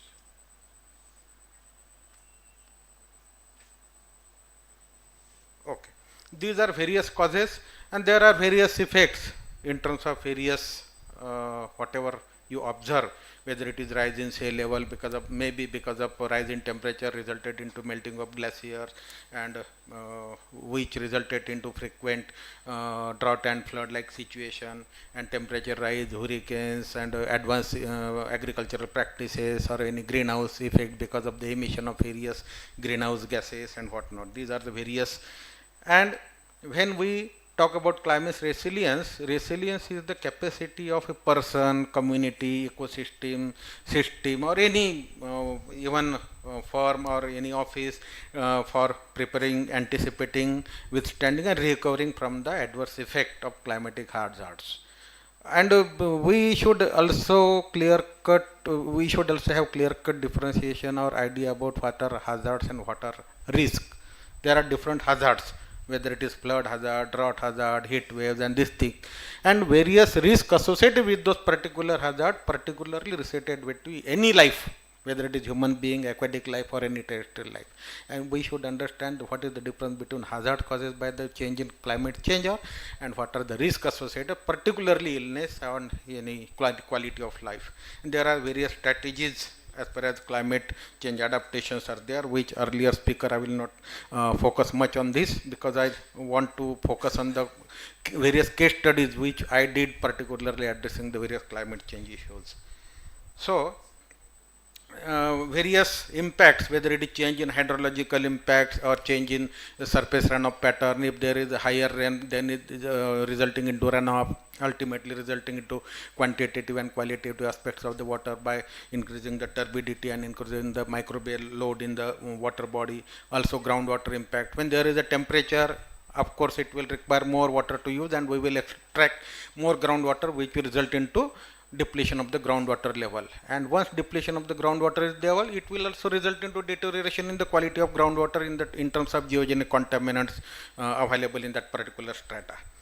And precipitation amount also, flood and drought like situation, evaporation and transpiration also result, because when temperature increases, evaporative capacity also increases, which increases the water holding capacity or humidity. And if temperature increases, and with given rainfall, runoff also decreases, and which ultimately resulted into lowering down the surface water availability. All these climatic parameters and climatic components are very much interrelated.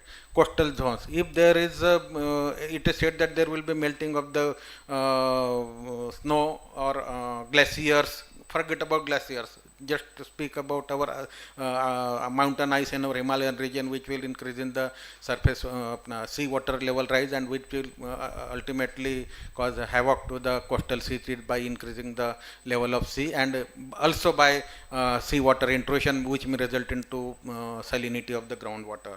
These are water quality. Ultimately, whether you take surface water quality or groundwater quality, most of the speakers during first session also spoke about various issues. When there is runoff, then there is the turbidity. Runoff also carries various microbial and bacterial load. We will also include microbial, biological, and other components also. And if there is a flood, it is water. The runoff water is not a selective in nature. It with it various favorable and non-favorable things, which may be called as a pollutant, whether it is from industrial pollution, urban pollution, agricultural pollution, whatnot. And ultimately water is a big sink for any kind of pollutant, and which deteriorate the quality of water, whether it is surface water quality deterioration or groundwater quality deterioration.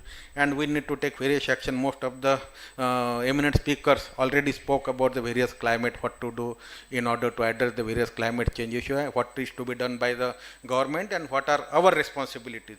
And various studies are addressing the various issues pertaining to climate change and what are the causes of climate change on surface water bodies or groundwater bodies. We did various studies. This particular study pertains to our Ambazhari reservoir there in Nagpur.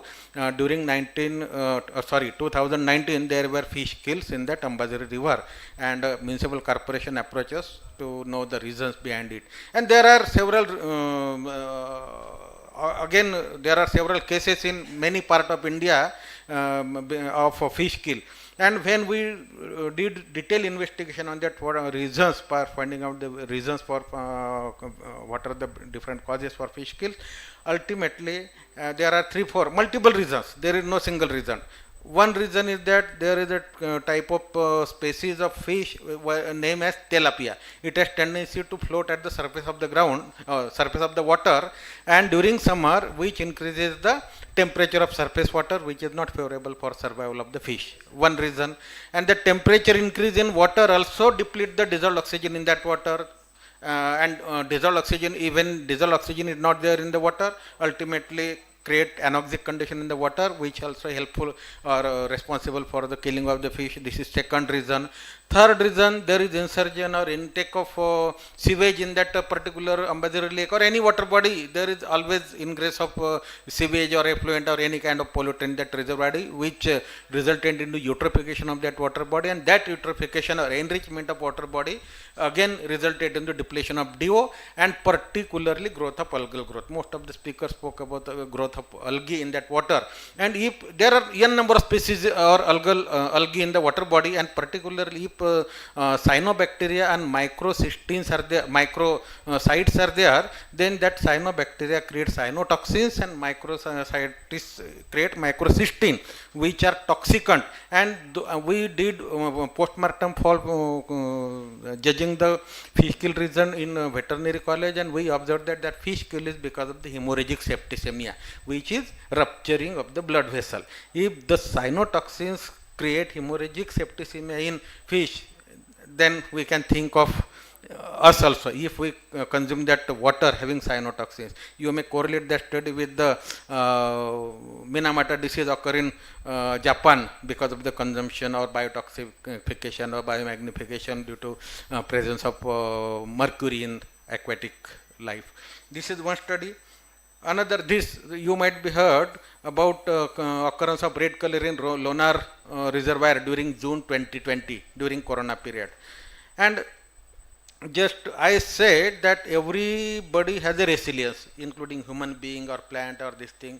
We have certain capacity, whether it is assimilative capacity, whether it is carrying capacity, or whether it is supportive capacity, or whether it is resilience. And every living body has a tendency to live in any adverse condition, and same is this thing. Normally in Lonar reservoir, the TDS level is normally ranges between 40 to 45,000 ppm. But during that season, particularly because of the change in weather condition, maybe because of the change in photoperiod or increase in temperature, and that year particularly there was scarcity of rain, and that scarcity of rain resulted into increasing the TDS of that particular water, and that TDS level goes up to 80,000, which create adverse condition for survival of the algae.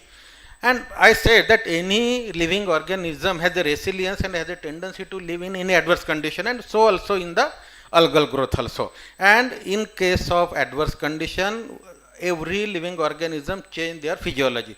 Just like we change our physiology by changing melanin formation in our tropical condition. Here, in favorable condition, any living organism generate chlorophyll in photosynthesis. And here, in case of adverse condition, in place of chlorophyll, they form carotene. Carotene is red color or pink color pigments, which we get in carrot.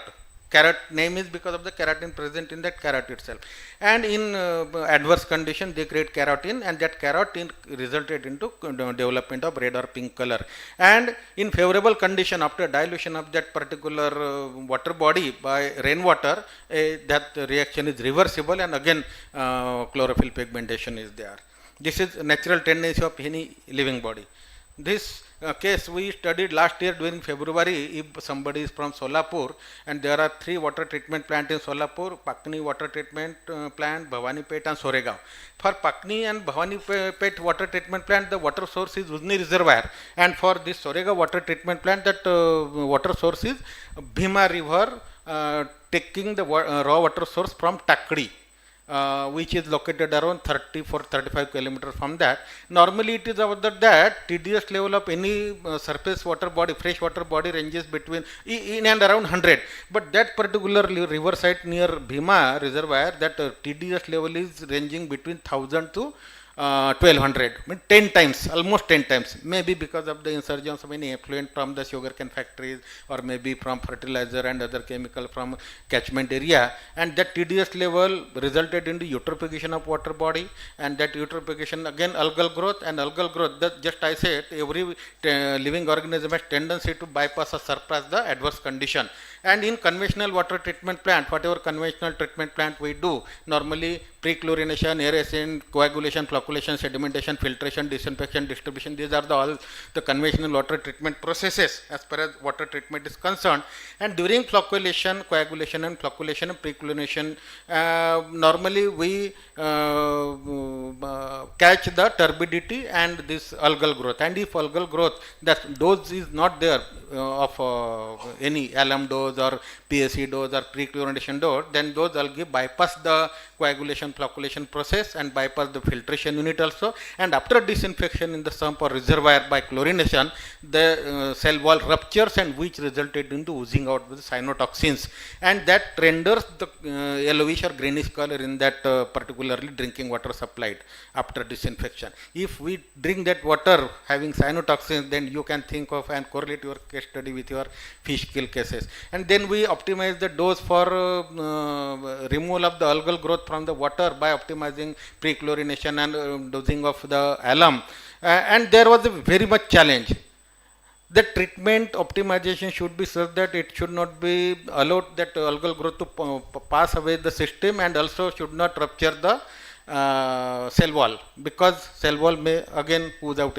We need to just inactivate the cell wall. हमें भी जैसा anaesthesia देते हैं operation के समय, anaesthesia मतलब जिंदा भी नहीं रहते, मरते भी नहीं, वैसा उनको करना पड़ता है. We make the algal growth inactivate so that we can catch them and remove them during coagulation flocculation process. Yeah, this is very good job, and we did in Mahidpur also near Ujjain. This is study for ARDSI is a very good Ganpati Devasthan is there near Nagpur. We did rainwater harvesting, groundwater recharge, and some coating of some reflectant in order to minimize the temperature level of that particular community center, and which this study was done with the Jilla Parishad Nagpur. And because of this study, the temperature minimized and cooler and AC condition are not required. This is a mitigation measure we followed, therefore we do not require adaptation there. This wastewater management we did in various tribal schools in Dhar, Jabo, Alaraspur in western part of the Madhya Pradesh. This area is suffering from the scarcity of water as well as fluoride present in the water. And most of the students during summer, or particularly not summer, summer is a holiday, but normally February and March they go for open defecation, as well as there is no water available for flushing and taking the bath. And therefore we do wastewater management by means of rainwater harvesting, groundwater recharge, treatment of this grey water treatment for toilet flushing by adopting various this thing, and we could do the justice with them so that water is available throughout the residential time. And as this session is for addressing Amrut Mission or Jal Jeevan Mission, as both the ministries are taking care of drinking water and sanitation in urban and rural area respectively, there was a Amrut Mission one also which was failed because of, maybe because of some natural and some administrative, some governance and maybe policy, or maybe reluctance of the people, and whatever the reason. And Amrut 2 is also ongoing. These are the various impacts and opportunity and challenges. Most of the challenges are also described by earlier speakers, including Vacha Sundar sir. Thank you very much, madam, for giving me this opportunity for sharing my experiences. Thank you.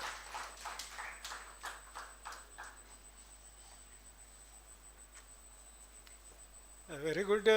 Thank you, Dr. Kharsidi from Nagpur. He gave you the comprehensive and integrated overview of the environment. I mean climate change. Okay. So in that climate change, he focused basically few of the things I would like to tell you, that it is a man-made environment, man-made climate. Is it natural? No. It is man-made. That's why the temperature is going up and we have to control it at some place. Don't think of global warming. Now start something for cooling. Another thing, he expressed one more thing at the end of his lecture, that wise water management. This is also a very important thing. Not only water, but energy and water. These things are very important for our livelihood. First is oxygen. Air should be very good. And next is water. So use water wisely. So for the climate change, ministries are taking care and they are working extensively, continuously to improve our system. Now next, Mr. Dilip Dongre. He is a mechanical engineer currently working with Shah Consultant in Mumbai, and still he is I know him for a long time. We are almost same year, completed 75 years, and he still goes abroad for the consultancy also. He worked here in India also. So, Mr. Dilip Dongre.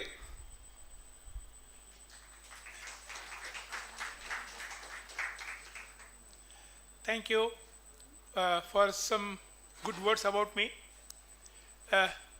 Particularly, I am most thankful for giving the opportunity for this very nice session, climate change and sustainability. But for this program was the invitation program by invitation, and I was invited by Mrs. Kardile. I am thankful to him. I am thankful to her, but I am thankful also for during my service, I had a chance to get whatever supervisor course organized by CPHO for 6 weeks. Being an electrical engineer, I was not knowing about the water treatment, process, clarification, nothing I was not knowing, but I was working with water supply department. After that course was completed, I came in contact with Dr. Jane Kardile, pioneer in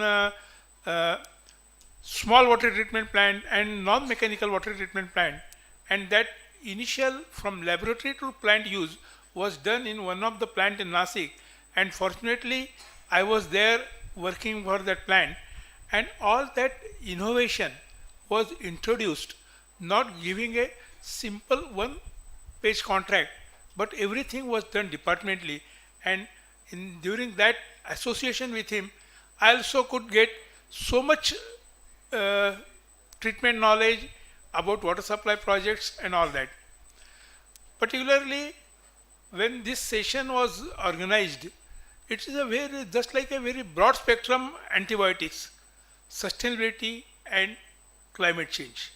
Sustainability is not a single point agenda. It has some multiple folds. Just like sustainability through climate change, there are some impacts on the availability of water, behavior of people, location of the people, shifting of the people from one place to another. But when I am approaching for this program, sustainability through operation.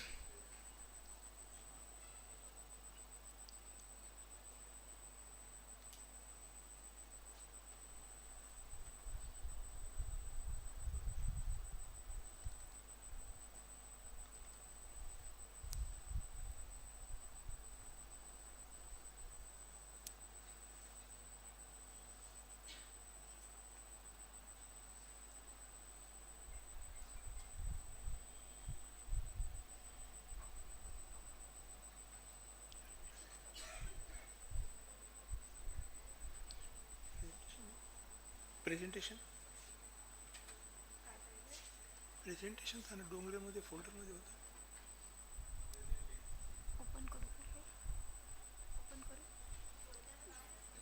फोल्डरमध्ये presentation आलं एक video आहे ना ती काय डेस्कटॉपवर. हो डेस्कटॉपवरती त्याला click करा, डबल क्लिक करा.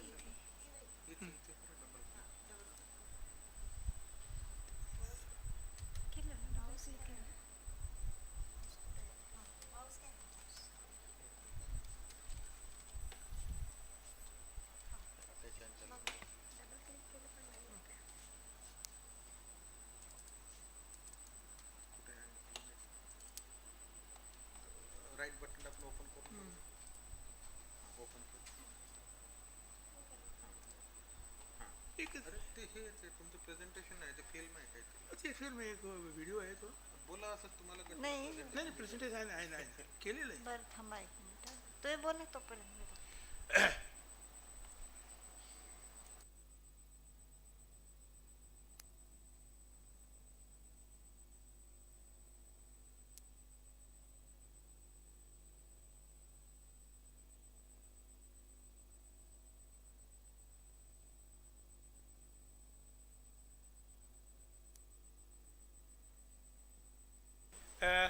When we are working for the sustainability, operational sustainability, design sustainability, because design must sustain for the period of the time, because when design is there, certain design is there, during the design period there are some turbidity assumed for decided or considered for that particular treatment plant, and due to climate change, initially the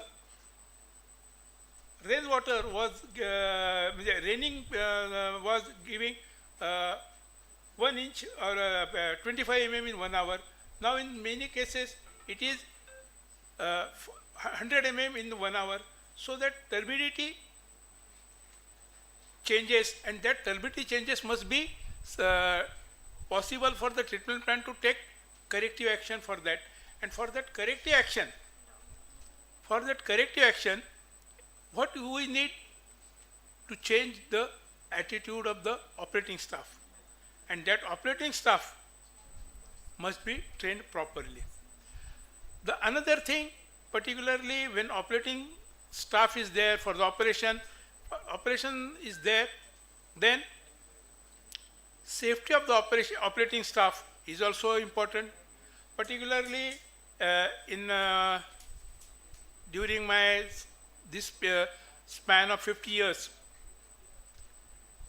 I have seen 2-3 incidents, particularly one was for the chlorine leakage cylinder, all 900 kg cylinder, chlorine was eased out. In one place, a water treatment plant operator fell into the alum solution tank, and the stirrer made him disabled. One hand was displaced, and in one place when a man was operating the pump, due to his loose clothes working with him, he was entangled with the moving pulley and he met with a fatal accident. So safety is one of the major factors: operational safety, design safety, and training. Design safety, in one of the place in booster pumping station at one of the location in Nasik district, the pump were supported on the steel girder, but that steel girder was resting on the walls, simply supported, but due to non-maintenance of the girder, painting timely, and water was always passing on that, leakage water was passing on that steel structure, and all that supporting steel, particularly steel member got corroded, and every system was failed. Next thing, particularly the chlorine. Chlorine is a non-corrosive when it is dry. When wet chlorine comes in the chlorine contact, it's highly corrosive. In many places, in olden days, I have seen that one water tank was recommended near the chlorine cylinder, and it was to be dumped into that particular ditch. But if a chlorine cylinder is leaking, and fortunately and unfortunately, there is some mitigation equipments are available, it's okay. But if you put it into the water ditch or caustic soda ditch, problem is not going to solve. It will aggravate the situation, because wet chlorine is highly corrosive, and wet corrosive chlorine will increase the leakage potential. Say when we notice that particular leakage, say it was some 1 gram per minute. If you put it in the water or caustic solution, that within an hour it will go up to 1 kg per minute. So situation will aggravate. So best portion for the safety is the scrubber system or neutralization system by the chlorine neutralization system. In so many places in our water treatment plant, all are working with the water treatment plants, you must not have seen that scrubber system is installed in our plant. After Bhopal accident was there, Indian gas rules were reframed, and chlorine is a hazardous gas, and whenever we are using the chlorine, we must get approval from the controller of explosives, is located in the Nagpur, to get our plant approved, particularly considering the all safety provisions are made out. But being all our treatment plants being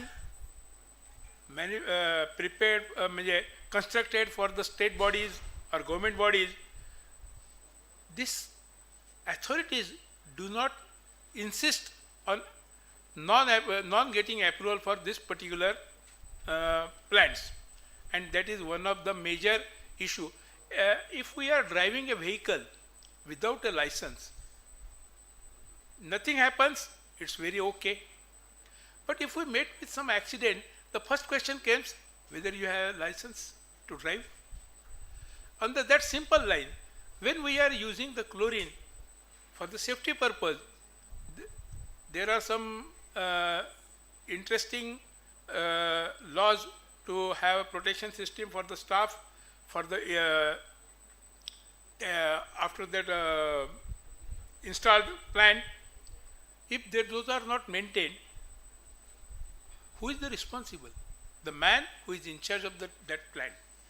He cannot run away from that I was not knowing, because when you not know the law, you are not excused.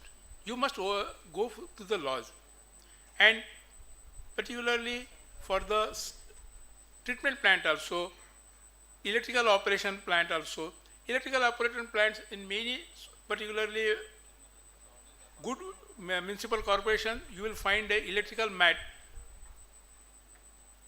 opposite to the control panel and pump station. This is to protect the operating staff from the electrical shocks. But for the small plants, as somebody has told that there are about 50% of plants, water treatment plants are in small capacity. So you will find that electrical matting is there, electrical hand gloves are not there. So all these safety systems are checked by the Factory Act. And what Factory Act says, if you are employing more up to 20% without using the power, you need not to get factory license. But if you are using more than 10 people and using the power, you need to have factory license. This factory license is necessary for our treatment plant also. There is no exemption for municipal water works to get exempted from the getting this particularly factory license. What factory license? Factory license is particularly taking consideration of the operating staff, operational safety. This is being taken care. whether sufficient space is available for moving around the moving article, moving machinery. There is some non-access area for the moving parts. These are being inspected by that authorities, and they certified. It is not that when we are installed, it will last till its life is there for 50 years or 30 years. Particularly the lifting arrangements. All treatment plants are provided, pump stations are provided with the lifting tackle. But lifting tackles needs to be inspected every year, and those are mandatory in the Factory Act. And that Factory Act, in many water treatment plants, we won't find. In some exceptional cases, yes, water treatment plants are with Factory Act, but in so many places you won't find. So this is sustainability. When we go for sustainable, just I missed that particularly in one of the plant, just I visited few days back. See, this is the situation.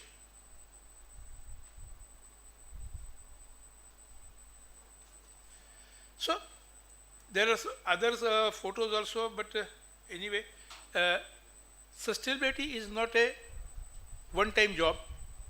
It is every year, or not every year, but every day. Every day you have to maintain the same quality of product. In our water treatment plant, water is a product, and it is given with standard quality as specified by the BIS. What should be the quality of the percentage of the turbidity, ppm of the turbidity, chlorine content, residual chlorine available in the particular water, taste of water, color of water. There are all standards given. Quantity is the one thing that is taken care by the many other things, but quality is controlled by the water treatment plant. And this particular area is needs to be checked with all other safety activities. In other, when I was visiting for international projects, particularly I am moving many times in Africa, they go on for hazard study. Hazard in design and operability. So particularly this area is not even taken care in Indian scenario or Indian water supply sector. When design is submitted by the contractor for approval, then it is decided by the hazard study group whether there are any lacunas in operation, in design. Particularly when in design, when we are designing a plant and there are some structural limitations. We are installed some at stage, say blower of some 5 tons, and now you are upgrading. There are augmentation, we have just inaugurated one manual, so capacity is increased. So we then increase the capacity of the blower. So when weight increases, the structural stability needs to be rechecked, because when we particularly design the hydraulics part of the treatment plant, we initially first confirm that yes, it can carry 1.5 times flow and all that. But when it comes to structural stability, then this hazard design study enters into the scrutiny panel, and hazard study members are generally a good designers, well experienced, and they have particular studied hazard potential during design, operation, construction, operability. And he will check whether design is okay or not only for this particular target, but it is for the overall achievement of the project design for that capacity. And with that, sustainability is achieved not only for the climate change or all thing. It is what I have focused, it is particularly for the design and operation. Thank you for listening.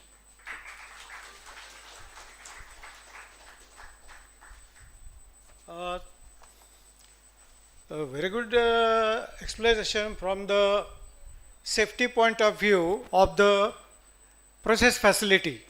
In industries, water facility is considered as a lower stable, not like explosive or highly inflammable in other hazardous industry. But as he said, HAZOP, it is coming under the risk engineering, hazardous identification, hazardous analysis, hazardous operability study, health risk assessment and QRA, quantitative risk assessment. These are the 5 elements for that.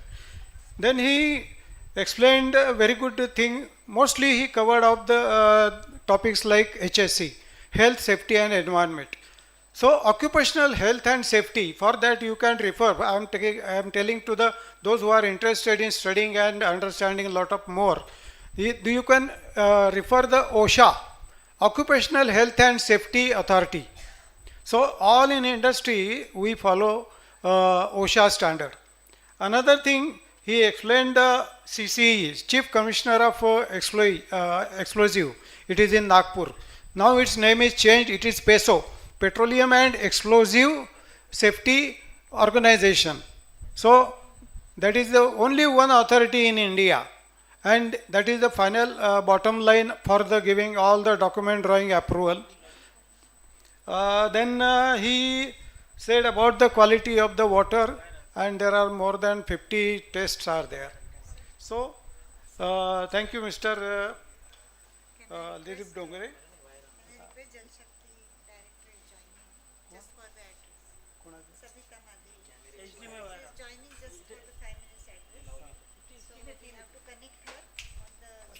Okay, connect करते का? You can continue talking. Continue करो. मी आता हरीश ने आहे. Okay. Sir तुम्हाला cordless देते का? ते जरा लिंक शेअर. Okay. तुम्ही बसू. आम्ही लिंक बनवतो.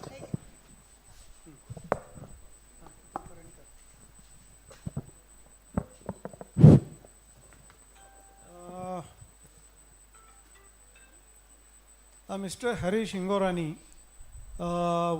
he is Executive Director retired and technical from VETSATCAD Solution Bhopal, and he is capacity building expert.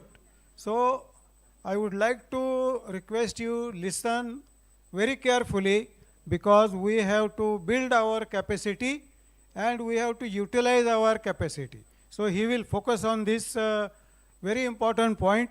This is not 21st century, this is 21st century, not 20th. So he will advise you, though he is around 80 plus age, he is going to give you the very good advice for the capacity building, and later on you can utilize it. Mr. Harish Ingorani. Anyway, first of all, I am paying the homage to Dr. Kadle, and I am very much thankful to Dr. Mangla Kadle, who has invited me to deliver this talk today. Basically, my lecture or talk is not a scientific, not a technology based.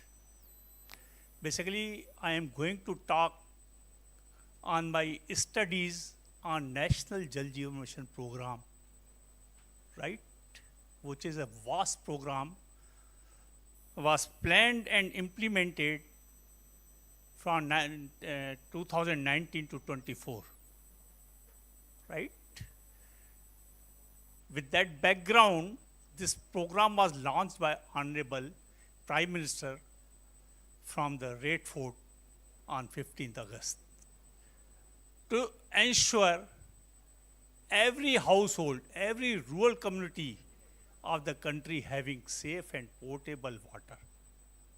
I am repeating the word, safe and potable water in adequate quantity.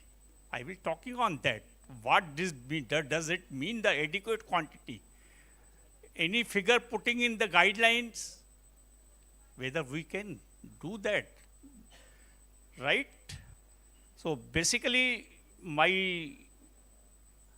key presentation is gaps and shortcomings with the Jal Jeevan Mission guidelines as well as implementing agency.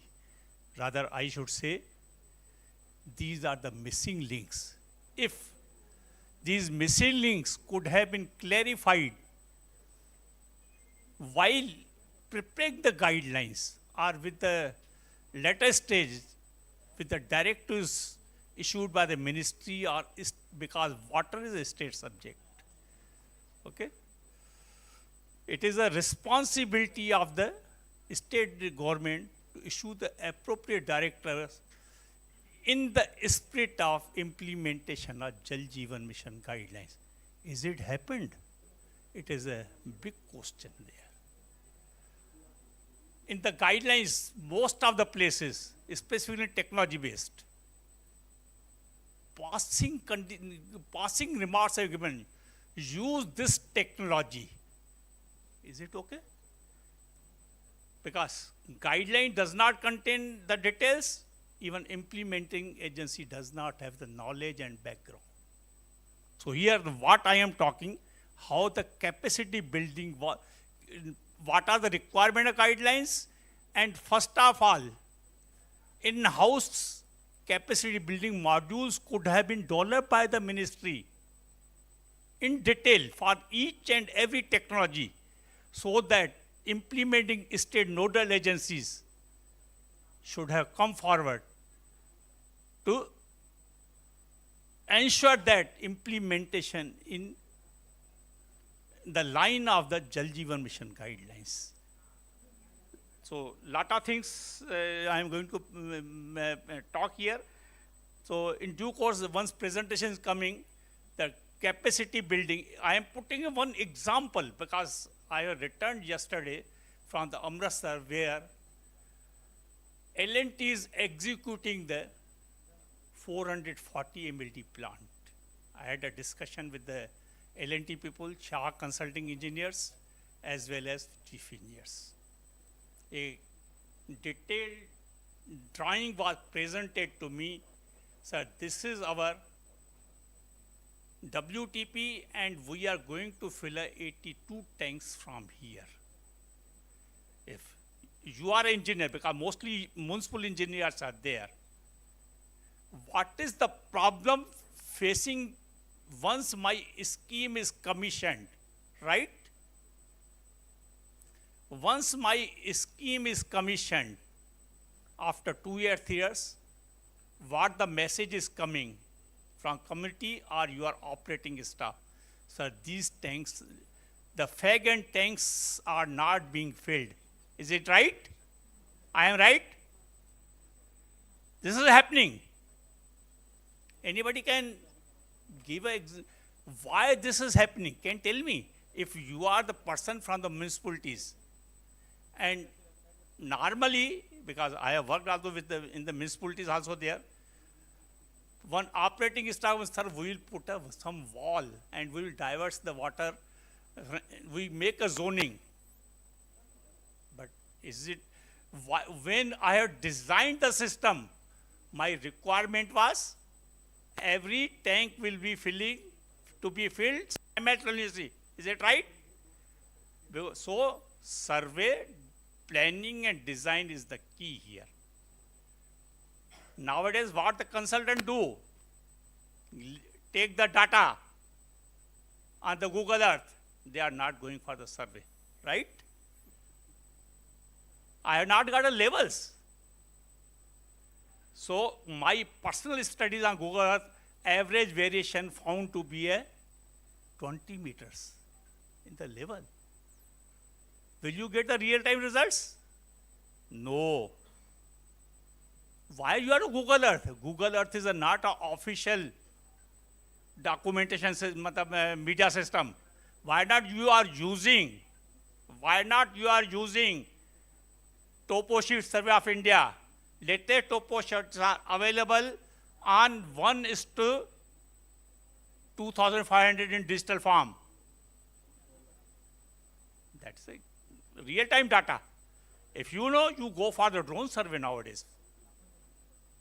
Because my survey is wrong, I cannot get the results. So I'm coming back to my topic. This is the basic of survey and drawing if you have got.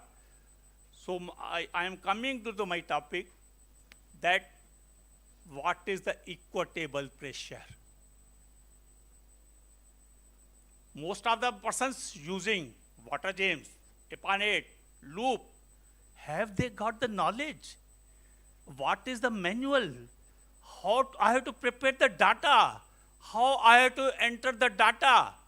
How to optimize the things? No, because capacity building is not there. One day, water gem person comes to your office, sir, purchase my software. But he is not ready to give you a proper training, and ultimately the person, I need the person who has the background of the hydraulics. Most of the consultants in the Jal Jeevan Mission I have seen, they are hiring some retired junior engineers because they were practically working in the field. They don't have the knowledge of the design and planning. Really, it is a sorry state of affair. And they have put on the designs. I am giving you example of this system.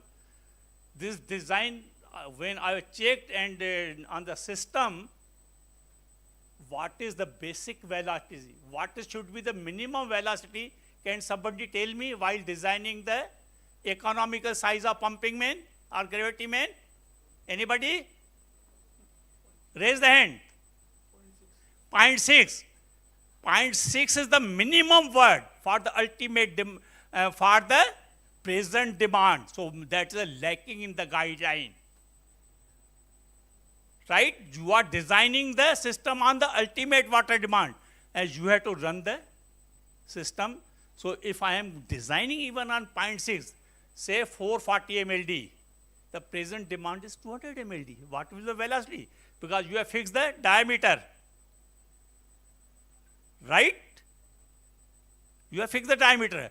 But when you go for the, if you go through the CPHO manual, since old days, because I was entered departments in 1972.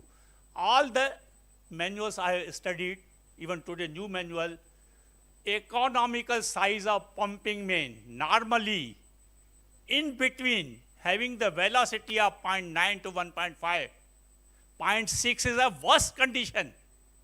So when I check that velocity of the system, they have designed its system with the 0.5, 90% of system, and with the, when I checked it for the present demand, it is 0.24. What will happen for the future? Right? This is, I am giving you a finest example. Yesterday I have seen what here consultants are doing. See, overcosting.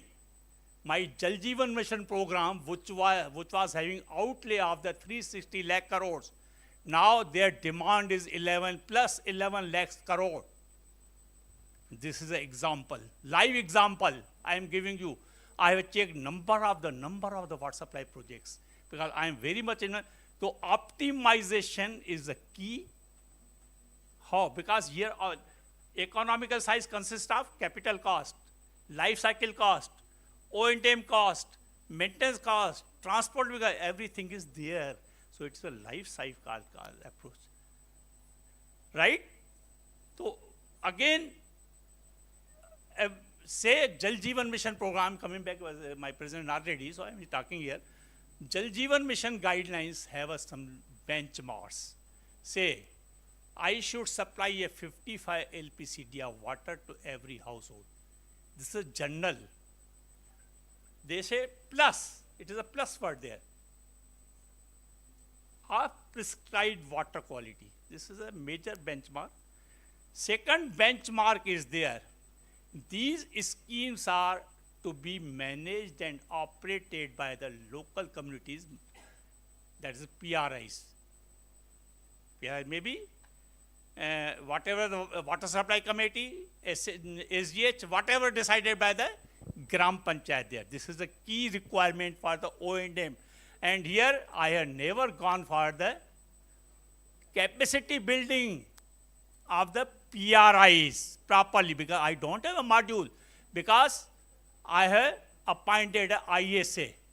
अब मैं ISA की बात कर रहा हूँ. जब जाते हैं होता क्या है सर, ISA में तो 4 आदमी ले लिए NGO के, पॉलिटिकली आए थे, उनको तो नॉलेज ही नहीं है. जल जीवन मिशन है क्या, अमृत 2 है क्या? बिकॉज यदि मैंने O&M, अभी साहब ने बात की थी कि O&M इज अ की, O&M सस्टेनेबिलिटी इज अ की. आप इम्प्लीमेंट तो करके जाओ, कोई चिंता नहीं. किसको करना है? म्यूनिसिपलिटी को करना है, PRI को मेंटेन करना है. उनके पास न तो ऑपरेटिंग स्टाफ है, न प्लम्बर्स हैं, न आपने उनकी ट्रेनिंग की है, न अकाउंटिंग की ट्रेनिंग की है. Nothing. And major benchmark is there. Your revenue should be, O&M should be more than revenue. Is it possible? No. Again, अभी हमारे प्रीवियस स्पीकर ने बताया था सस्टेनेबिलिटी के 4 pillar. Source sustainability, system sustainability, O&M sustain, finance sustainability and social and environment sustainability. But वहाँ पे एक जो मिसिंग लिंक था, जो भी जल जीवन मिशन में और अमृत 2 में है, at the centre of the sustainability it is a community. At the centre of the sustainability community. जब तक आप उनको कैपेसिटी बिल्ड नहीं करोगे, because you are only a technical supporting agency for planning, designing, and Jal Jeevan mission guideline says every scheme should be planned in consultation committee, but not happened. Not happened. Right? Because I am ISA or any agency is ISA. Right? So, committee is in the center of the sustainability. So, I am coming to the source sustainability, which is a major challenge. आज की तारीख में यदि आपने देखा होगा, आपने paper में पढ़ते होंगे, महाराष्ट्र के, मैं तो महाराष्ट्र की बात कर रहा हूँ, मैं छत्तीसगढ़ मध्य प्रदेश की स्टडीज बात नहीं कर रहा हूँ. आप पेपर में पढ़ते होंगे सर, गर्मियों में इस गांव में तो वाटर ट्रांसपोर्टेशन हुआ. क्या हुआ मेरे जल जीवन मिशन का? कुछ नहीं हुआ. टंकी खड़ी है, पाइपलाइन डल गई,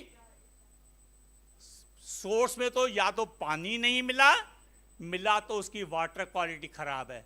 हमने वाटर क्वालिटी के लिए प्रॉपर टेस्टिंग और मैनेजमेंट तो किया ही नहीं, न उनको प्रॉपरली. हम पुराने ज़माने में जी रहे हैं.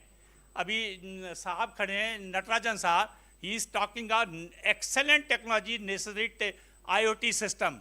तो service delivery is required to be ensured through proper. I am talking proper. मैं कोई अमृत 2 की बात नहीं कर रहा हूँ, but appropriate service delivery system. कम से कम आप पीजोमीटर लगा के ग्राउंड वाटर टेबल तो नाप सकते हो. राइट? एक क्लोरीन को नाप सकते हो. राइट? एक आध सिस्टम में हम प्रेशर नाप लिया. 3-4 चीज़ों को तो IoT बेस पे हम ले ही जा सकते हैं. तो और दूसरा, सिंपली ओवरहेड टैंक भर गया तो डेली वाटर सप्लाई लेवल से आप पर कैपिटा तो निकाल सकते हो. यदि नहीं हुआ तो पता पड़ जाएगा सब, कहीं पंप तो खराब नहीं हो गया मेरा, ये ट्यूबवेल में पानी तो नहीं कम हो गया. These are the basic indicator of service delivery there. Right? तो these are the small example what I am taking. And further financial मैं आता हूँ सिस्टम सस्टेन, जो अभी मैं बात कर रहा था. यदि मेरा सर्वे, डिज़ाइन और प्रॉपर मैनेजमेंट है स्कीम का, तो ट्राई टू ऑप्टिमाइज. जो अभी मैं बोला हाई कॉस्ट बढ़ गई, ये सिस्टम. दूसरा एप्रोप्रिएट चीज़ जो चैलेंज मैंने देखी फिर जल जीवन मिशन के अंतर्गत, मैं कोई चैलेंज नहीं कर रहा हूँ, but selection of pipe material plays a vital role, जहाँ पे मोस्टली पॉलिटिकल इन्वॉल्वमेंट होके. आप ये बताइए, PVC पाइप, HDP पाइप लाके कॉन्ट्रैक्टर ने 6 महीने साइट पे रख दिया, क्या होगा? बिटेल हो जाएगा. हो जाएगा? Is it useful? उसकी 30 साल की सर्विस लाइफ नहीं है होगी फिर. This is example. तो these are the issues. Then सबसे बड़ा है O&M sustainability. I am coming in the background क्योंकि सीक्वेंस में नहीं है मेरा टॉकिंग अभी presentation, but I am coming for the every water supply system. I recommend here from this dais. मेरी पिछली बार आदरणीय कर्डले जी से भी चर्चा हुई थी. उन्होंने बोला था हम आपका उपयोग करेंगे. Try to go for the implementation of the solar pumping system. आप कोई बताएगा कि O&M की जो कॉस्ट आती है एनुअल O&M कॉस्ट में पावर बिल्स कितने होते हैं? रफली 50 to 70%. राइट. यदि मैं उसका 90% भी ऑप्टिमाइज कर देता हूं, वाट यूर. अभी किसी ने बोला था गोवा से कि मेरा 20 रुपए पर किलो लीटर की कॉस्ट ऑफ प्रोडक्शन वाटर है. I give a challenge. I can reduce it to the only 5 rupees which is sustainable to the community. Right. Which is sustainable to the community. So adopt the technologies properly. और कुछ नहीं, उसे design हैं. तो उस type से यदि हम छोटी छोटी चीज़ों को ध्यान रखे होते गाइडलाइन में. अब एक उसमें प्रेजेंट आया क्या प्रेजेंटेशन? आप तो सीधा आ जाओ केस स्टडी. बस हो गया, हो गया. हरीश, मैं क्विकली चल जाऊंगा.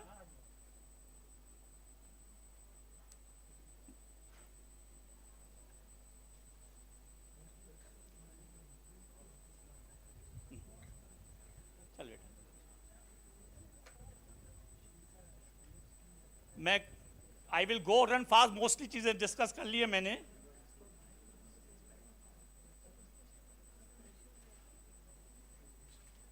I am also basically paradigm shift was reliability and affordability of water at every rural. I am talking reliability word. Reliability, क्योंकि मेरे पास तो सोर्स ही नहीं है. क्या रिलायबिलिटी है? मेरे पास तो पाइप खराब यूज है. क्या रिलायबिलिटी है? कुछ नहीं है. राइट. इंफ्रास्ट्रक्चर से बात कर ली मैंने. सबसे बड़ा चीज़ है, यदि सभी ने बात की, मैं बात से नहीं करूँगा, quality is a major challenge to the health. Right.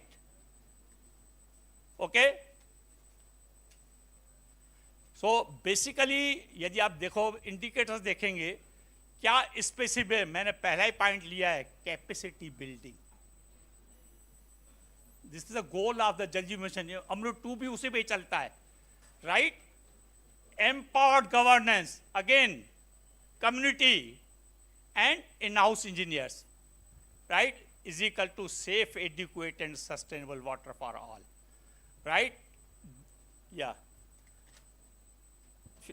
I am measurable, achievable, relevant, everything. You can go through the presentation, and only I will talk what the Jal Jeevan Mission guidelines suggested. Adopt the CPHO manual for the planning and design of Jal Jeevan Mission, right? But most of 60% is still sources of the rural water supply scheme. Even some small towns are based on the groundwater base. What is the life of groundwater? Nobody considered. How your life can be 30 years there? It is a big question in the guideline. So everything you can go. I am coming only straight away case studies. Only see, adoption of solar energy, already I have talked. And I have designed some new technology across the world, how to ensure the more 50% additional water from the solar water pumping system. So here, you see this is an excellent presentation. If you go through the JJM guideline page number 54 and 55, they suggest that use the hydrogeomorphological maps to identify the location of the groundwater source which can be a sustainable. Secondly, how to identify the recharge structure location. So this is a case. I have conducted real-time case studies, 3 villages of the Chhattisgarh, in 2 villages. In the village, because everybody talks that I need a 2 billion village. This is not possible in sustainable manner. At one place, I had identified a location 2.5 kilometer away, having discharge of 16,000 LPH. Similarly, at second place, again because geology plays a major role here. Lineaments, fault and fissure plays a major role here. Already these documents are prepared by the ISRO and handed over the ministry, available. Even urban small towns can be used the things. Accordingly, this is a case study. So, issue was taken up by Mr. Natarajan, on-site quality control system. आप एक spring balance लेके pipe का wait तो check कर सकते हो ना site पे. हम कॉलेज थोड़ी भेजेंगे. एक आरी से पाइप तो काट सकते हो ना साइट पे, राइट? एक स्क्रू गेज वर्नियर कैलिपर से थिकनेस तो पाइप की नाप सकते हो ना आप. What's the problem, right? एक रिबाउंड हैमर से साइट पे आप कंक्रीट की टेंटेड तो क्वालिटी चेक कर सकते हो ना. These are the digital small instruments I am suggesting, right? Water quality में हम पुराने ज़माने के दादा आदम से, मैं जब से डिपार्टमेंट में 2003-04 से ज़्यादा एफटी के यूज़ करते थे, हमने कभी डिजिटल इंस्ट्रूमेंट के उपयोग की बात ही नहीं की, जिसमें 90% मेरा लैब में ले जाना ख़त्म हो जाता. ये चीज़ें हमने छत्तीसगढ़ में यूज़ करके देख ली साहब. दिस IoT बेस्ड सिस्टम जो छोटा छोटा बताया था, नटराजन साहब वाली डिटेल डिस्कशन करते रहते हैं. तो अब मैं सजेस्ट किया छोटा छोटा सिस्टम उसका एक, और ये केस स्टडी रियली छत्तीसगढ़ में अडॉप्ट करके ट्राई की जा गई है. बढ़िया चल रहा है मेरा, और 4 या 5 ही पैरामीटर से कुछ ज़्यादा नहीं है. Thanks. Very good.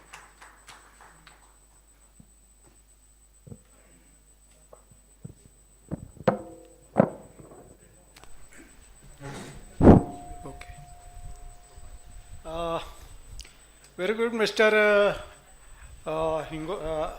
Harish Hingorane ji. If you have listened carefully, especially for the students, he gave right from beginning identification of this, that, whatever it is. Then he gave the example of the velocity. What is velocity?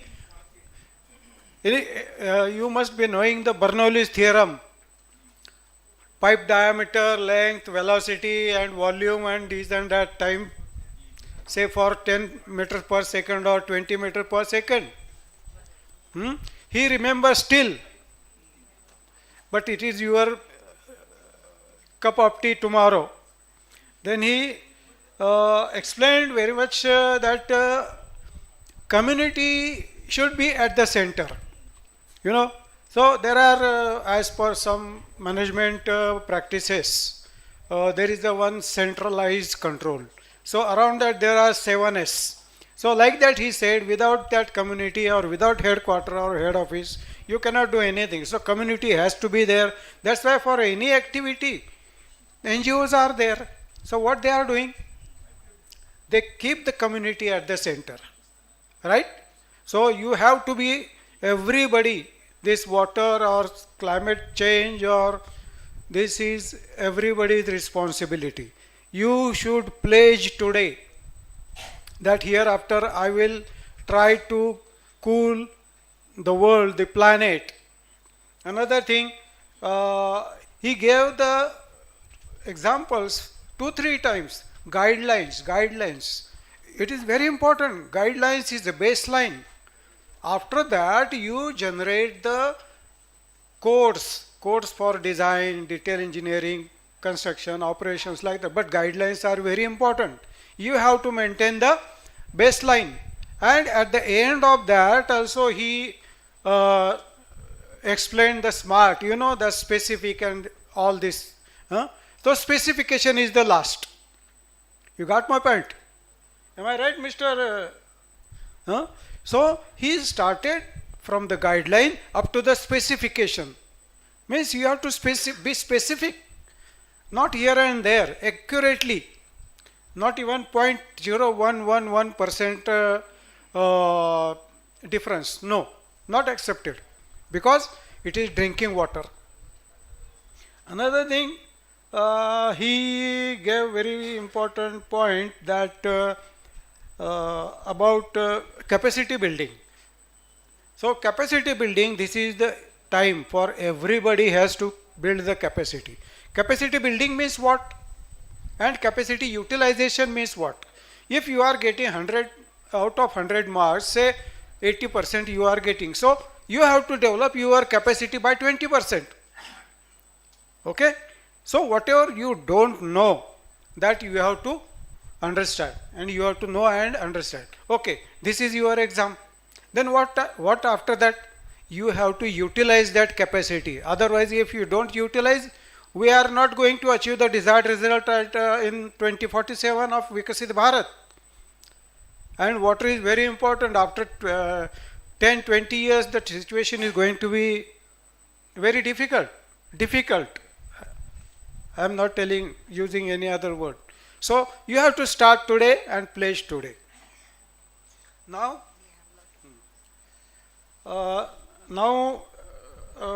Ms. Preeti Agarwal, she is Aquatech System Asia Private Limited as an application engineer. So everybody learns the science, technology, engineering, management, is that. But she is applying that knowledge to some other operations.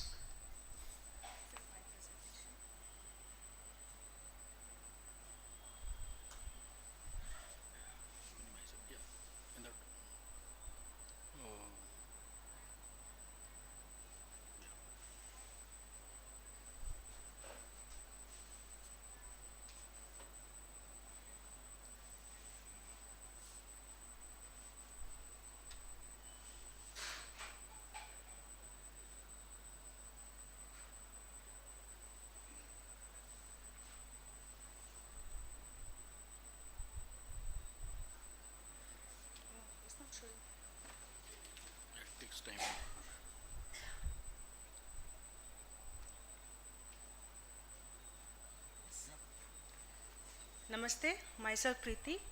Today I want to present urban surface water treatment, a case study. This case study is mainly related to Mula River, Pune. As you can see, there is a photo at background in the slide. This photo is related to Mula River. This is an aerial view of the Mula River. You can see this water is completely green in color, full with algae, and there is no flow. This pic is taken during the summer season. Can you believe this is the drinking water source at my house? And actually my society is located at the bank of this river, and this river is the only drinking water source for population of more than 1 lakh people living near to this society. This river generally doesn't originate from any natural source. These waters come from this river from the upstream dam, or maybe from the sewage treatment plant located near at the bank of the river. Treated sewage dumped to this river, and that treated sewage of someone or the released water from the dam becomes the drinking water source to my own people, to my residents, to my housing society. So as we all know, the river water degradation is very common these days, and the main reason is the untreated sewage discharge, industrial discharge, urbanization. And this river degradation mainly in Maharashtra is mainly high mainly in the summer.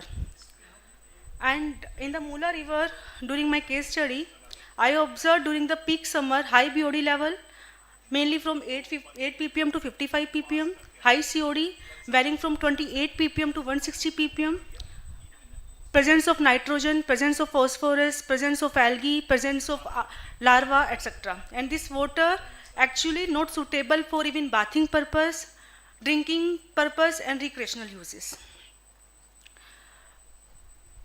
Society run its own water treatment plant, and this water treatment plant designed in 2010, about 15 years back. And the scheme is mainly mixing chamber where alum or PAC is dosed and hypo is also dosed, followed by flocculation tank, tube settler, and then clarified water tank, Hypo is again dosed as a post-chlorination. And this clarified water pumped to different user point, mainly 10 to 15 number, and each user point have DMF, ACF and UV. This is a very conventional treatment technology, and this is very commonly written in the books also. And this is the way we normally used to design the river water treatment or drinking water. This is the conventional treatment technology. There is no harm in that, but today live river is degraded and this treatment is not sufficient to handle the river challenges. So this you can see the top of the river full with algae.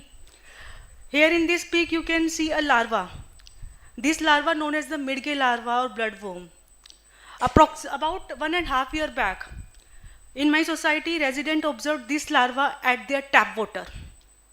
These larvae are 30 mm in size, can be visible with the naked eyes. Many newspapers about 1.5 years back reported this larva issue. Times of India, Pune Mirror covered this news in Hinjewadi phase 1. When this algae-ridden water feed to tube settler, it caused frequent choking of the tube media. Tube media get choked within a month. It required frequent cleaning during the peak summer. And when tube settler treated water feed to DMF ACF, it caused frequent exhaustion of the media. At the resident tap, the water was full with color, full with smell, fishy smell basically, low DO, and they were forced to drink that water and use that water for the bathing purpose and other uses. So working in this industry and being resident of the society, I try to found a resilient, sustainable and low-cost treatment solution.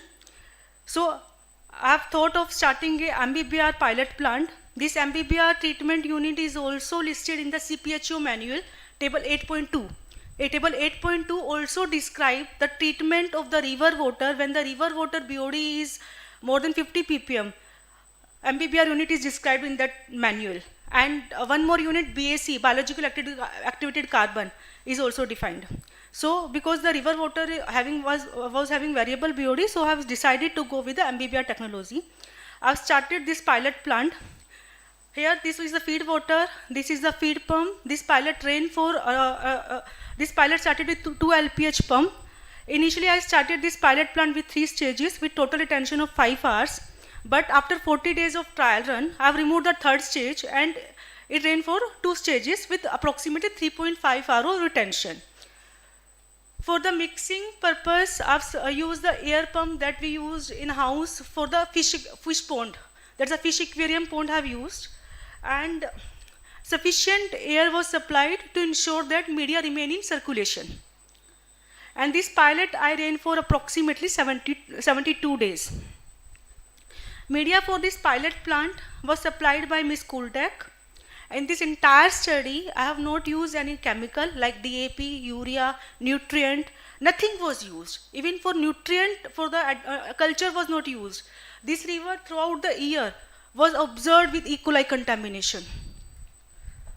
And there was a presence of algae also, so there was no need of even adding the inoculum in my pilot study. So I have not used anything except the air addition in my pilot in presence of media. So objective of this pilot was to evaluate the MBBR technology at the upstream of the existing tube settler unit to handle the organic load, mainly the BOD COD. And because the existing system was not able to handle the BOD load, because it is not designed for BOD removal. So I've tried this unit and explored this MBBR unit as a pre-treatment stage so that it can remove the BOD COD and downstream equipment life can be increased. So these are my pilot results. As you can see, the river BOD I found it highly variable, varying from 8 to 55 ppm during a span of around 72 days, where I have taken approximately around 15 to 17 samples for the lab analysis. And outlet of this MBBR pilot was varying from 1 to 10.2 ppm. The testing was done just after gravity settling. After the pilot outlet, I have just observed like sample was allowed to settle about 3 to 4 hours before giving to the lab for testing. There was a drastic reduction in COD is also observed. River COD, average COD was 67.7 ppm, and at the pilot outlet, average COD was 16 ppm. Drastic reduction in color, drastic reduction in turbidity, river turbidity is also observed. As you can see, from this curve. This black curve is the river BOD here in the left hand side, and the pilot outlet was always consistent, less than 10 ppm most of the time.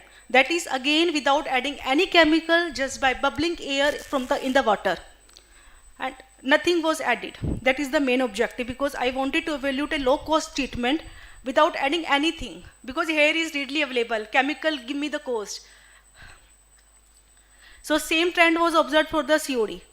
COD was always like average COD was less than 16 ppm all the time. So in this pic you can see the media. The white color is the media that I've used. This is 650 meter square per meter cube surface area media. This is the surface biofilm that observed in the first tank. This is the biofilm in the second tank. The second tank was acting as the polishing tank, and the first tank where the maximum reduction in BOD COD was observed. And this biofilm developed within a span of 7 days, because the river was full with algae, and that helped me without addition of anything, without addition of any inoculum, bacterial culture, because in the river throughout the year E. coli observed. So without adding anything, this biofilm developed within 7 to 10 days. And that this biofilm actually helped in the BOD COD reduction. In this pic you can see, the first pic is river water, full with color, full with turbidity. After like aerating the sample, after bubbling the air through my pilot plant, the color drastically reduced. River turbidity nature of the river turbidity changed a lot. Initially the water was turbid, but after the bubbling the air, turbidity nature becomes settleable. So in this pic you can see the pilot plant outlet was having visible low turbidity, low color. As you can see from this table, the color, river water color was observed varying from 23 to 179 ppm. 5 samples have collected for the color testing. And the outlet water color was observed between 6.5 to 34 ppm. And when this water, I believe when this amphibian treated water, when again treated with the coagulation, flocculation process in the tube settler, and again filter with the hypodosing, the color and turbidity will further improve. And the suspended BOD COD definitely will get decreased. So these are my result inferences. So initially I have talked about the bloodworm and larva. Actually, what is bloodworm and larva? These are actually a larva that survive and thrive in a low oxygen, low DO condition, and in presence of high organic. Inside my MBBR plant, I've increased the DO of the plant by bubbling the air. And in the presence of biofilm, the BOD COD get depleted. So chances of larva growth will be eliminated in the future. That I believe, because for the survival of microbes, if I remove one survival condition, if I remove the survival condition of any microorganism, that will definitely remove itself. For example, this larva, for their survival, they need low DO condition and high organic content. Both I have removed, so the larva will automatically removed in future if this MBBR used as a upstream at the upstream of tube settler unit as a pre-treatment. And this algae, second thing is algae suppression observed in the pilot plant, because algae survive in stagnant environment. In the MBBR there is a high agitation I have provided. So in high agitation environment, algae automatically die off. And in this entire study, I have not observed any clogging on the MBBR media itself. So MBBR media run very well in this, run very well and handle a wide variation in the river BOD COD level. And expected benefit, I believe, because in presence of high organic, alum and polydosing requirement in current system is very, very high. Can you believe the polydosing of 2 ppm and 50 ppm of alum in the current system that we are dosing right now? And normally we don't even design the system with such high concentration of alum, poly and hypo in the wastewater also. In the drinking water, such high concentration is very, very high. And because of I've removed the organic, so I believe that hypodosing and other chlorine requirement definitely will get removed. Chances of disinfection byproduct, if we set up this environment upstream of the existing unit, chances of formation of disinfection byproduct will also reduce. And this system is highly scalable. If further say river water degrade further down the time, I can easily scalable this unit by adding more media to my MBBR tank. I can increase the fill ratio of media from say 30% to 50%, 60%, 70% depending on the river degradation. And this is a reliable and safe technology because in this technology, no chemical was used. Biodegradability index of river water was very high. Nitrogen and phosphorus was already present.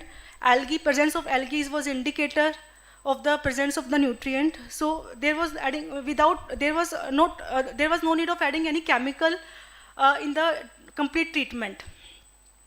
And it is good that we should not use any chemical or try to use minimum chemical in drinking water treatment.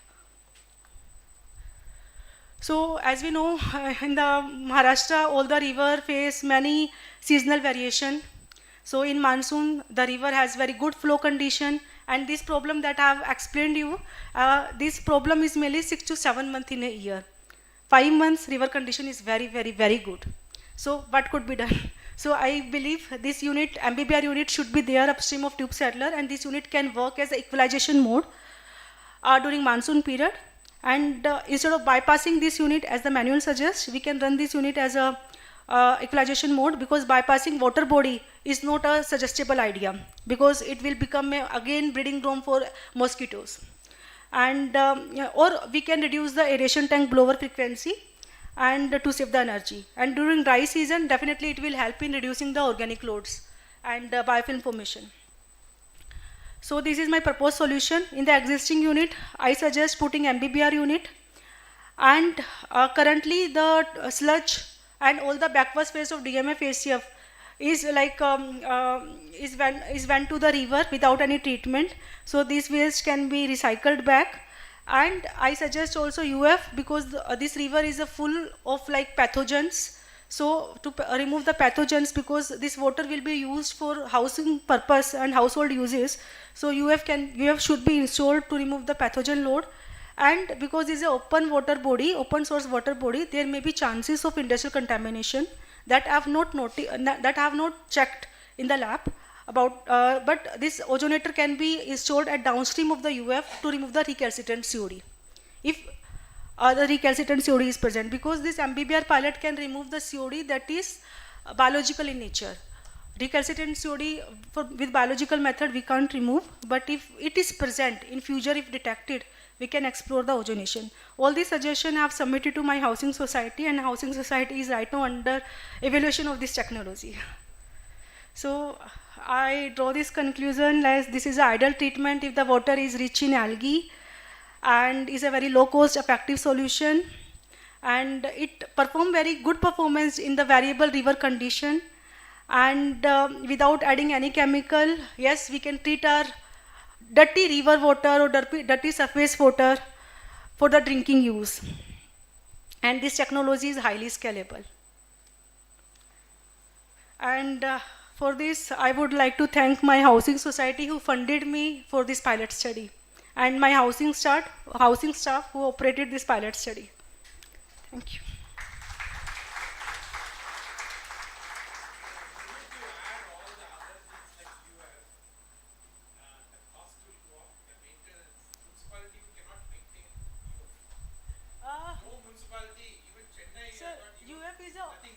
Yeah, UF is an optional treatment just to remove the pathogen. To remove the organic, UF is not recommended. If we are able to maintain the FRC inside the water pipeline, then there is no need to like add UF. So UF is just to handle. This is not a project of Aquatech. I'm not representing Aquatech here. Yes.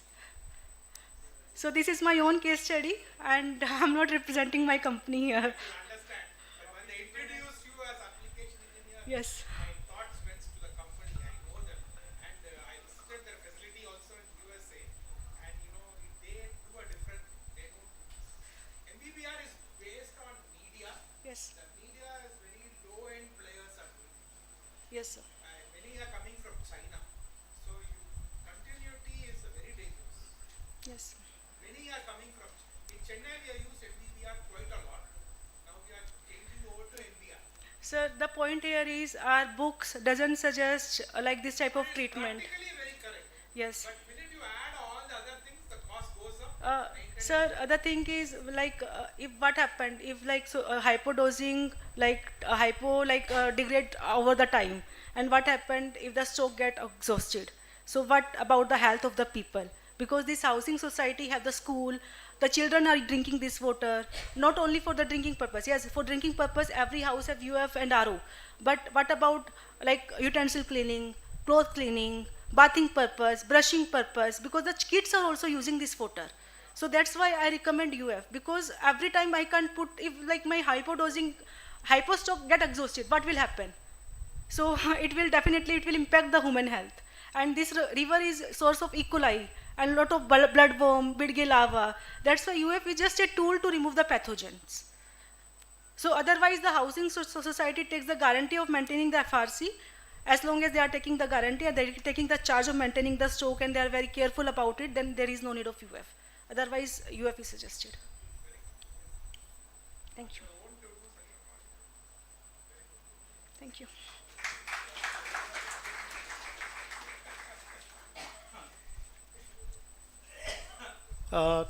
Thank you, Ms. Preeti ji. You tried to explain the pilot base, your experiment and database that could be useful in future. Now the next speaker is Mr. Tarun Mishra. He is from Calcutta Tega Industry.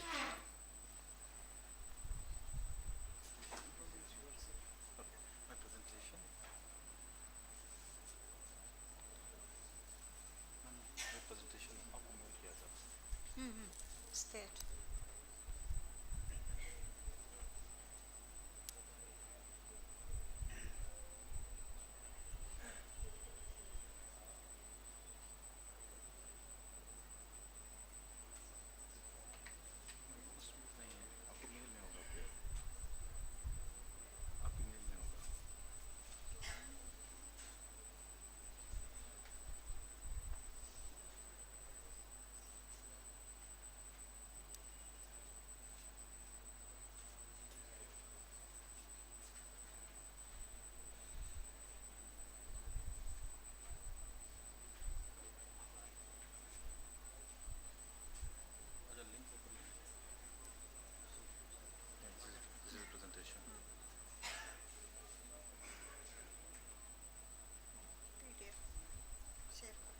Download करा ती आणि तिकडनं व्हॉट्सअपला टाक.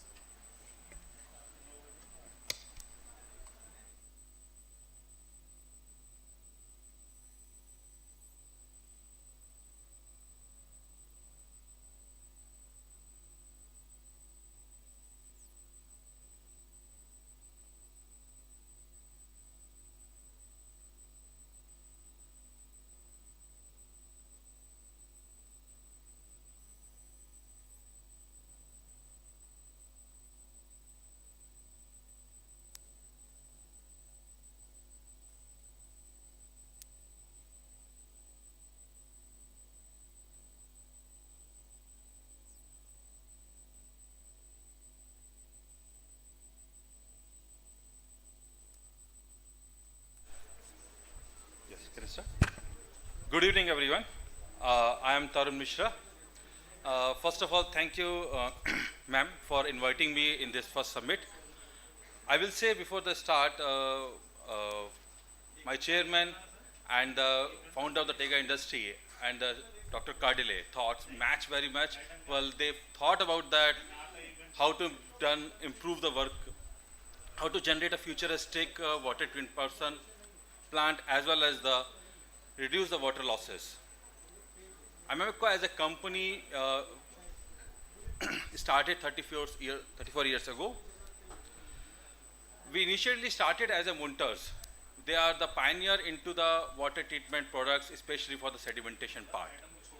Later, when they went out of business, MMECO take part of that and renamed that, and we are keep working on that still and developing product day by day, new products.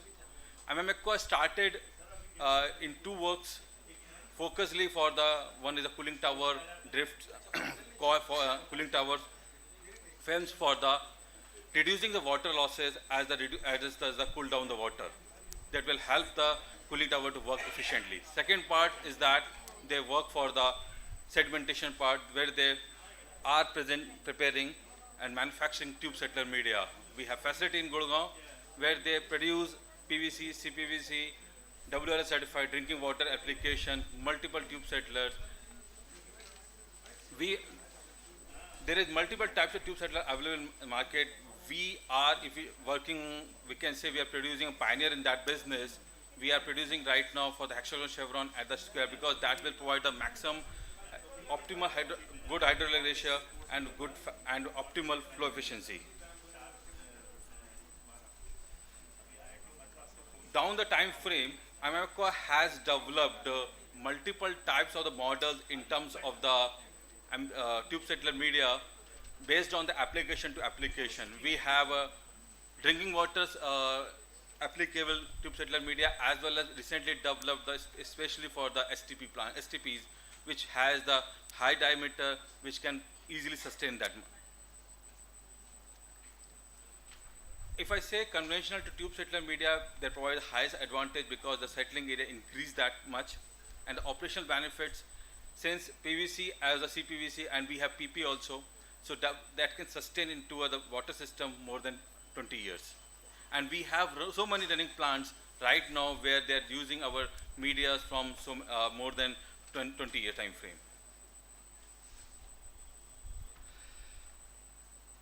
After adding, we can say, more sustainable solution, we say provided tube settler media, developed, improving the performance of the settling work. We also done one more job. We have combined HRSSC with the tube settler media sedimentation part and developed a new one is called solid content clarifier SCCX. That is a better part because it in which the flocculation facility is inside the tank also already, and that can provide the high flow velocity up to 1.6 meter per hour.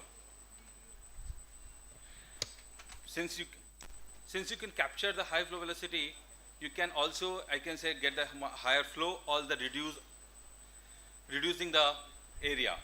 Where right now the more crisis about the area availability in the plants, so we can reduce the sizes of the tanks and get the more efficiency.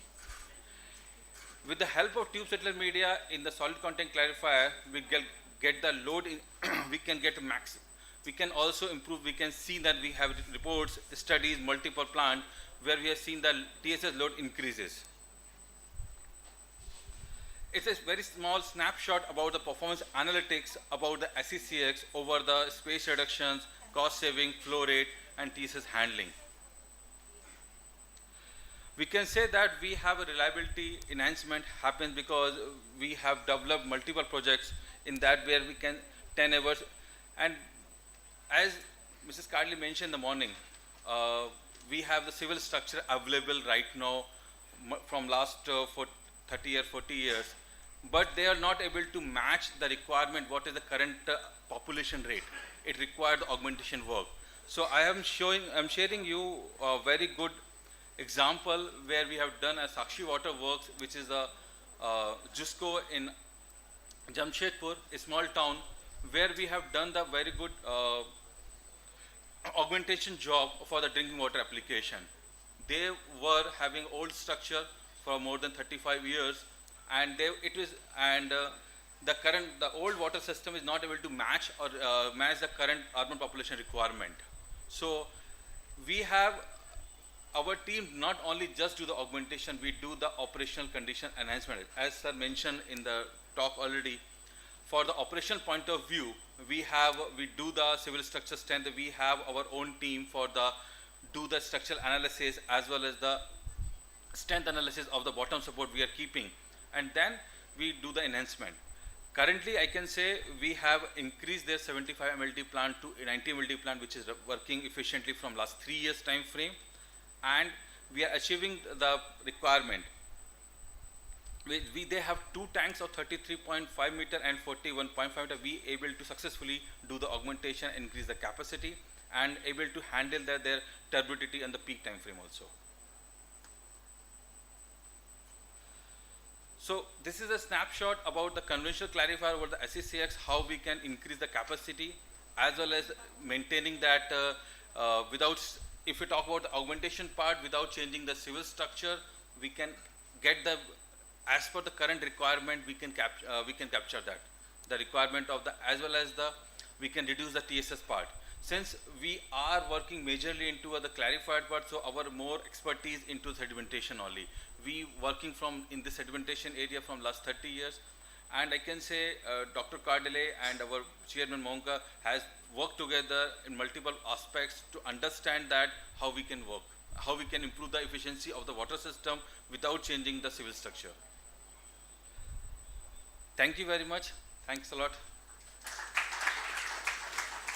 Thank you. Yes, ma'am. In Adani, in Salori. Adani Salori. There is one. Because we are basically a product company, so we are work with multiple companies. For example, we have worked with Adani in Bhagalpur. Along with that, where we supplied the tube settler media, bottom support. We did but we didn't do the civil work. Thank you,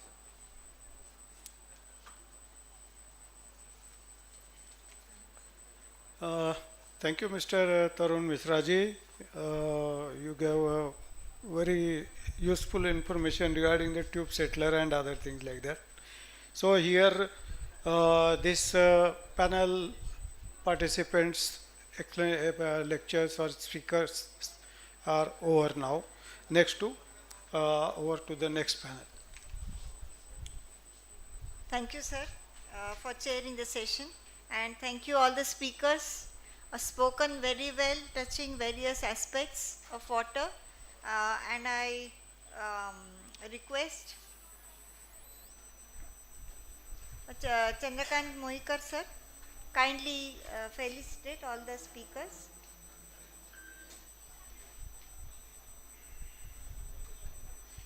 Felicitate the speakers one by one. Yes. So, first one, Mr. Anant Vacha Sundar. Felicitate. तुम्ही करायचं.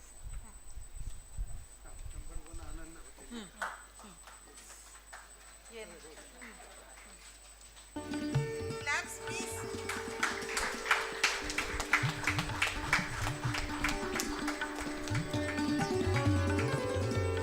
The next one, Dr. G.K. Khadse. Kindly accept the felicitation, sir.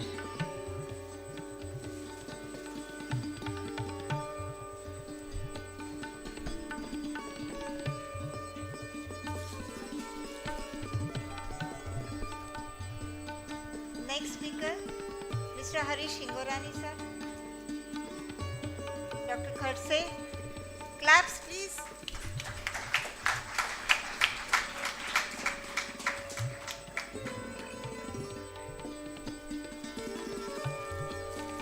Mr. Harish Hingorani, sir. Love. Okay. Okay. So, next speaker is Mr. Dilip Dongre, sir. Claps, please.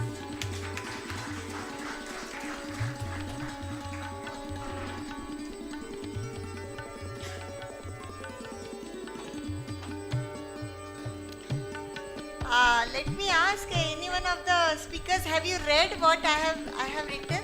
Have you read it? Okay, so Miss Preeti Agrawal. So for the audience, I'll definitely read what is there.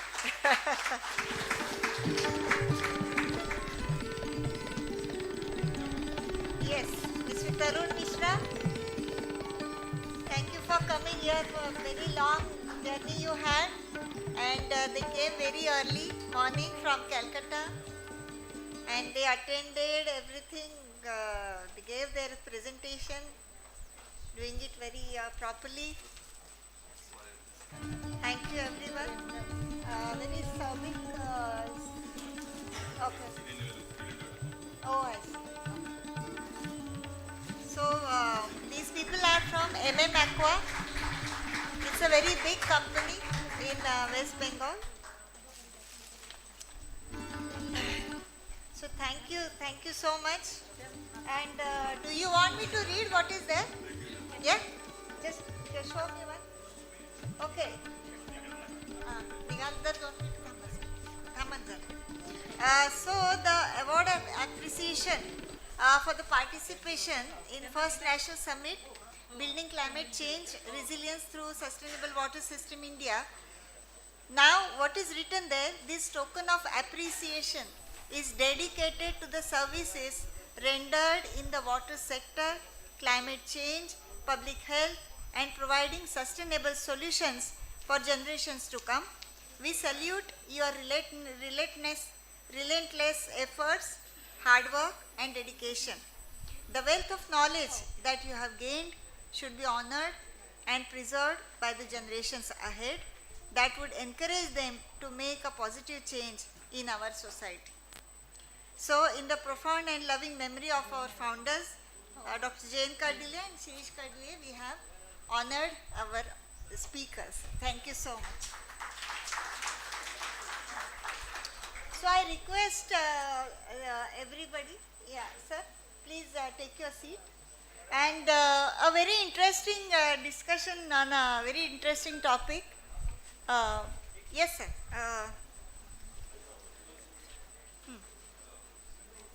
Yes.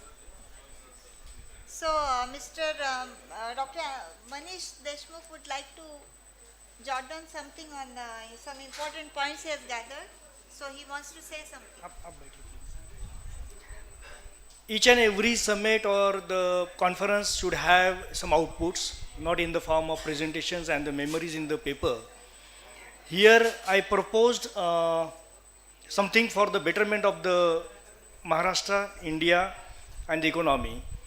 Because I belongs to, or currently I'm working at Palghar. So Palghar is very known recently for the Wadhavan port, which is approved deep sea port at Wadhavan, Palghar district. The groundbreaking for starting the construction was done by the Prime Minister Narendra Modi ji on 30th April 2024. This Wadhavan port is expecting or estimating the investment of 76,220 crores, means 9 million US dollar.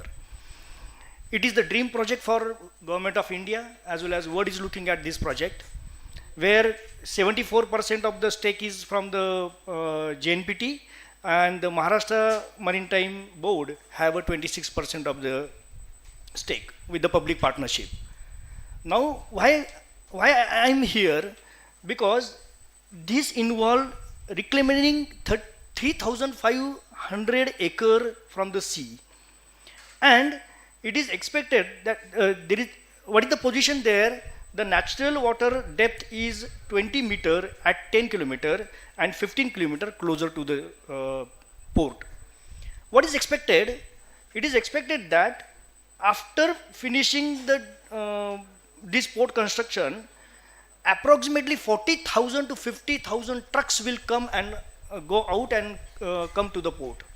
Means there are migrations from few lakhs of people. There are trucks are coming for the loading unloading.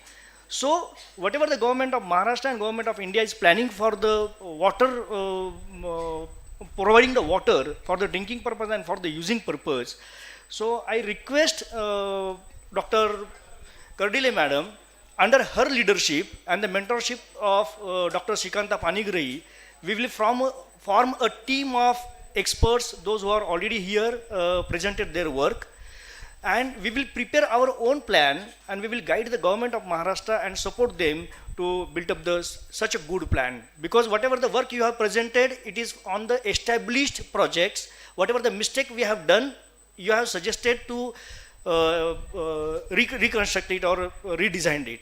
But here, the Wadhavan port is, we are establishing it. So from the beginning, if we took the good efforts to provide the good water to the upcoming generations, so that will be the, what you can say, our contribution from the first summit to the government of Maharashtra and government of India. So it's my request to Madam, under your leadership, we will form a committee. Under the mentorship of Dr. Panigrahi, we will work on this particular project. Thank you so much. Thank you, ma'am. Thank you, sir, for the honor. And definitely, yes, sir is there and all of the mentors are there. and they will definitely guide in this project. Thank you very much. So the next, I request Anand Vachasundar sir to take over this panel and welcome these speakers.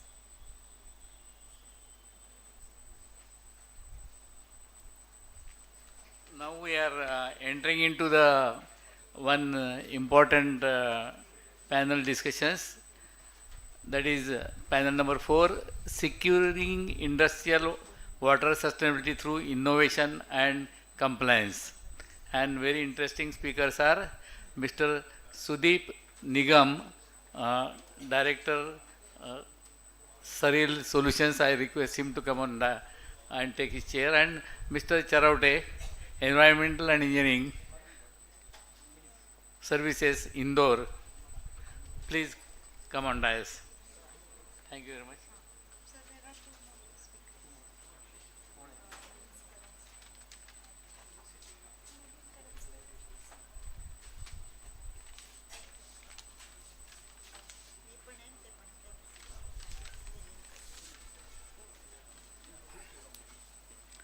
And once again, there are additional important speakers. Dr. Mr. Milin Karanskar, you are also there, and Dr. Mangal Kardile. Probably you know this efficient and eminent lady, so I request her also to come and sit on dais, please.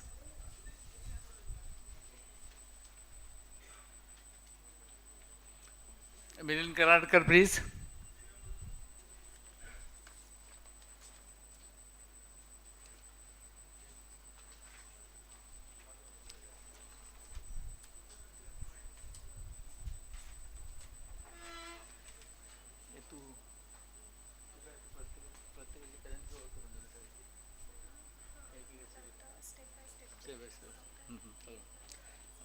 I will request Mr. Charaute, I will introduce this thing.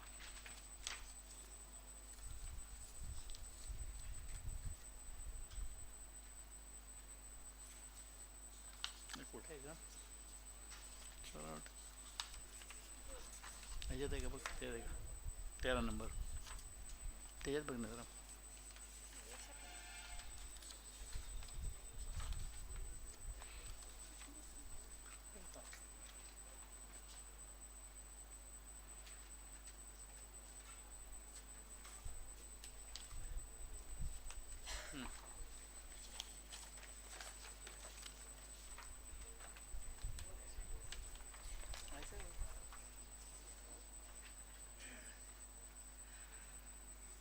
Mr. Vijay Sarate is my best friend for a long time.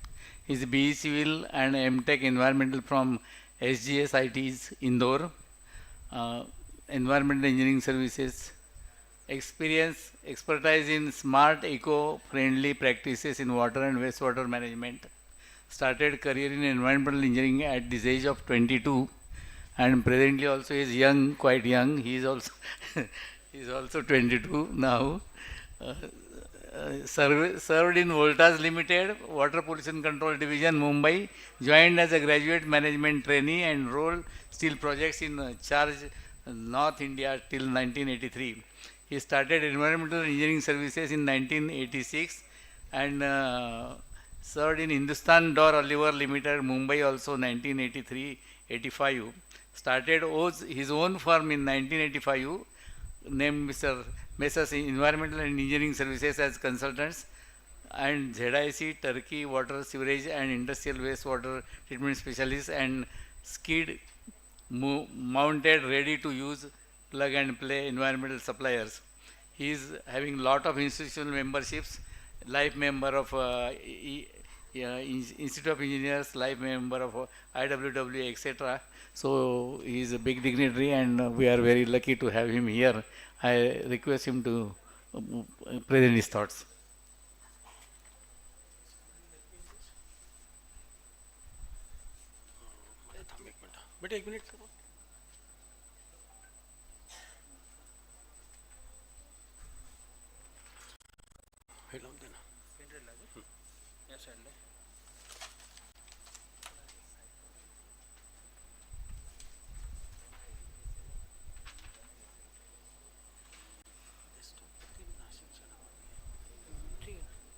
Already केले का download हाँ म्हणजे pen drive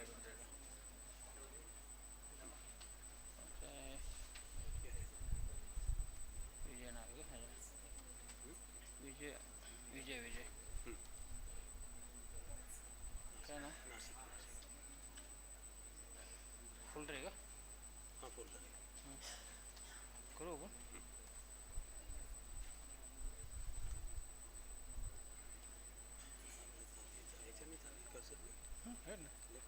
ठीक आहे हा next पुढची slide आहे कारण Thank you everyone.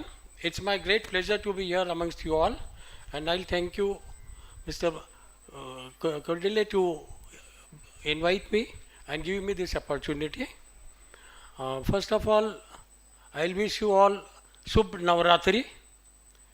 And just like Goddesses Navaratri has 9 roots, as we are all told, I was looking that water has so many different faces and different things. What we have been discussing since morning, we have been opening the faces one by one, but in my discussions, I'll be more of a practical person rather than being a theoretical. I like to share my experiences of almost 50 years since my graduation. The topic today being climate change resilience through sustainable water systems, industries, and I specifically put industries in India. And we help them restore the climate. The future vision, industrial wastewater management sustain, does help us in climate change. And I am thankful to the organizer DRMK Memory Foundation, Mental Health Aims, and ARDSI Nashik chapter. Like flood relief benefits to MP and MP Maharashtra, there is a river which is flowing. I'll try to stress to that tapping the Tapti river from the floody waters between Baranpur and Jalgaon. This project is a joint project of Maharashtra and MP, and this has got a clearance from Maharashtra. MP clearance is also got, but now this is pending for financial clearances because it's a very 20,000 crores project, and in such big projects normally the central government does almost 60-70% contribution and the rest is shared by the states. But by joining they'll be joining 2 channels running at least 110 kilometers and each feeding a small dam between 2 rocks hills, Khalwa and Amravati Kariya, Kutil Ghat. This will benefit 12 tehsils and irrigate 133 lakhs hectare land at this cost. Their soil investigation has been thoroughly done and they expect there will be more than 2 meters of standing water which will be irrigating and flooding the area. This is a positive side I thought I'll begin with. Similarly, I'll go ahead with the stories of Indian railways which I have faced so far. This water attitude is they experience that is save for tomorrow, that is the smart way, reuse for horticulture space process, and in fact they are recycling their water for washing engine, train washing, wagons, and wash construction use, and preventing land contamination, overflows, preserving and avoiding excess over drainage. They do not lose water, they also recharge water. I'll go to the slides slightly faster. Indian Railways, I have done 13 projects for recycling treated water in the last 2 decades, and tribute to them because the first project which I did was in Ratlam for diesel loco shed, and there we got the water because the wastewater comes from the engine is from battery acids, it's a coolant water, washings with lot of mud, muck and everything. So the first thing we had to do lab scale trials and convert that hexavalent chromium into trivalent chromium, and that water also they have started using for engine washing.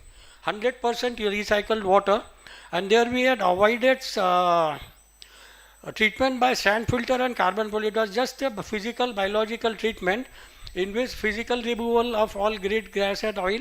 Specifically, they are more oily. So the moment we remove the oil, almost 60-75% of the load of the effluent is taken out. Subsequently, instead of sand filter, carbon filter and aeration, we had developed vertical biogravity biological filters where we had planted root zone plants. So after that success story, the DRDO Lucknow, and we kept on doing, but then they invented and they said that they abandoned the use of chromium as coolant, and they provided some different coolants, which all over India they had changed the coolants.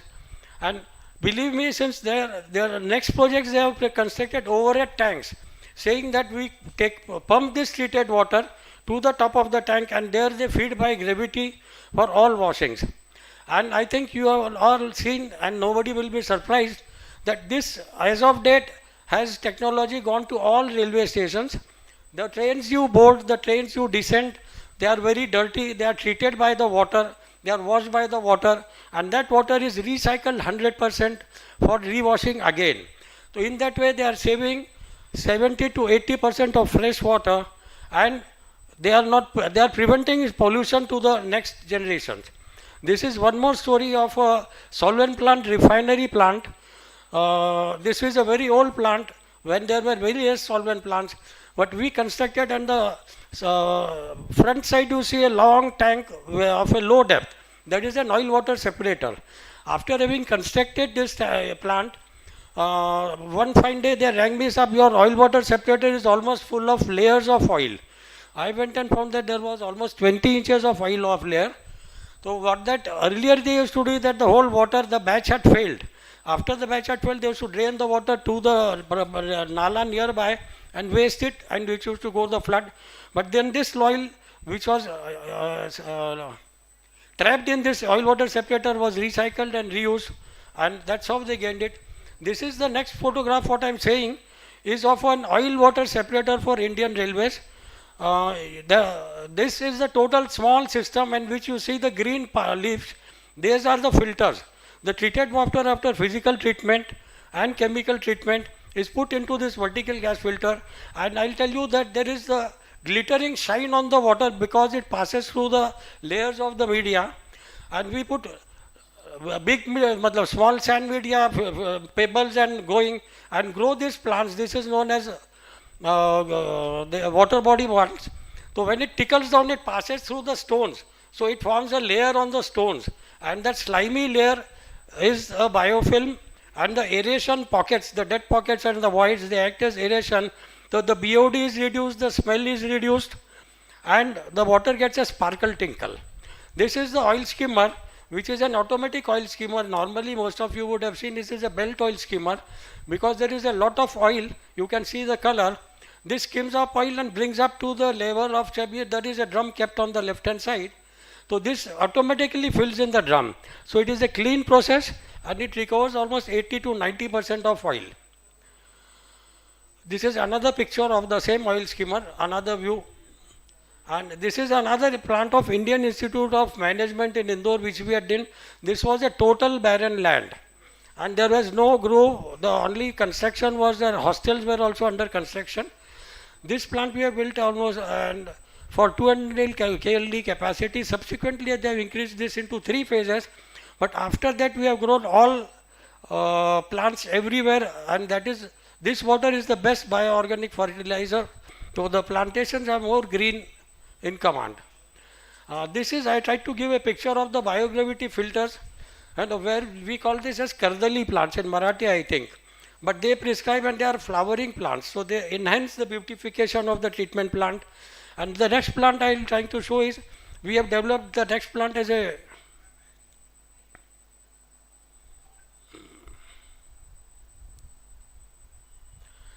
this is a plant for VE Commercial Vehicles Limited.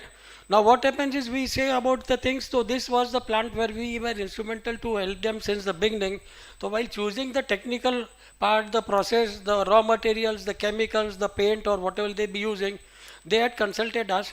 So In this plant, normally the first plant they had of Volvo Eicher was with 7-tank process, where the full body of the vehicle they used lift and put it into tank 1, tank 2, tank 3.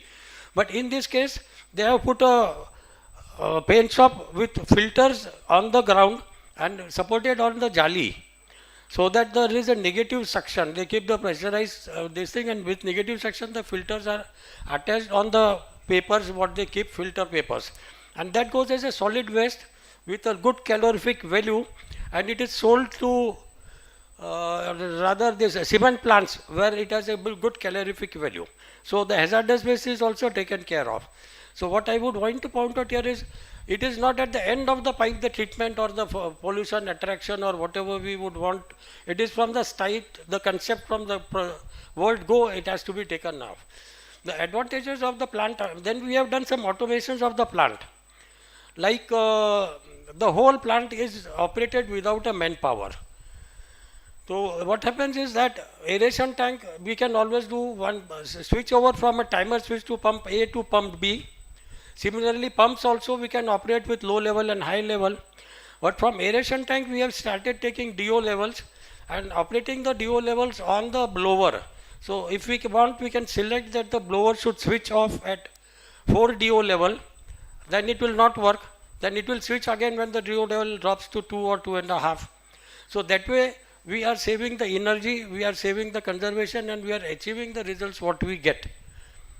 Similarly, we have, like this is an automatic plant where we are giving a 20x4 graphic display, and the pump changeover is automatic. It can be done with time scale based. The overall size is very small, and there is a mimic display giving remote fault alarms.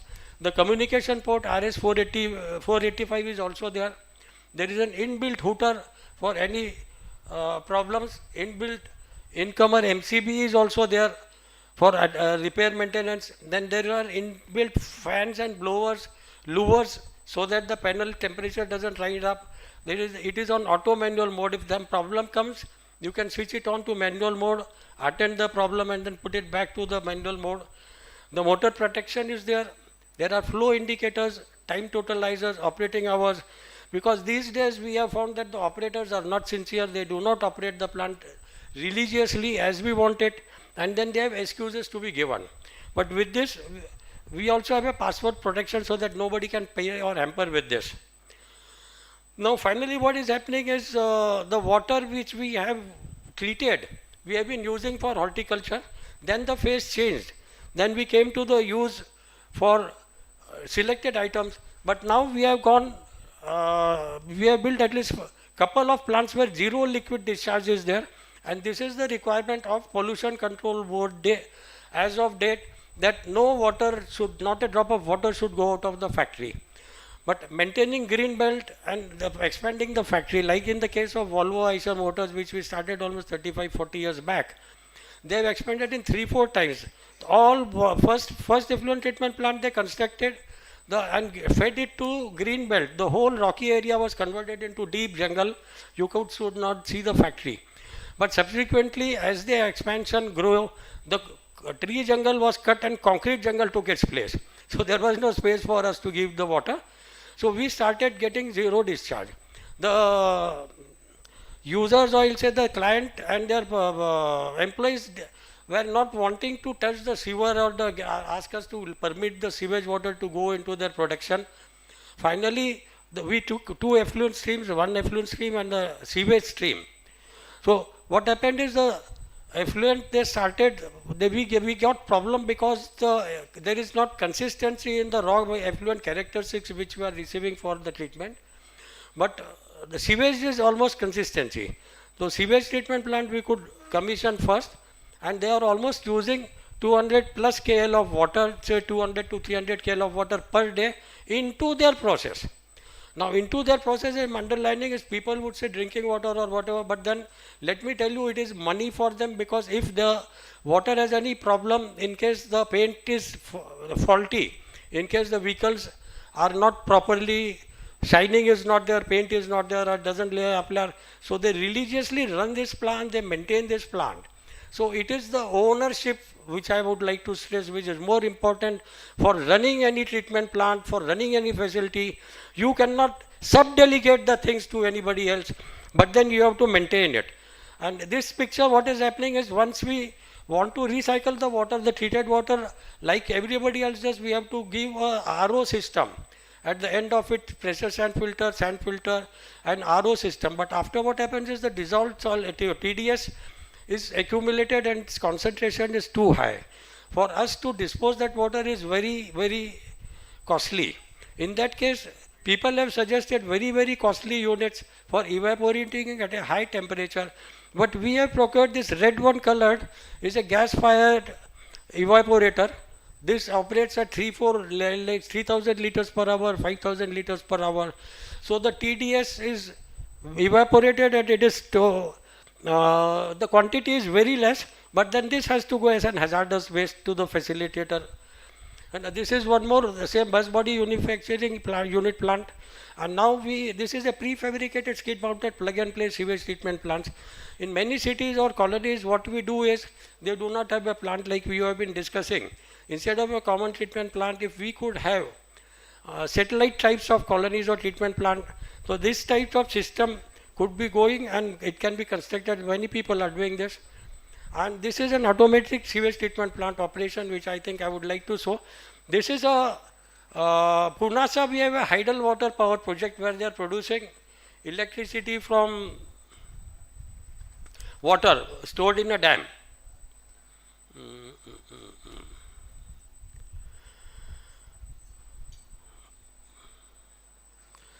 So actually the problem was that their plant, but I think till it's open, I can speak so that the time is not lost. They had a very old plant with a septic tank, where they had a septic tank, but then they gave us to augment the site. There were flaws in the tender, but then the same bit converted into an MBBR process, and I'll try once more. And the treated results are very good. In fact, they are happy, and they have more than 2 years. There is no manpower running. It is running automatically. And I'm sorry, this is not opening. This was a video film. And thanks for the patient hearing to everybody and giving me this opportunity. Small steps, what I would want to do together shall change the climate. What I've shown is a very small steps. But if I think big and cannot do it, then I may not be contributing to the change. Thank you.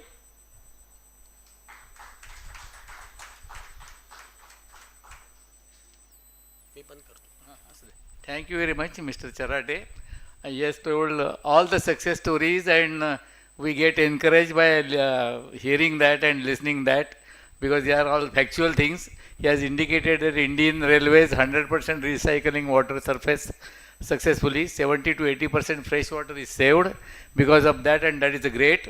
Oil and water separation of fuel is fueling the drums. Automation of plant, workmanless automation, zero liquid discharge, वगैरह. Thank you very much. Now I request our second speaker in this panel is Mr. Sudeep Nigam, and he is 35 plus years in water and wastewater treatment, water coordinator from Council of Water Auditors, Government of India, worked in Thermax, Vipro and all that, and he is a heavy metal treatment and recovery, chromium, nickel and copper, etc. and of that consultancy he is doing. Now he will be sharing his experiences. And we are having a lot of now senior fellows, but time is also money. So we will appreciate, they will restrict their time within say 10 minutes of time. Thank you very much. Thank you so much for introducing me, sir.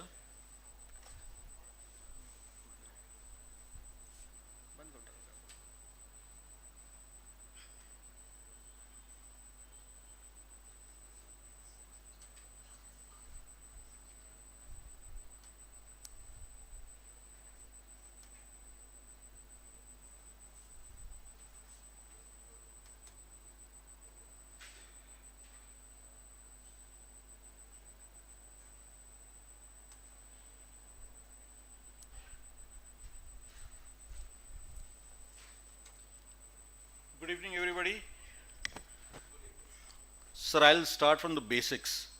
So I'll start with water and water management, because now what we are saying is in the first half we have seen people talking of raw water, drinking water and the other things, and at the same time we have seen water is a major issue in India. So I'll start from basics. So this is the basic water cycle which we have been learning from school days. So rain is happening, condensation is happening, rainwater is coming, and then we have drinking water. So major drinking water sources are river water, lake, pond, well, tube wells, tankers. Nowadays tankers are the major water supply businesses, and camel cart. I am saying camel cart because when I was working with Thermax, I was working for a project called Drinking Water Mission. We provided drinking water systems in Tamil Nadu, Rajasthan, Maharashtra and West Bengal.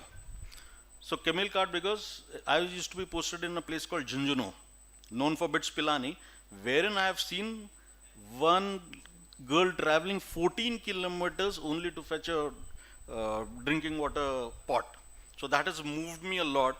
So I'm looking at a water recycle and reusing it. So now where do we stand? Where does India stand in terms of water availability and availability? So actually, how bad is our water? Water is very bad. We are all dry. We are all the cities are running out of water. We are contaminating the water like left, right, center. We have got water stressed. Whole country is water stressed.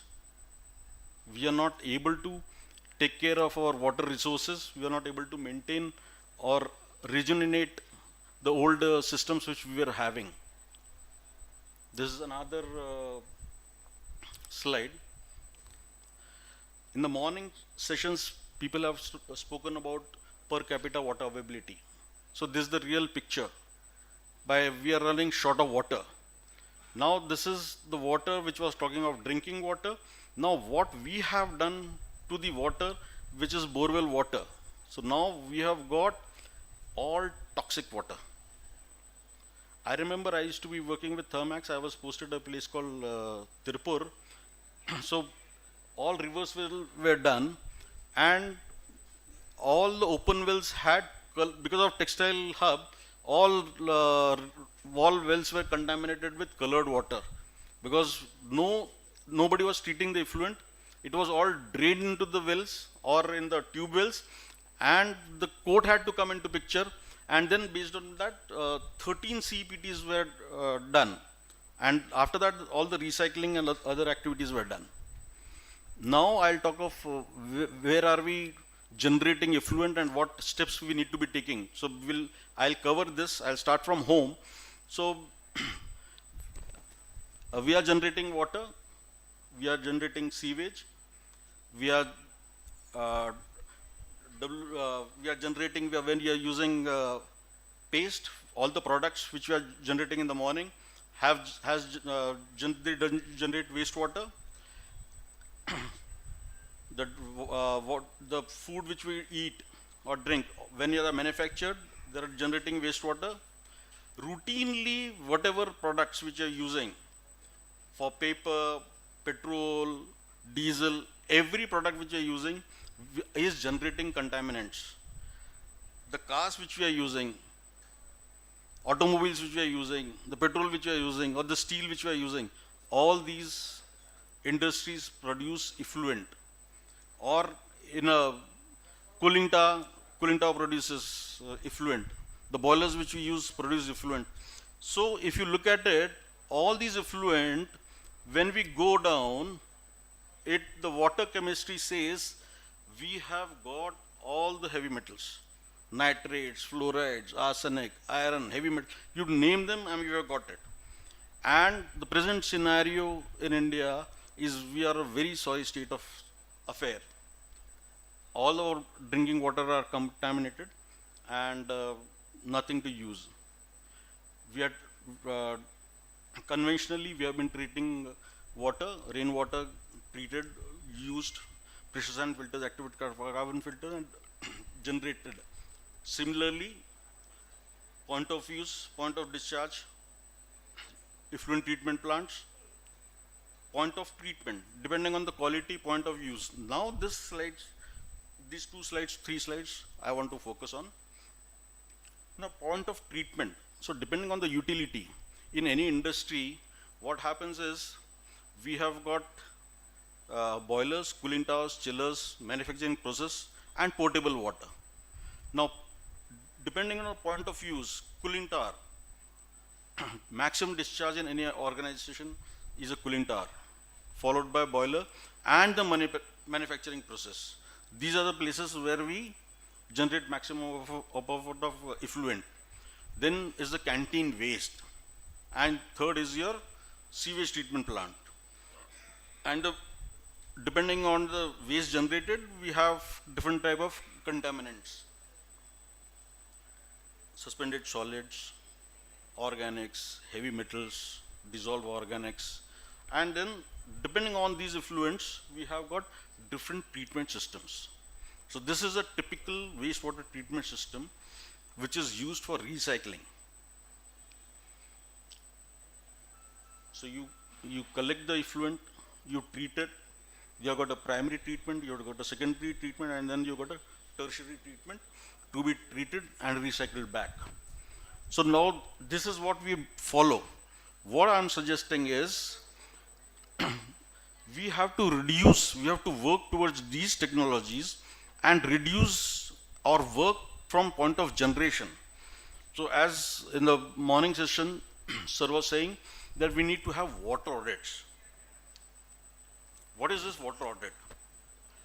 Water audit is something which tells us where we are taking the water from. It's a lake, a river, pond, whatever. MIDC is supplying me water. From there I am taking that water. Okay. After that, where in an industry, where is this water going into? So water flow is there. It is going into your drinking purpose. It is going into your process water requirement. It is going to your utility. And all these systems it is going, but at the same time, what is happening, it is, as I said, it is all these processes are generating effluent. So from every equipment, from every place, how much are the effluent we are generating? So we need to inspect our equipments. Are they performing? As we said in the, sir had said, we have put equipments, but over a period of time, are they performing? Or in an industry, what happens is, typically, everybody is focused on the process side, and ETP gets the last priority, because priority of the owner is produce as much as he can produce and make money. But when it comes to effluent recycle and effluent reuse, there's no thought about it. Until unless some government body comes into picture, the pollution control board comes into picture, or the green tribunal comes into picture, nobody is even thinking about it. So that is why we need to do this water audit, so we know what is to be done and what processes are to be implemented, and then focus towards the reducing of the water intake. Once we study the whole system of an organization and try to reduce the water and try to reuse it, that is the process. Like I will tell you my experience when I was working with Thermax. I did a project at a textile industry, Raymond Yavatmal. Raymond Chhindwara. That was country's Asia's first textile effluent plant wherein RO technology was used for recycle. And you won't believe, it was a conventional ETP, equalization tank, primary clarifier, secondary clarifier, aeration system, and then pressure and filter, activated carbon filter. That was the end of the story. After that, when we went to it, we installed RO. Now, this ETP was designed for a TDS of something around 8,000. AKWin used to be the water supplier. And over a period of time, when we used RO, what happens is, typically in a textile industry, in those days, dyeing, people used to use only soft water. We told them to use RO water. TDS was lesser, but then it took a lot of time for us to change the mindset. And we also, that was the first time I worked with the Cardile sir in 91, wherein we installed a tube settler. It was a 45 meter cube per hour system. Tube settler was given, organic scavenger was given, and the RO water we started using in the dye house. And in the dye house, what happened is the chemical consumption came down. The effluent to the ETP came down because of the lesser consumption. And what happened in turn was the TDS which were designed for 6,000, 8,000, slowly over a period of time came to 400. The TDS to the ETP is 400 only. And based on the successful story we had at Raymond Chindwara, we had Raymond Yavatmal, and then we had Arvind Bill Santej subsequently. At a similar manner, revamping. So, okay, now one is the, okay, as I said, reduce the and reuse the water. When we do this, as I said, we reuse this water, RO water back into the process, they reduce the chemical consumption. Because of which slowly the ETP water TDS came down and the system became easy. Now we replace those membranes after 7 years. Now we replace the membrane, RO is becoming a commodity. Every year one is recovery is lesser. Nobody talks of high recoveries, 50-60% recovery, and we replace the membranes every 15-20 days, within a year. Now when you want to reduce the effluent, you have to segregate the effluent. So take a case of any industry, or say textile, or say I'll talk of automobile. In our area, Nasik, we have got automobile industries, and automobile industries are the people who generate high amount of heavy metals. What happens typically, as I was showing the ETP system, we Indians are in habit of collecting all the effluent and making a khichdi out of it. What we need to do is, point of generation we have to segregate. We have in a typical automobile industry, what happens is, we have got highly concentrated effluent, rinse water effluent, and metal effluents. If you segregate, what happens is we are able to recycle maximum amount of water from the point of use itself. And 80-85% of the water can be recycled back. And then after that we have a MVR. When we talk of people say ZLD, they think only of a MVR. What I'm saying is MVR is one part, but the moment you concentrate on the generation to recycle around the application, your effluent reduces drastically. The ETP cost, to give a thumb, just a figure, ETP cost is say 100 rupees, my MVR cost is 500 rupees. MVR on average costs 2.56 CR, whereas the ETP comes in lakhs. So that is the difference you can make by segregating. Second is revamping. As I said, we have got the process waters. Now, process waters had an increase, but the ETP remaining same. And then we have to revamp the old system. We did a project with Shirish ji at Tata. We augmented that clarifier from 200 meter cube per hour to 438 meter cube, right ma'am? And we increased the life. And with the same old civil structure. The Tatas were so happy. This we did, I think, around 15-20 years back. Reduce, as I said, reduce. Now, organic, yeah. Now every industry has a canteen. What happens is canteen effluent is also sent to the ETP. What we are saying is segregate the effluent. In a canteen, what happens is you are generating organics. You got people eating, vegetables cutting, wastage, food wastage, digest it. What you can do is, once you digest it, you will get additional gas which you can reuse it. Or this gas can be converted into electricity. The success story which you have got is at Indore. wherein all the garbage is converted. Half the vehicles are running on CNG. And to give you an example, 5 KLD, very small quantity, household. These are the savings which we have got. You got a lot of savings in terms of generation of, you can replace the LPG cylinders. So this waste can be converted into biogas, and I got done a project at Pune wherein biogas is being used for generating electricity. Electroplating, as I was saying you, I have already covered this, shifting from point of generation to cascades. Nickel purification in heavy metal, we are talking of nickel recoveries, chrome recoveries, and I was saying ROs, presently ROs are running at 60-65%, you should be designing it for 85% recoveries. I've got some case studies which I'll forgo or I'll just show it.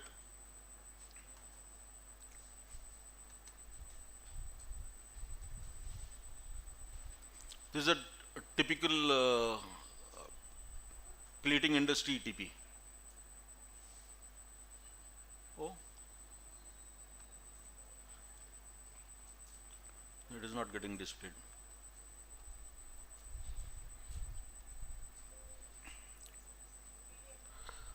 No, but it is open here, but then it is not displaying.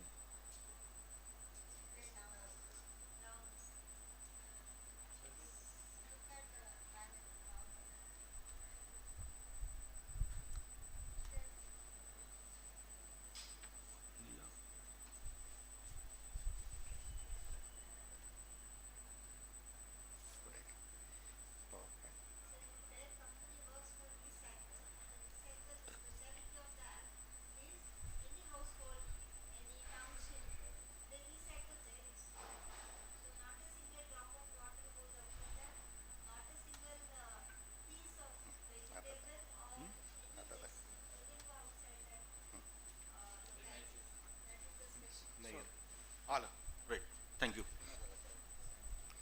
So this is, sorry sir, I'll just take one more minute. So here, like what I have said is, this is a typical plating automobile industry effluent. We have segregated the heavy metals, concentrated waters, rinse waters, treating them, and then tertiary we have given UFs and recycling it back and reduce the load to the MVR, so that you can recycle something around 85% of the effluent into the system. RO is there. I'm giving RO1, RO2 and then reusing it and reducing, increasing 85% recoveries. And these are typical, some of the, I'm just showing the photographs of the typical equipments which we have done.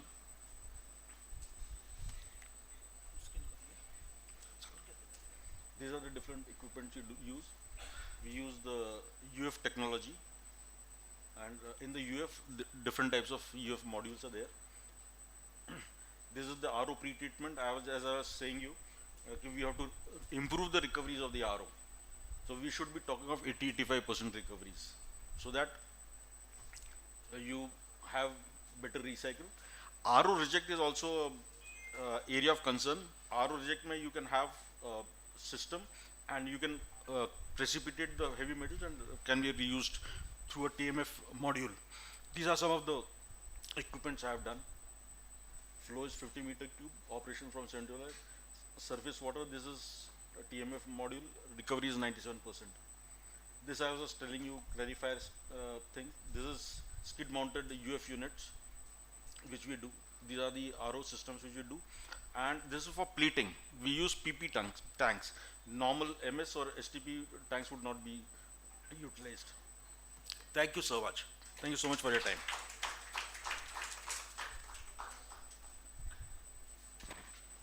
Actually, Sandeep Nigam reminds me Sonu Nigam. A very nice presentation as it is. He has given me that 70% toxic materials. Firstly, he has shown very red color, but at the end, as it was his presidential proceeding gave some good signals. Thank you very much.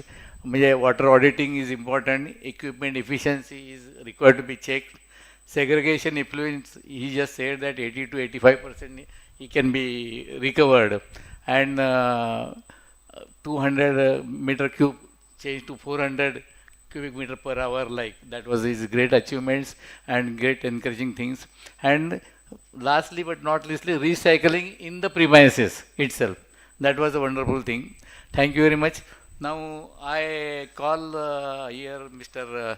Milind Karanskar. He is a postgraduate in clinical psychology and supports to caregiver. He has worked in civil hospital Aund and neurohabilitation areas he works, which is apart from water scarcity, this is also very important topic. And coordinator as a DMHP, NMHP, NHM, NRHM, etc. And he is coordinating in memory clinic, serving Alzheimer's and dementia patients, first of its kind in Maharashtra state. Thanks, Mr. Now it is handing over to Milind Karanskar. Thank you, sir. It may be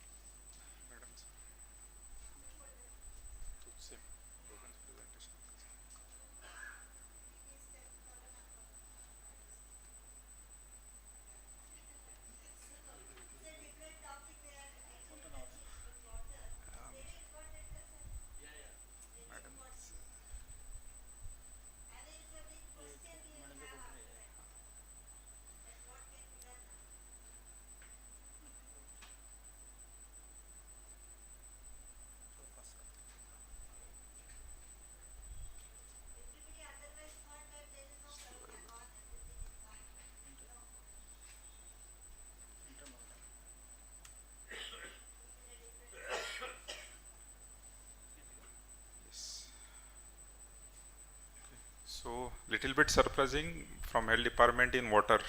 So as we earlier discussed, it is a multidisciplinary approach. So we have to think with all departments. So not but least, as sir said, but the health is also major area where from where water is connected. So as sir said, in the case history of Nandini River, the last statement of that case study is healthy cities. Healthy cities come with the healthy citizens, and the healthy citizens come with the healthy water. So while we are thinking about the health, as per the definition of WHO, we have to consider the three components: physical, mental, and spiritual. By God's grace, we are born in India and we have the spiritual base, no doubt about it. But when now it comes to the physical and mental health, we are little bit going to disturbing. So connection with the water, mental health and health is closely related. In the COVID situations, I am from Pune, so I have to keep eyes on the news with the corona, and I'm working with the district hospital. So I faced that loaded situation in first phase, second phase. So I'm keen about the news about the corona and the researches. So one research paper initiated by the NCL and ICMR in Pune in December 22, and it ended the first phase in March 21. And they find that they take the samples from the 6 sewage water plants, and they found the 108 mutations which are not presented in the actual routine in the people's samples, but they are in the water. So they continued till 2025, and the research is ongoing. Right now it is in the 4th phase. So when it comes to the health, water is also important, and well, it goes to the little bit more keen. So as we are the madam and we and some members are the founder of ARDSI chapter, Nashik chapter. So Alzheimer and related disorders in India. So water is the base for all of these, water, health, what we are eating. we are eating with the good water.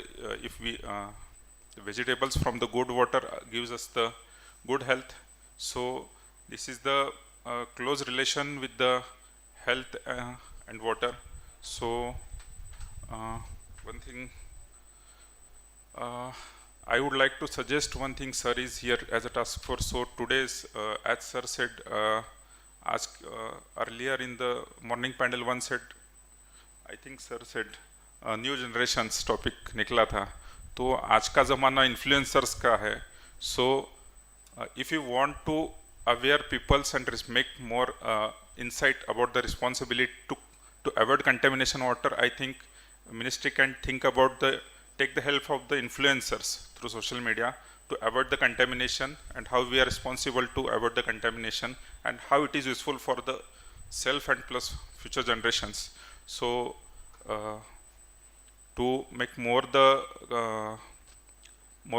take the more light on this, the COVID and water and mental health, I request Kardile madam to talk on this more. Thank you.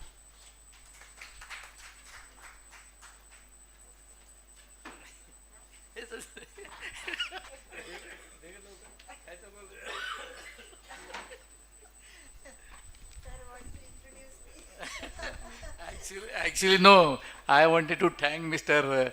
Milind Karanskar for his so small speech, which was long awaited from the audience. Actually, he is the only person who has obliged us. Thank you very much to him. Now,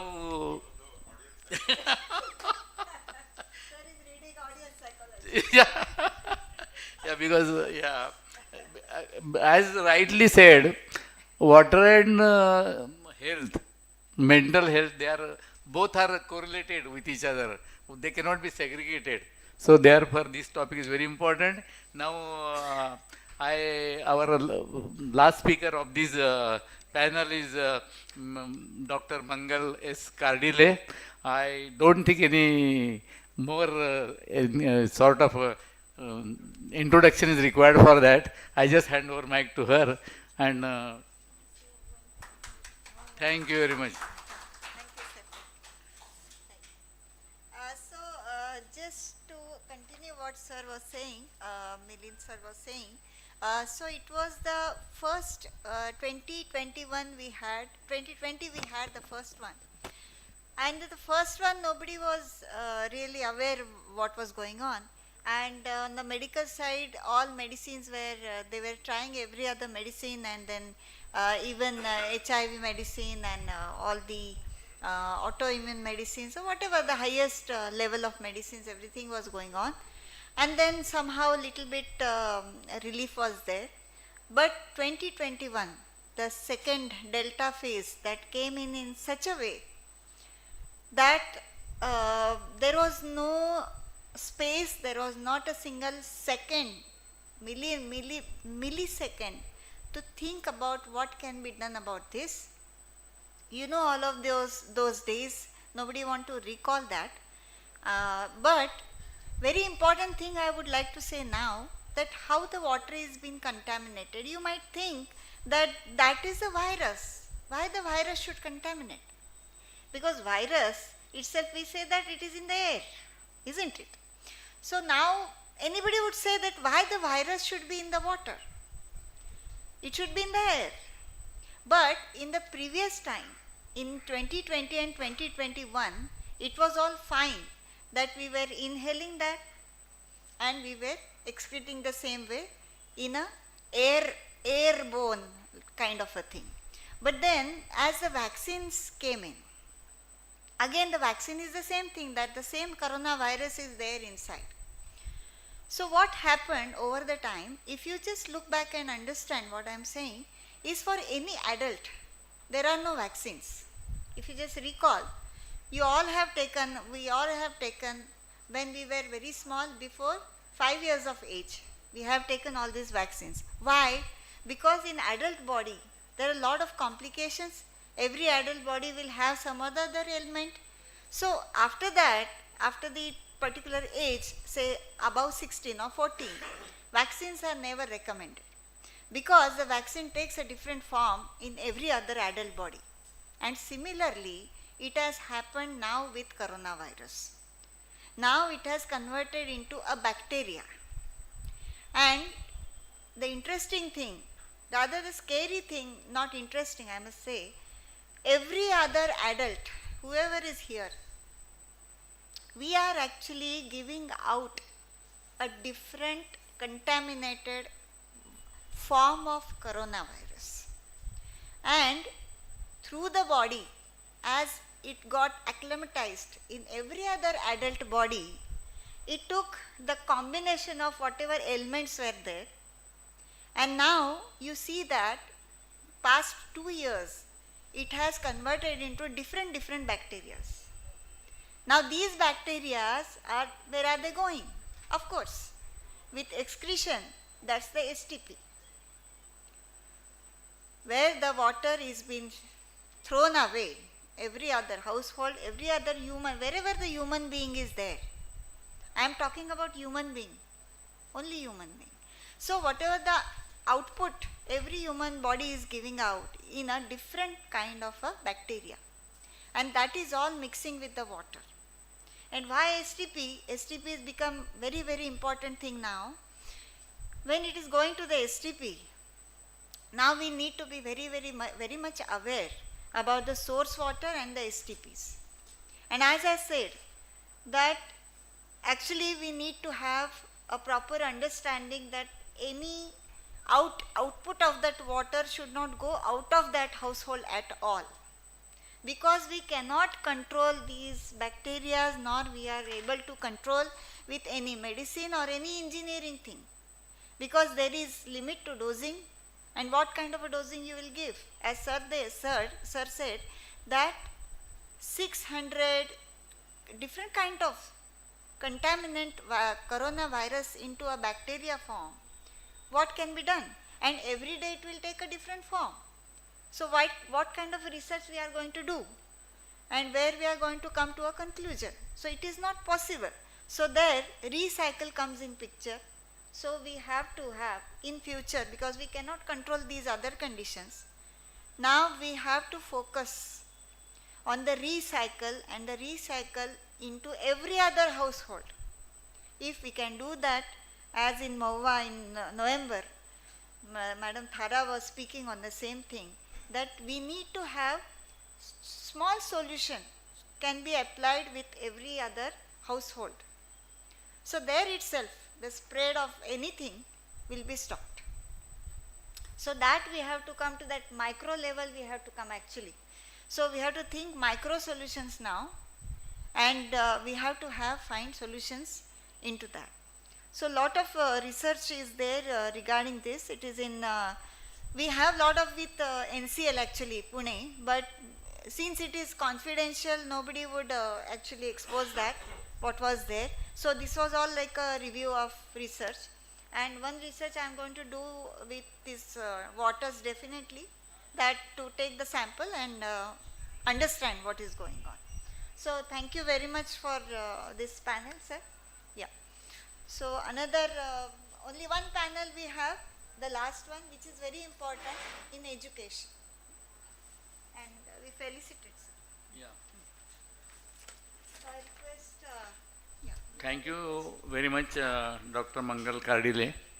Actually, I was wondering during giving introduction whether she will talk as a proprietor K consultations or as a neuro expert, but then her talk decided, and I'm thankful to her giving that 600 different forms of viruses are there, and recycled water should not go out of the particular house like.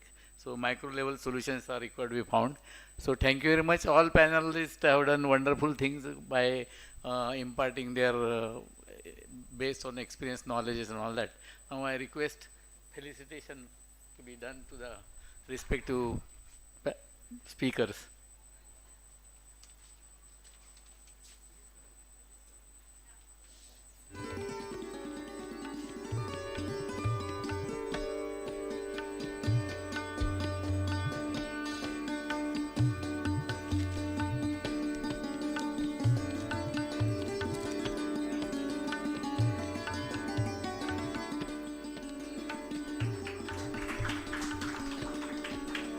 I would like to request dignitaries to felicitate our valuable speakers.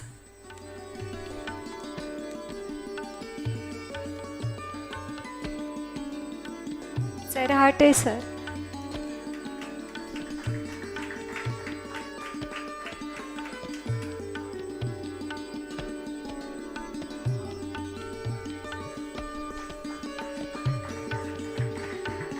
Dr. Milin Karanjkar sir.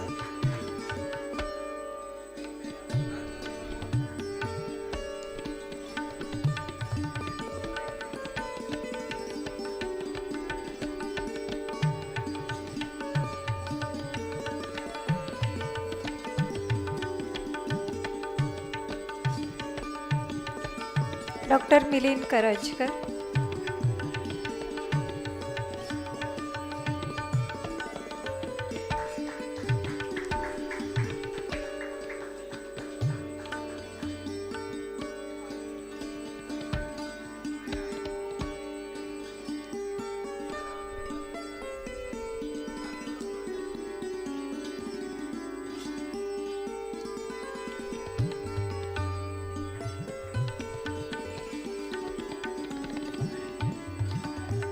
Dr. Mangal Karlile.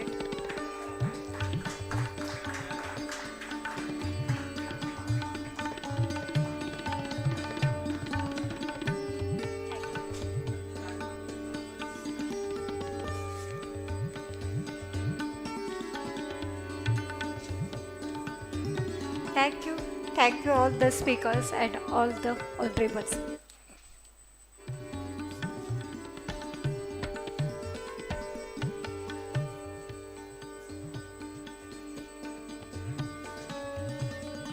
So we have a very interesting panel which is for the education. Experiences from Center of Excellence for Water in leading university, engineering colleges at Nasik, basically in Nasik. And we have very good speakers here. And I request Mr. Dilip Dongre sir and Sudeep Nigam to chair this session. Sudeep Nigam sir and Dongre sir.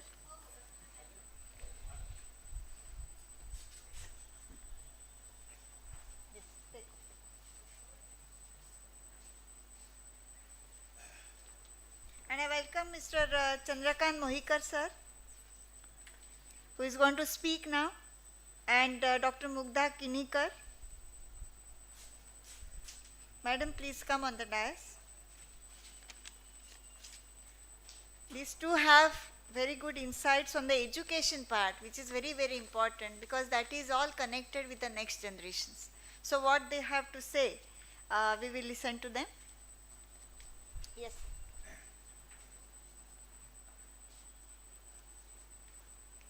So, today's last session, and I have privilege to introduce my friend, Mr. Chandrakant Mohikar. He is well experienced in petroleum industry, particularly leading to so many multinational companies and managing at least 1,000 contractors or many petroleum stations. As we know, we are working with the water supply, and what we expect from the water supply compared to petroleum. Have you seen a petrol pipeline leaking? No. And when there is a pipe burst, we find that lakhs of liters of water is going away. And he is the man who was working with some stringent codes and practices, particularly in petroleum industry. I hope his guidance, particularly for water engineers, how stringent codes and practices can save the lots of water when we talk about NRW, which is about 50% in many cases, and losses are reduced. So it is in the national interest of saving the natural resources as well as cutting cost of the production and lot more. So I ask Mr. Mohikar sir to take the line.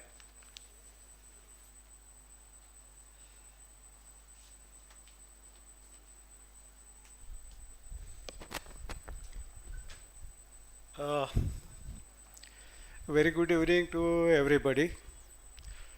My name is Chandrakant Mohikar and I am from petrochemical in India and internationally about 25 years in large petroleum, oil and natural gas, exploration, drilling, production, refineries, storage and pumping stations across the country, and those are controlled from only single control room.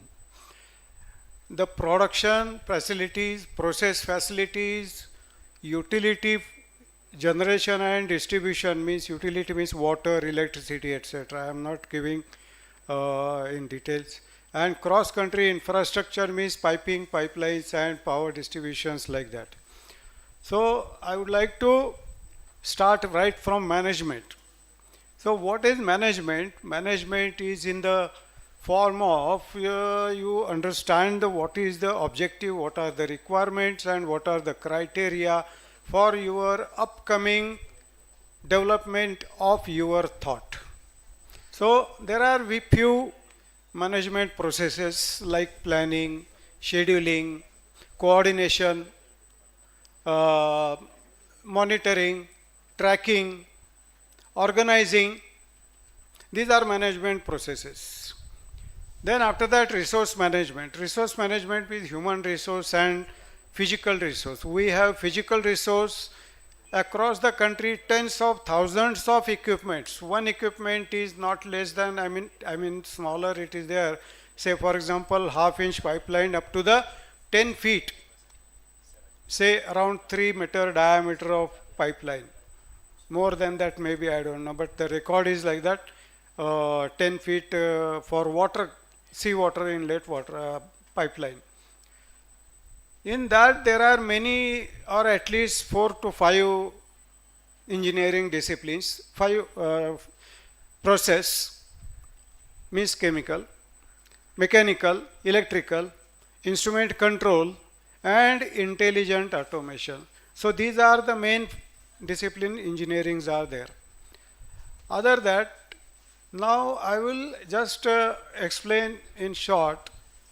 Other than that, process systems I am not explaining because you know the system. What is the meaning of system? System, subsystem and the equipment. It forms a system. It is as per the work break structure management system.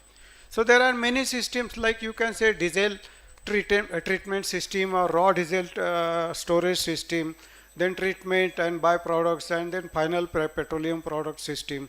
Or for example, just like a raw material, for example, seawater. From seawater we have desalination plant very big. So everywhere we use that seawater for cooling purposes and this and that. So these are the utilities. So there are, I will now this is just management terminology and what is management. Then whatever the resources we have managed means planned and scheduled.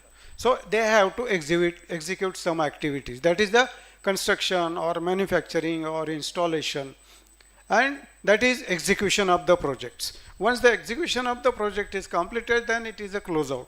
So it is a very simple thing. I am coming into the little bit detail.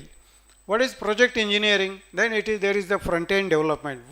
We call it here in India as a DPR, detailed project report. So that means it is the collection of the information, lot of informations in the local requirement, some demand supply, gap analysis and availability of raw material, facilities, availability of the power and utilities like water and everything. It is a detailed project report. Other than that, we have to, after that we go, it is a sequential, I am telling about the project phases. So it comes initially in the front end development, whatever it is, DPR, etc., feasibility study. Then it is coming to the conceptualization. Conceptualization, there are hundreds of technologies are there in oil and natural gas or chemicals. Like this water, there are, our refinery, there are 10 to 15 process water systems are there. In fact, there are approximately 35 water systems are there. So in one water system, there are some subsystems are also there, but because this is water session. So I am explaining the project phases. So there are approximately, in those days, olden days, there were only 7 phases of the project. That is design, detail engineering, procurement, construction, inspection and testing, operation and maintenance. But now it has been elaborated. For example, after that construction means front-end development, front-end engineering design, EPC, and in every design or every procurement there is discipline, means civil, mechanical, electrical and chemical or electrical scope of work of the equipment and engineering element, engineering component, its size, its shape and its rating. For example, cable schedule, pipe diameter, pipe template is there, source, destination, thickness and your piping class, material, carbon steel or stainless steel. Nowadays there are a lot of material science is developed. So this is the project engineering phases. These are the project engineering phases. But in the last few years, the inspection and testing, it has developed a lot. You know, quality, we say. But quality means that now it is the quality and reliability. And in the quality and Q&R we call it. After that, that reliability also gone now. Now for the last 15 years there is the operational excellence. Sustainability part, it was earlier, it was under the reliability engineering. But now it is under the operational excellence because it has integrated project management system. We call it IPMS, integrated project management system. Why it is integrated? It is because it is a flawless project management system. And now in the quality I am just elaborating because other things, you know, construction, procurement, design, detail like that. But I would like to tell this, I think before in the afternoon I told there are some 10 departments in our quality or quality and reliability or operational excellence. One is quality control, quality assurance, inspection, testing. Now for example, testing means testing is related to the civil engineering. Testing is related to the mechanical engineering. Testing is related to the instrument control and automation engineering, all the discipline engineering. So it is a common factor. This is the quality and reliability. So in that quality control, quality assurance, inspection, testing, after that it is coming to the RAM, reliability, operability, maintainability, availability, sustainability. Like this there are 10 to 12 departments are there in quality. So quality assurance in highly hazard industry like explosive and petroleum, there is no excuse for your mistake right from beginning up to the end. No mistake is accepted. So that's why there is only one institute, I mean government body is there in Nagpur. That is earlier CCE, someone told CCE. It was earlier known as a CCE, Chief Commissioner of Explosive. But in the last some years it has been changed to the PESO, Petroleum and Explosive Safety Organization, PESO Nagpur. Okay.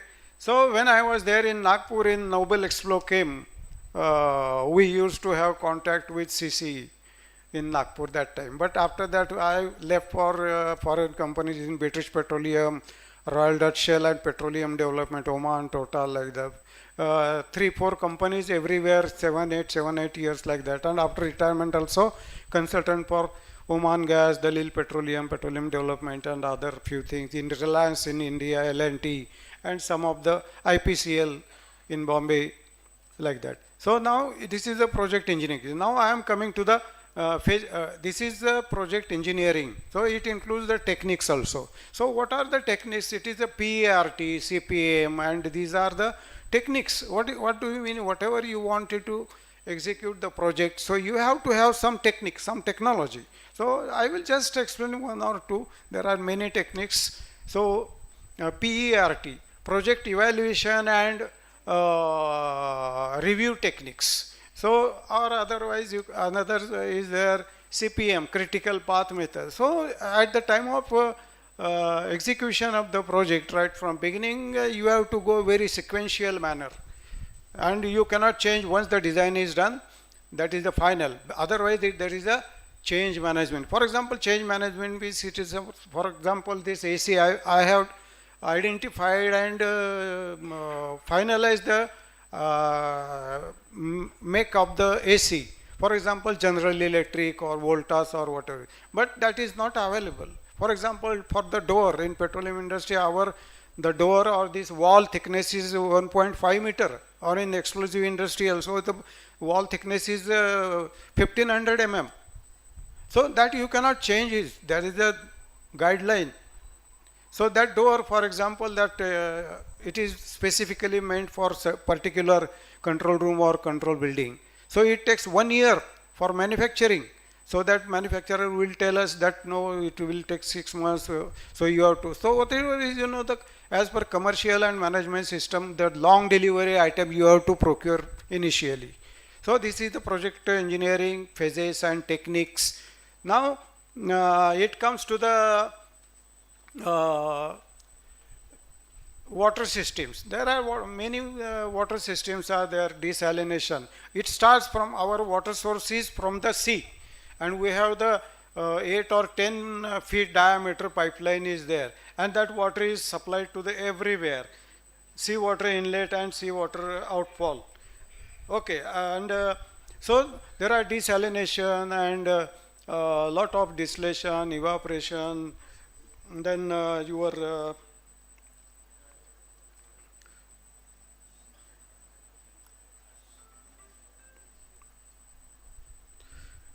now I will just go on reading. I don't explain because it will take time. Sanitary wastewater, storm water, cooling water, blow-down water, process water, enzyme treatment. These are the process systems, water systems. Enzyme treatment, physical treatment, chemical treatment, air stripping, blending, equalizing, carbon or resin adsorption. There are 30 types of resins, styrene or polystyrene and BV type and like that. If you are going into the detail in the water engineering, so they will know that types of resins. There are approximately 30 types of resins. Just for your information. Then centrifugation, carbon or resin absorption, chemical precipitation, chemical oxidation. Of course, oxidation is exothermic reaction. Then dialysis, distillation, electrolysis, evaporation, electrolysis, flocculation, coagulation, flotation, ion exchange. Ion exchange is a very critical part.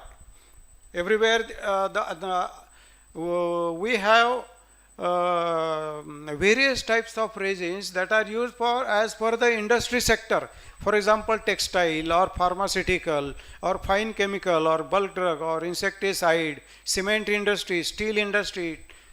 Everywhere the water pollution of the water is different.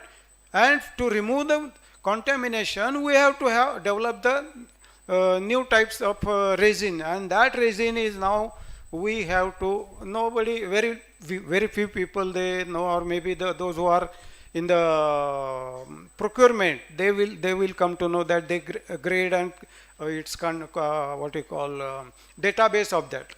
So anyway, so liquid extraction, filtration is, there are a lot of filtration everybody knows, but our refinery filtration plant is, for example, I just explained in just few seconds. There are two filters. The filters are very high, say 30-40 feet height. So, and everywhere, nobody is working there. So it is about automation.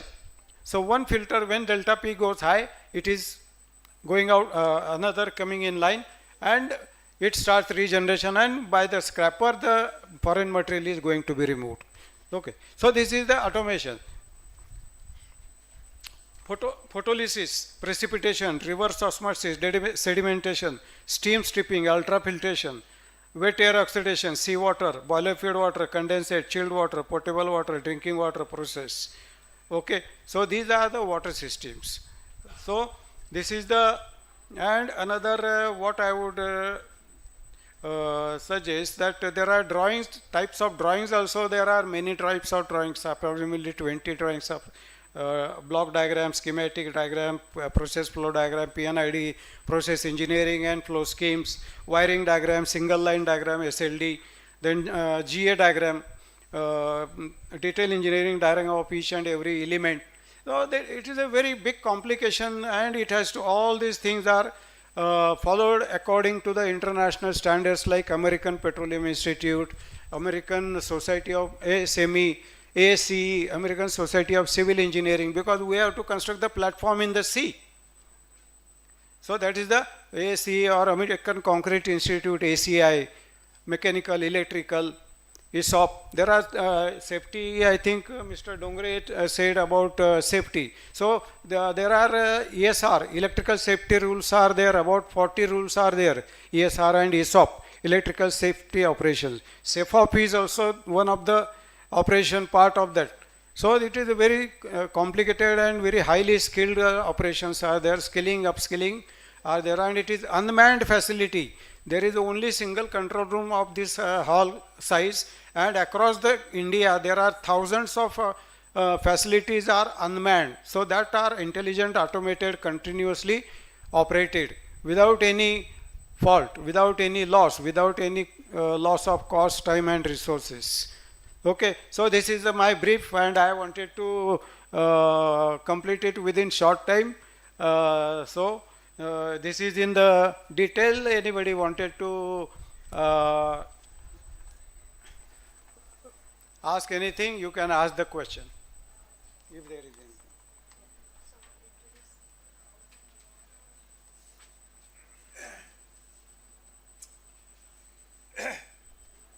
Mr. Mohikar, he has opened a new facilities in water sector compared to, we are in the learning phase compared to petroleum.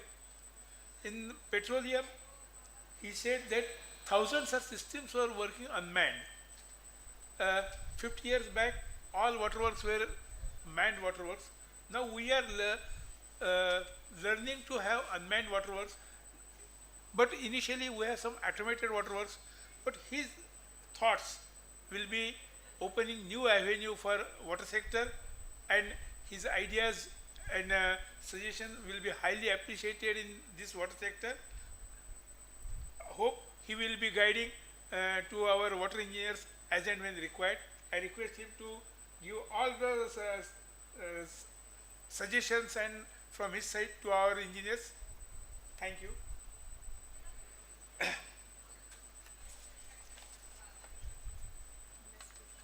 Yes. Our next speaker, Mugdha Kinikar. She is a PhD scholar, IFMR Graduate School of Business, Kriya University. Particularly in this particular today's session, this is the, I think, youngest speaker, and not from the engineering side, not from the construction side, not from the design side, but from some different angle of the same scenario, but what you called is a change in environment, climate change, and this is the common cause why she will be delivering her views on this subject.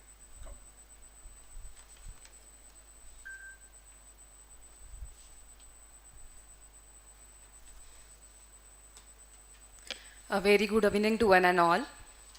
Thank you, sir, for this introduction. In the beginning, I would love to express my heartfelt gratitude to Mangal ma'am for inviting me to express my views on the research, which is in very preliminary stage just now. Also, I would like to thank entire team which is working relentlessly to make this event a very successful event, and all the dignitaries who have given they have given the very insightful lectures which have expanded my horizon and which will help me to work more intention, like in a very serious manner, and giving insights from different areas to my groundwater research, as I'm working on the groundwaters. Let me start with the presentation.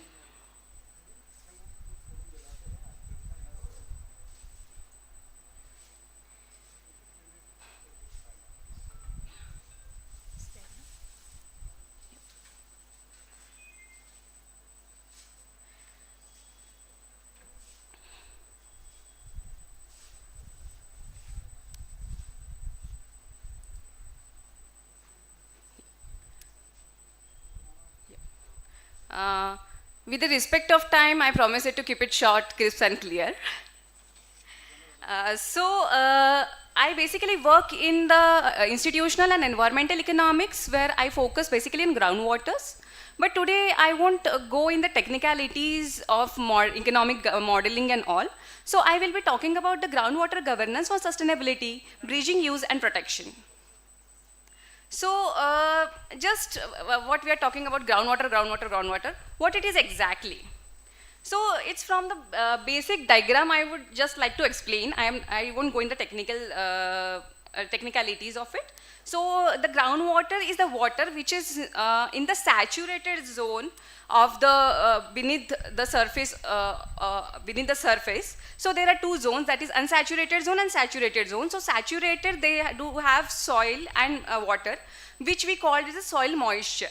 But in the unsaturated zone, we have fractured rocks and gravels, and water which is present in the gravels and the fractured rocks, which we call it as a groundwater. So why we should be talking about the groundwater? Why it is so important? Let's have a look at, there are 6 major points which I have come up with. First is the foundation of food security and agricultural livelihoods. What we eat is cultivated by farmers, and majority of irrigation happens from the groundwater. Canal systems and other sources of groundwater, other source of irrigation came very late. Groundwater was one of the major source for the irrigation for agriculture. Obviously, we know that it is essential for drinking water, sanitation and health. It gives us economic stability, equity and rural resilience, that we can understand from if the groundwater, we have the proper groundwater tables, we have proper irrigation systems, we have good cultivation of crops, and which will help for economic stability through agricultural income for the rural regions, which are majorly based on the agriculture. Buffer and resilience under climate variability. So we have experienced as of now, there are very erratic monsoons. Like we don't know, like sometimes in May it is raining, sometimes it is not raining. So earlier there were some months for monsoon, there were months for like winter season, then summer season. But now the rainfall has become erratic. So groundwater actually is a buffer if there is a severe drought coming up for the rural regions and agricultures. Then the sustained ecosystem and surface water linkages. So we cannot disintegrate surface water and groundwater. They both are interlinked. And the national scale significance and strategic security. Like we all know what has happened after the in the India-Pakistan border issues which happened for in case of water. So what is the current Indian scenario? So we can see from 1960s to 2020, India has been the highest extractor of groundwater. The graph has been exponential in nature. So from we can see from 1995 to 2009, more districts were critical and overexploited. Safe zones, so that is where groundwater, they have a good amount of groundwaters to sustain the economy, it is ample for the people to use. But these safe zones are shrinking very rapidly due to over extractions. 14% of areas were overexploited by 2019. Then the depletions in the hotspot in northwest and southern India. Urban groundwater dependence is rising. So what were the major reasons behind the groundwater crisis in India? So first we know the unsustainable pumping which is happening. We are aware about the schemes given to the schemes given by the government. They give the subsidies for the pumpings to increase the agricultural productivity and reduce the problem of irrigation. So this policies by the government or the subsidies by the government, which it created a lot of incentives for the farmer to pump groundwater. And also what it created was the cropping system changed in this case. So because like there were earlier, there was kind of earlier they used to take some different crop, like if they used to have jawar or bajra, which have or some millets which require less water, but now they have these pumping facilities and they can extract the water. They have started with a paddy, that is rice. So rice is a water intensive crops, and millets and other crops they are not that much water intensive. So it has also changed the cropping system in India. That is the second topic I have covered, that is a water intensive crop has taken into place. Also the reason behind the water intensive crops were the MSPs given for the paddy. That is a minimum security price given by the government. Because that minimum security price was given, farmers know now if their crop is secured. So they started cultivating more water intensive crops. Then the degradation of water quality. As we know that the surface water is getting polluted, it also percolates in the groundwater and creates the pollutions. So we know now like nitrates, arsenic has been a very, very common elements in the groundwater. Then urbanization, land use changes, and impermeable surfaces. Urbanization, land use changes, we have discussed, like all the major of the dignitaries have explained all these points. But in the impermeable surfaces is like how the roads have been built, how the river channels have been built. Are they really able, is the water really able to percolate in the ground through these constructions is the major question. And also institutional and regulatory failures. From institutional and regulatory failures, I would love to put a glance on one aspect, is what rules which we had till like 2005 were the rules which were there in the British India.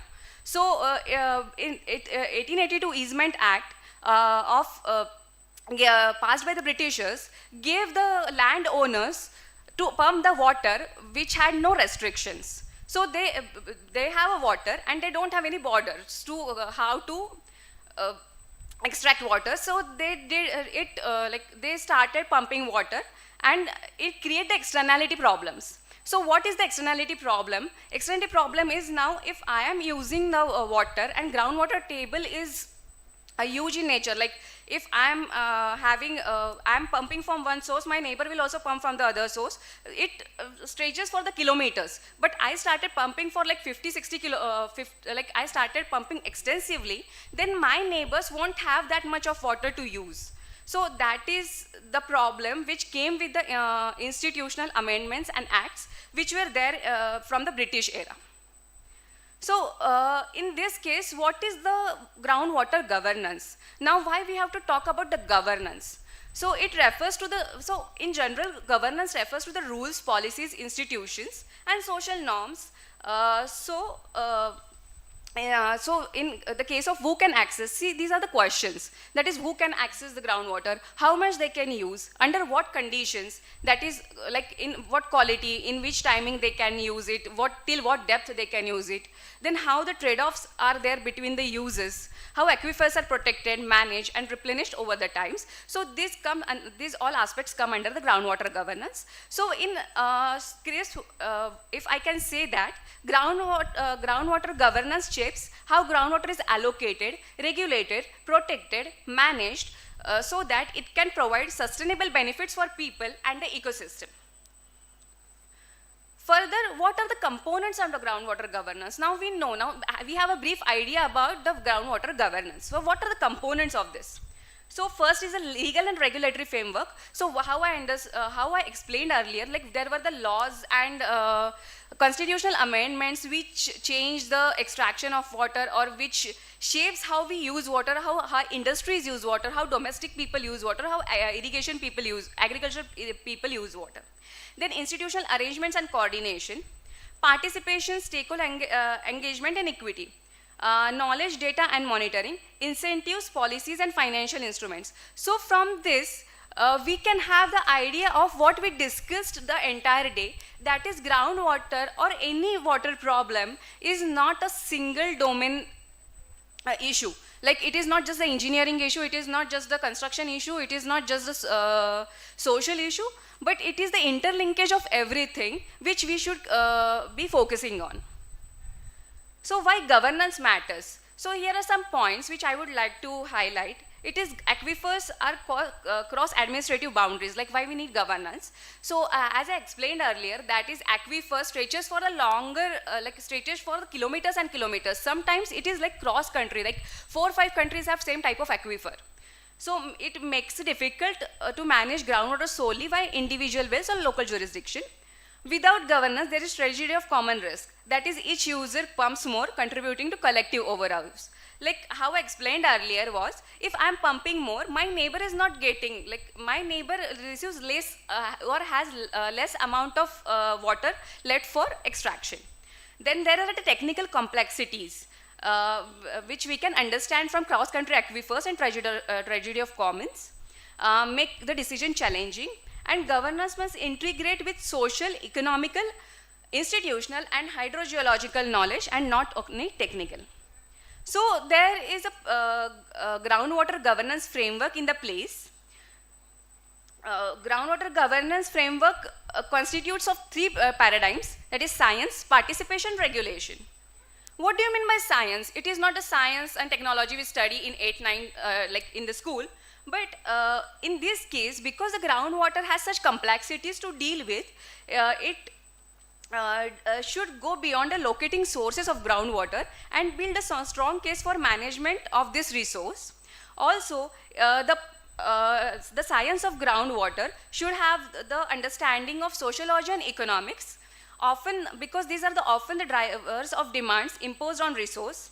It is equally important aspects such as science. Also, then we have the major improvements in the application of science, including content and delivery of groundwater in the education curricula. Also important, will be important in groundwater governance. So what happens is groundwater is a very fugitive term and is a very like the source is very invisible. We cannot see like how much it is extracted, how much is remaining. So that is a major problem in the case of groundwater. Also in the case like when we are talking about the science, the data about the groundwater, when I talked about we don't know how much it is there, how much it is left under the in the aquifers, we should also think about the data of regarding the groundwater. So the data which we have right now, when we talk about this remote sensing and satellites data, we do have the NASA data set, that is Gravity Recovery and Climate Experiment Model, that is the GRACE data set, which do measure groundwaters. But they are indicative in nature and not representative because they take into consideration the different angles, like different topographies of India, globe, but not entire topography. So they take bits and pieces. So the data is one of the problem as such in the present groundwater research scenario. So it is recommended to have a field research, like on location research, to understand the problem of groundwater and to make it more localized and solution oriented. Then the participation works. Second is the participation works. That is a tragedy of commons is like many local users have successfully created institutional arrangement to govern shared water resources. So real challenge lies in designing, adapting and sustaining governance institution over time, particularly at appropriate spatial scales. Then participation and trust is essential. So these are the participation works, that is, it's not just the scientists' jobs or engineers' jobs, it's like local participants of the community of the locality also should be indulged in the solving the problems. So ma'am, do we have 3 minutes time? Yeah, so I would love to run a video which talks about the case study of Hivre Bazaar, which is a very famous case study in Maharashtra. So we will just have a look at it.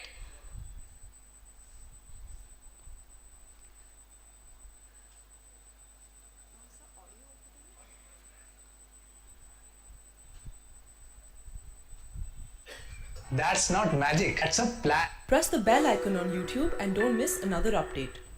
At a time when most of Maharashtra is battling a drought, there is one village.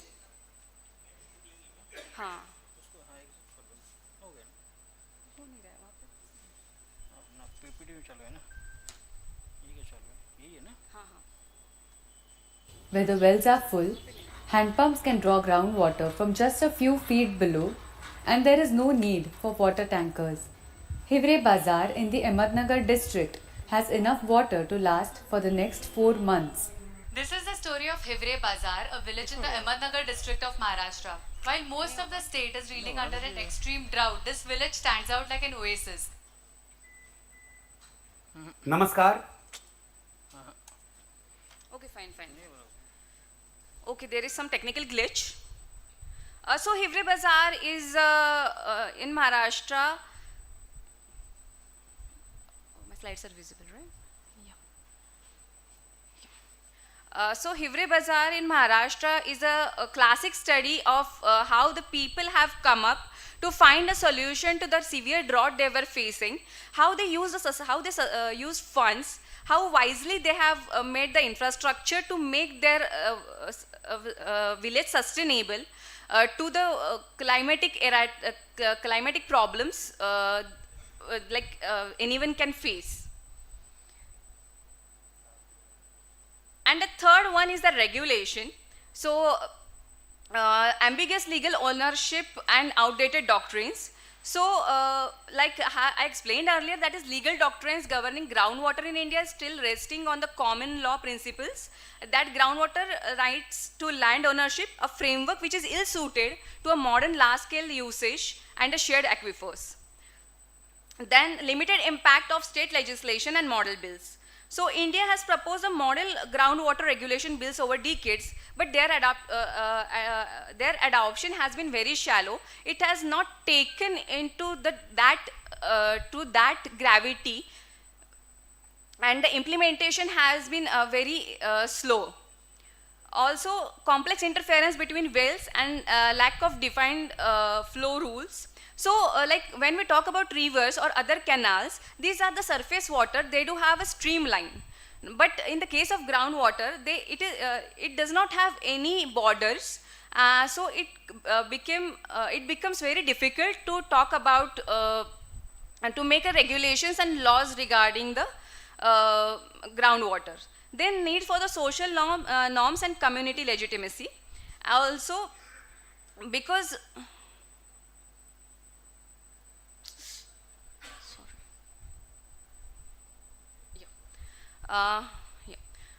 so I would just jump to the public financing of groundwater scheme. So like what the government is doing for the groundwater currently. So there are central and state cost sharing grants for the groundwater schemes. That is one of these is Atal Bhujal Yojana. Atal Bhujal has been a massive Yojana which is just focused on the groundwater. Also the centrally sponsored schemes are there and for the convergence of water program.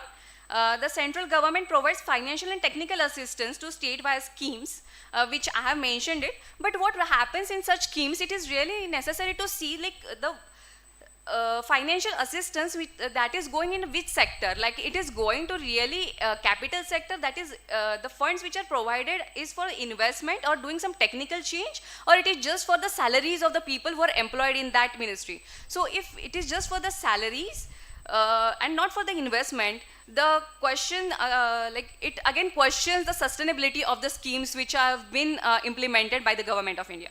Then also master plan and infrastructure funding for artificial recharge is also being done. the master plan for artificial recharge to build 1.42 crore recharge structures. State has received funding to support and construct them and maintain these structures. We have seen there is a lag. Like if you see the Government of India document and the document at the local level, there is very discrepancy in the funds received. So the transparency in the funds is a major issue again. And also there are some schemes where states have to contribute their own funds. So the states which we are already poor, that creates the problems for like, that creates problems again for the states like where they should invest. So it becomes very difficult for them to invest in the groundwater schemes. And yeah, so I will just move to the conclusion. That is, groundwater has been the powerful driver of agricultural growth in India, but now has possessed a serious socio-ecological risk. So what we have discussed, like it should have the holistic approach in total to understand the problem and to come up with the solutions. The robust governance framework should rest on 3 pillars, that is interdisciplinary science, which we have been discussing all the day, broad participation, and regulations, which are both on legal and social aspects to protect and manage aquifers. Legislation should complement and not override community practices. Pilot management efforts should inform policy and not the reverse ones.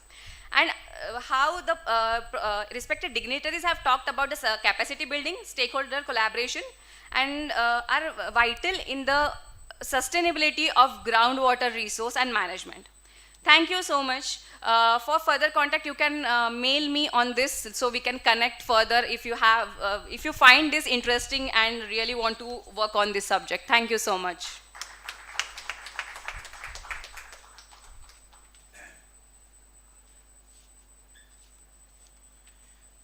It was a great information on the groundwater. Groundwater was a pivotal in early days in agriculture and village water supply.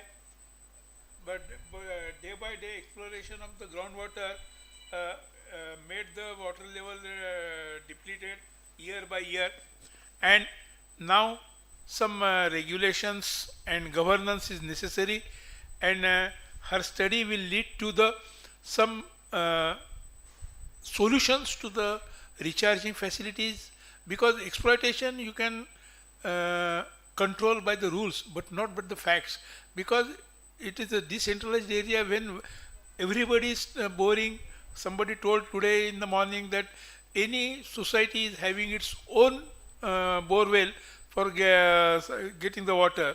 So there needs to be some artificial recharge of the water, and I hope her study will give some suggestions to recharge the groundwater which has been exploited since last 50 or 60 years and bring it to the natural required level. I wish her best wishes. Thank you.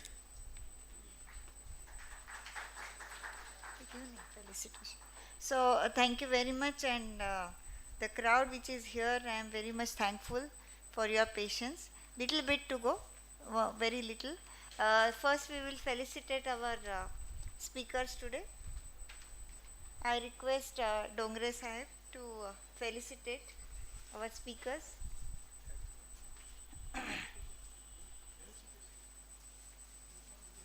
Chandrakant Mohikar. Yes.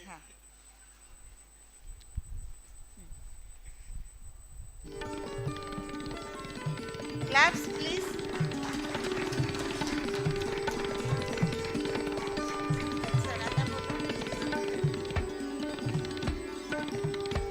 I request Dongre sir to felicitate our youngest speaker today, Mugdha Kidikar.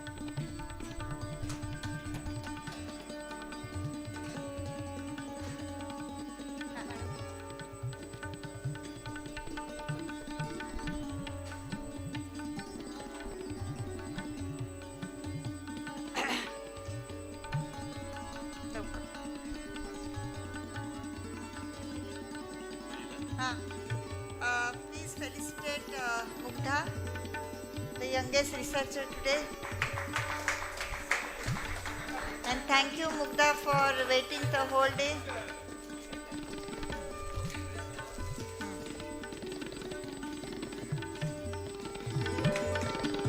Claps, please.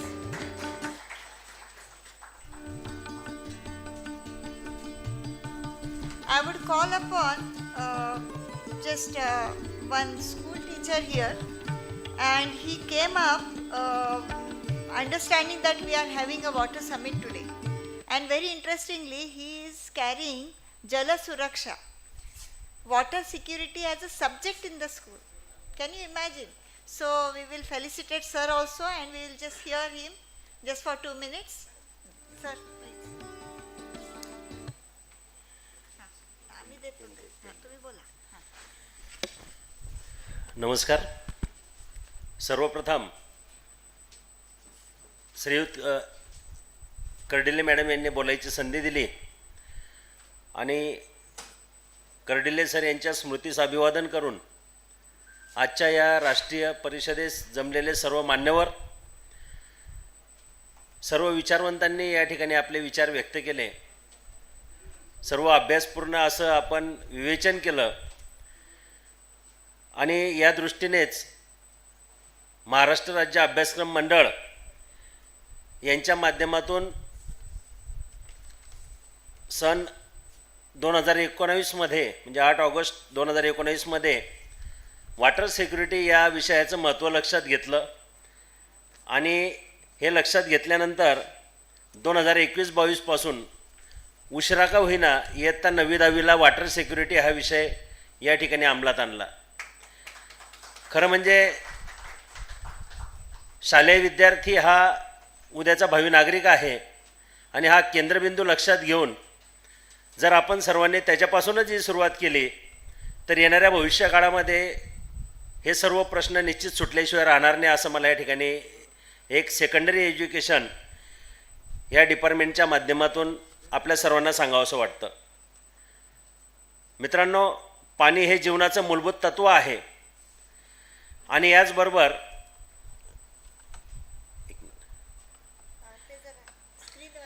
हो हे थोडं जल हे तो जीवन है ही उक्ती आपल्या सर्वांना महत्त्वाची वाटते. आजच्या घडीला वाढता औद्योगिकरण, लोकसंख्या वाढ, हवामान बदल, पाणी टंचाई हे सर्व लक्षात घेता प्रदूषण, याचं असमान वितरण ही सर्व गंभीर समस्या बनलेली आहे. आणि म्हणून भविष्यातील पिढ्यांना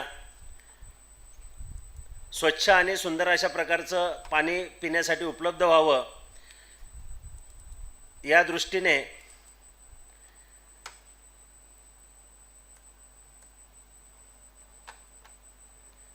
पुढे घ्यायचं आहे. या दृष्टीने हा विषय 9वी-10वीच्या विद्यार्थ्यांच्या समोर आणलेला आहे. खरं म्हणजे 9वी-10वीचे विद्यार्थी हे बऱ्यापैकी या ठिकाणी विचारांनी परिपक्व झालेले असतात आणि म्हणून यांच्यासाठी या वॉटर सिक्युरिटी या विषयामध्ये असे 4 टॉपिक्स करण्यात आले आहे. नुकतंच मॅडमांनी सांगितलं ग्राउंड वॉटर लेव्हल हा विषय देखील याच्यामध्ये आहे. वॉटर मॅनेजमेंट हा देखील याच्यात आहे.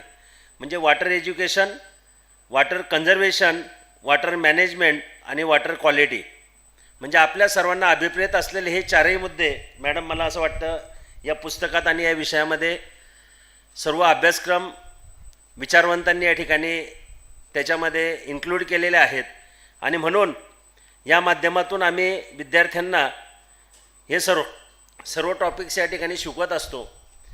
याच्यावरती एक्झामसुद्धा त्या ठिकाणी घेतली जाते, प्रॅक्टिकल वर्क्स केलं जातं आणि खऱ्या अर्थाने प्रत्येकाच्या जीवनामध्ये पाण्याची किती आवश्यकता आहे याचं मोजमाप प्रत्यक्ष विद्यार्थी करतात. आणि अर्धा ग्लास पाण्याने भरलेला आहे आणि जर आपल्याला अर्धाच ग्लास पाणी प्यायला लागतं, बऱ्याचदा आपण ते पाणी फेकून देत असतो. परंतु मुलं आता ते पाणी वाचवायला लागले आहेत की ते उरलेलं जे पाणी आहे ते झाडांसाठी असेल किंवा क्लिनिंगसाठी असेल, याच्यासाठी मुलं वाचवत आहेत. म्हणजे त्यांना या पाण्याचं महत्त्व याच्यातून जाणवलेलं आहे. आणि म्हणून विद्यार्थ्यांना पाण्याचं जीवनातील महत्त्व समजणे, पाणी संवर्धन, पुनर्वापर पुनर्भरण याबद्दल योग्य सवय लावणे, पर्यावरण शिक्षणाशी जोडलेला व्यवहार्य दृष्टिकोन विकसित करणे आणि शालेय वयातच जबाबदार नागरिकत्वाची पायाभरणी करणे, हे सर्व या ठिकाणी मुलांकडून करून घेतलं जातं. आणि म्हणून मला या सेमिनारच्या दृष्टीने आपल्या सर्वांना हे सांगावंसं वाटतं की फक्त हा अभ्यासक्रम या ठिकाणी इन्क्लूड करून होणार नाही, म्हणजे अभ्यासक्रम त्यांना नेमून दिला, मुलं करतायत म्हणून आपण मोकळे झालो असं आम्हालाही म्हणता येणार नाही. म्हणून शिक्षक, पालक, समाज आणि आपल्यासारखे सर्व विचारवंत यांनी एकत्रितपणे या विद्यार्थ्यांना देखील मार्गदर्शन केलं पाहिजे. आणि म्हणून मी आपल्या सर्वांना आवाहन करेल की आपण देखील या 4 भिंतीच्या बाहेर जाऊन शाळांपर्यंत, विद्यार्थ्यांपर्यंत तुमचे विचार इतके प्रभावी आहेत ते जर आपण मांडण्याचा प्रयत्न केला तर जलसुरक्षा हा फक्त अभ्यासक्रमापुरता मर्यादित न राहता तो एक जीवनशैलीचा भाग होईल. आणि म्हणून मला या ठिकाणी आपल्या सर्वांना पुनश्च आवाहन करावं असं वाटतं मॅडम की हा असाच कार्यक्रम जर आपण, मॅडमांनी नुकतंच सांगितलं की 21 वर्षाच्या आतील मुलांचे हे गोल्डन डेज असतात आणि खऱ्या अर्थाने हे विद्यार्थी या अभ्यासक्रमाकडे जर या दृष्टीने त्यांनी पाहिलं तर त्यांच्यामध्ये त्याच्याविषयी आवड निर्माण होईल. आणि म्हणून जलशिक्षण, पर्यावरण आणि परिसंस्था, आणि हे पर्यावरण हे चांगलं झाल्याशिवाय राहणार नाही, कारण लोकसहभागातूनच सर्व जनजागृती घडत असते. आणि म्हणून शाळेच्या माध्यमातून आम्ही अशा वेगवेगळ्या ॲक्टिव्हिटीज या ठिकाणी राबवण्याचा प्रयत्न करत असतो. त्याची काही क्षणचित्र या ठिकाणी दाखवतो आहे आम्ही. गोदावरी नदी, जिला आपण दक्षिण गंगा असं म्हणतो, नुकतंच सरांनी मागे सांगितलं की नंदिनी नदी हिला नासर्डी असं पूर्वी म्हटलं जायचं. तर यामध्ये आपल्या नाशिक शहरातील चंद्रकांत पाटील आहेत की गेले अनेक वर्षापासून त्यांचं घर सिटी सेंटर मॉलजवळ आहे आणि तिथून नदी वाहते. तिथे आता एक सेल्फी पॉईंट तयार करण्यात आलेला आहे, आय लव्ह नंदिनी अशा प्रकारचा.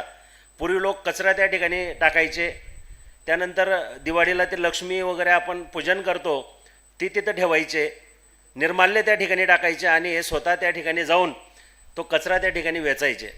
ही बाब लक्षात कोणाच्या तरी आली आणि हे आपले सन्माननीय पंतप्रधान मोदीजींपर्यंत पोहोचली आणि त्यांनी मन की बातमध्ये त्यांचं नाव घेऊन त्यांचं कौतुक केलं.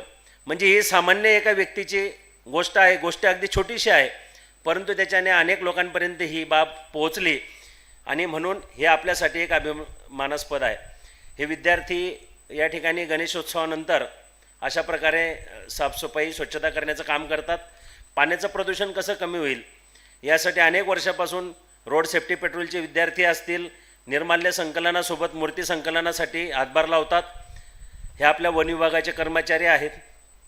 विद्यार्थ्यांसाठी एक छोटा पोलीस असा उपक्रम देखील राबवला जातो की तुम्हीच घरातले छोटे पोलीस आहात. प्रदूषणमुक्त भारत आपण कसा घडवता येईल, टाकाऊतून टिकाऊ, हे सिग्नलवरती उपक्रम राबवलेले आहेत विद्यार्थ्यांनी. हे वृक्षारोपण आहे.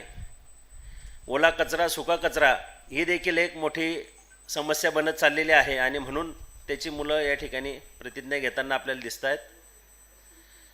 यम हे हम असा हा मुलांनी उपक्रम राबवला होता आमचा, की एका मुलाने यमाच्या प्रातिनिधिक स्वरूपामध्ये सिग्नलवर जाऊन अवेअरनेस केला.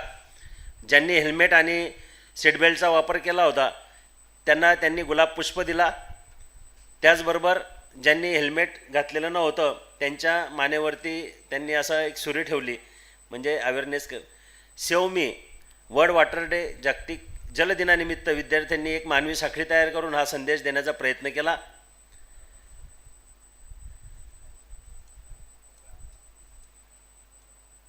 त्याचबरोबर वटपौर्णिमा असेल, आपण वडाच्या झाडाची पूजा करतो. बऱ्याच मोठ्या मोठ्या शहरामध्ये वडाची झाडं नाहीत म्हणून त्याच्या फांद्या कुंडीमध्ये हे करून त्यालाच प्रदक्षिणा घातली जाते, म्हणून आम्ही वटपौर्णिमेला वडाचं वृक्षाचं वाटप करतो.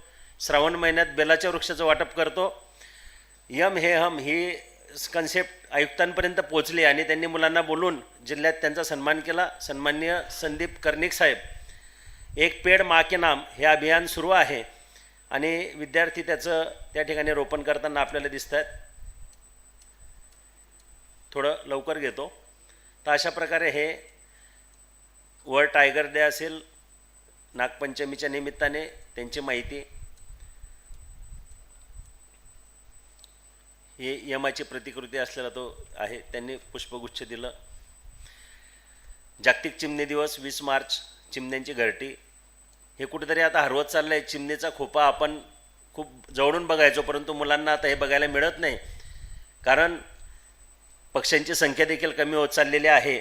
आणि आपण सर्वजण नाशिकमध्ये येणाऱ्या 2027च्या कुंभमेळ्याचे यजमान आहोत आणि त्या दृष्टीने प्लास्टिक मुक्त अशा प्रकारचा हा कुंभमेळा आपल्याला साजरा करायचा आहे आणि आपल्या स्वतःपासून आपण ती सुरुवात करणार आहोत. सर्वांना मी या ठिकाणी बोलण्याची संधी दिली, मॅडमांचे आभार मानतो आणि येणाऱ्या दसऱ्याच्या शुभेच्छा देतो. आपट्याची पानं आपण वाटत असतो, तर आपण देखील झाडाची लागवड केली पाहिजे. मी आपट्याचं एक झाड आणलेलं आहे. विंदा करंदीकर म्हणतात, देणाऱ्याने देत जावे, देणाऱ्याने देत जावे, घेणाऱ्याने घेत राहावे आणि देता देता देणाऱ्याचे हात व्हावे. मॅडमांनी खूप काही देण्याचं काम केलं याच्यातून, तर एक आपट्याचं झाड मी मॅडमांना देत आहे. मॅडमांनी त्याचा स्वीकार करावा अशी मॅडमांना विनंती.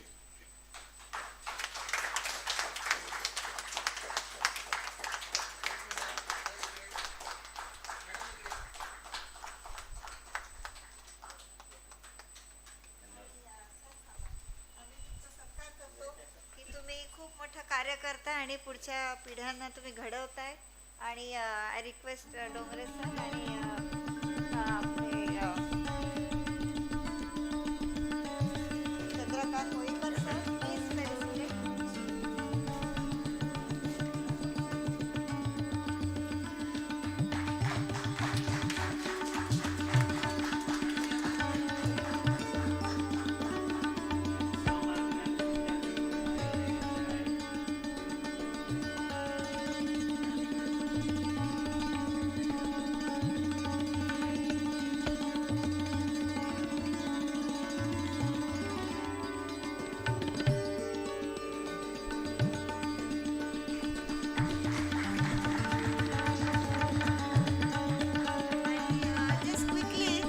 Want to felicitate the principal sir here from Guru Govind Singh. Sir, please kindly come forward. Vice Principal Guru Govind Singh School. Sir, you are there, no? Nataraja.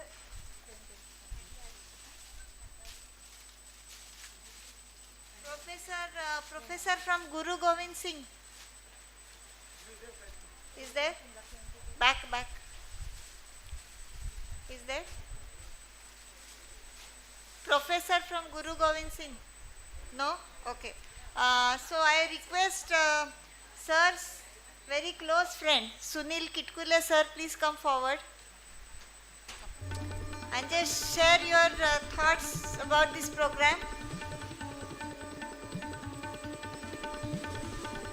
And we will felicitate, I request Ashok sir, Natarajan sir.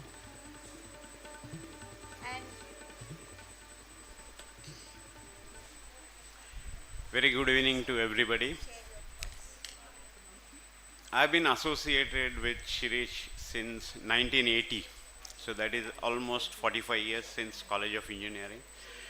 Because of him, I came into water treatment in 1991, and since 1991 till last year, the same day, we have traveled across India and even abroad along with Shirish.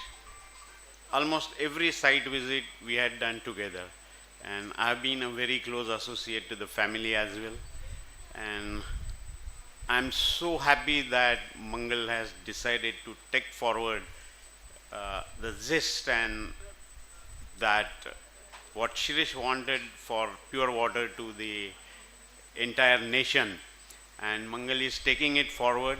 So I wish her all the best. I cannot express my feelings of 40 years here in whatever time I take, but all the best to Mangal, and I assure that I will always be with her, behind her, whatever, whenever, whatever help is required. Thank you very much.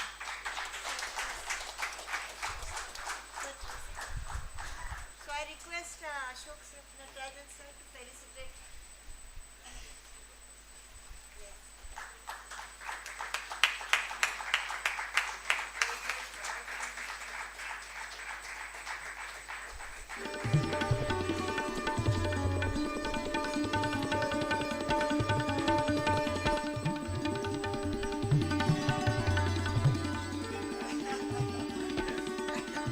And last, sir, please take your seat.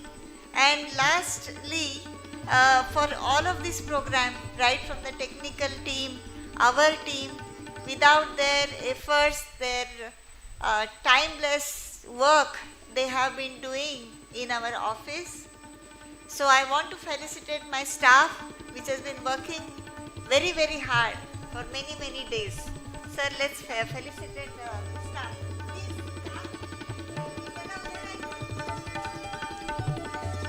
And the technical team.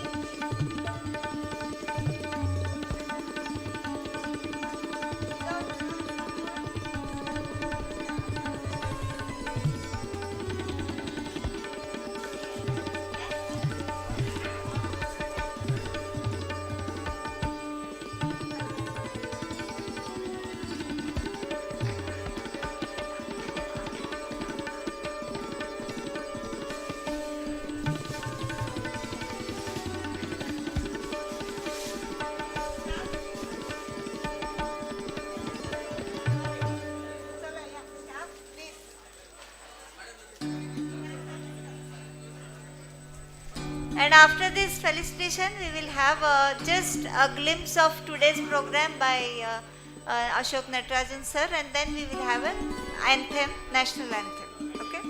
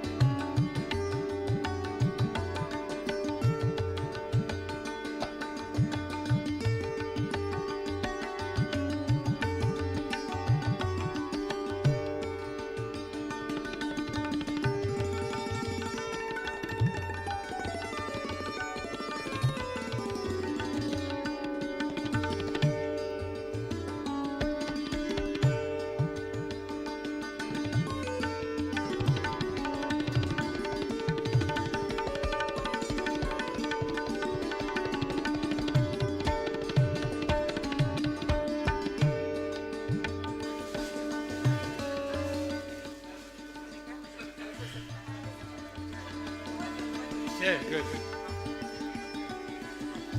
Hello everyone. Today, due to this seminar and Kardile madam, we everyone got a very nice brain food knowledge. So on behalf of all our what do you say, the attendee, I want to say the thanks to Kardile madam. So I call the Anant Vachasundar to give the bouquet.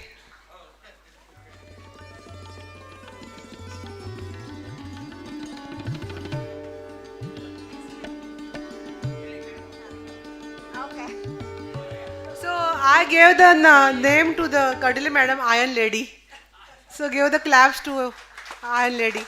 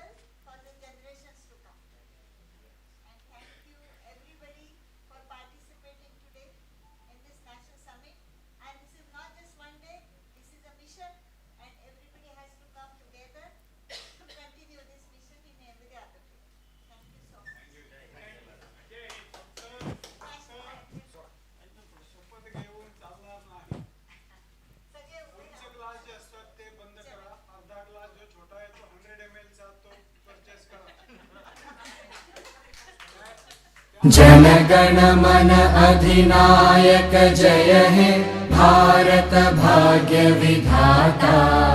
Punjab Sindh Gujarat Maratha Dravid Utkal बंगा। विंध्य हिमाचल यमुना गंगा उच्चल जलधि तरंगा। तव शुभ नामे जागे तव शुभ आशीष मागे। गाहे तव जय गाथा जनगण मंगलदायक जय हे भारत भाग्य विधाता। जय हे जय हे जय हे जय जय जय जय हे जय।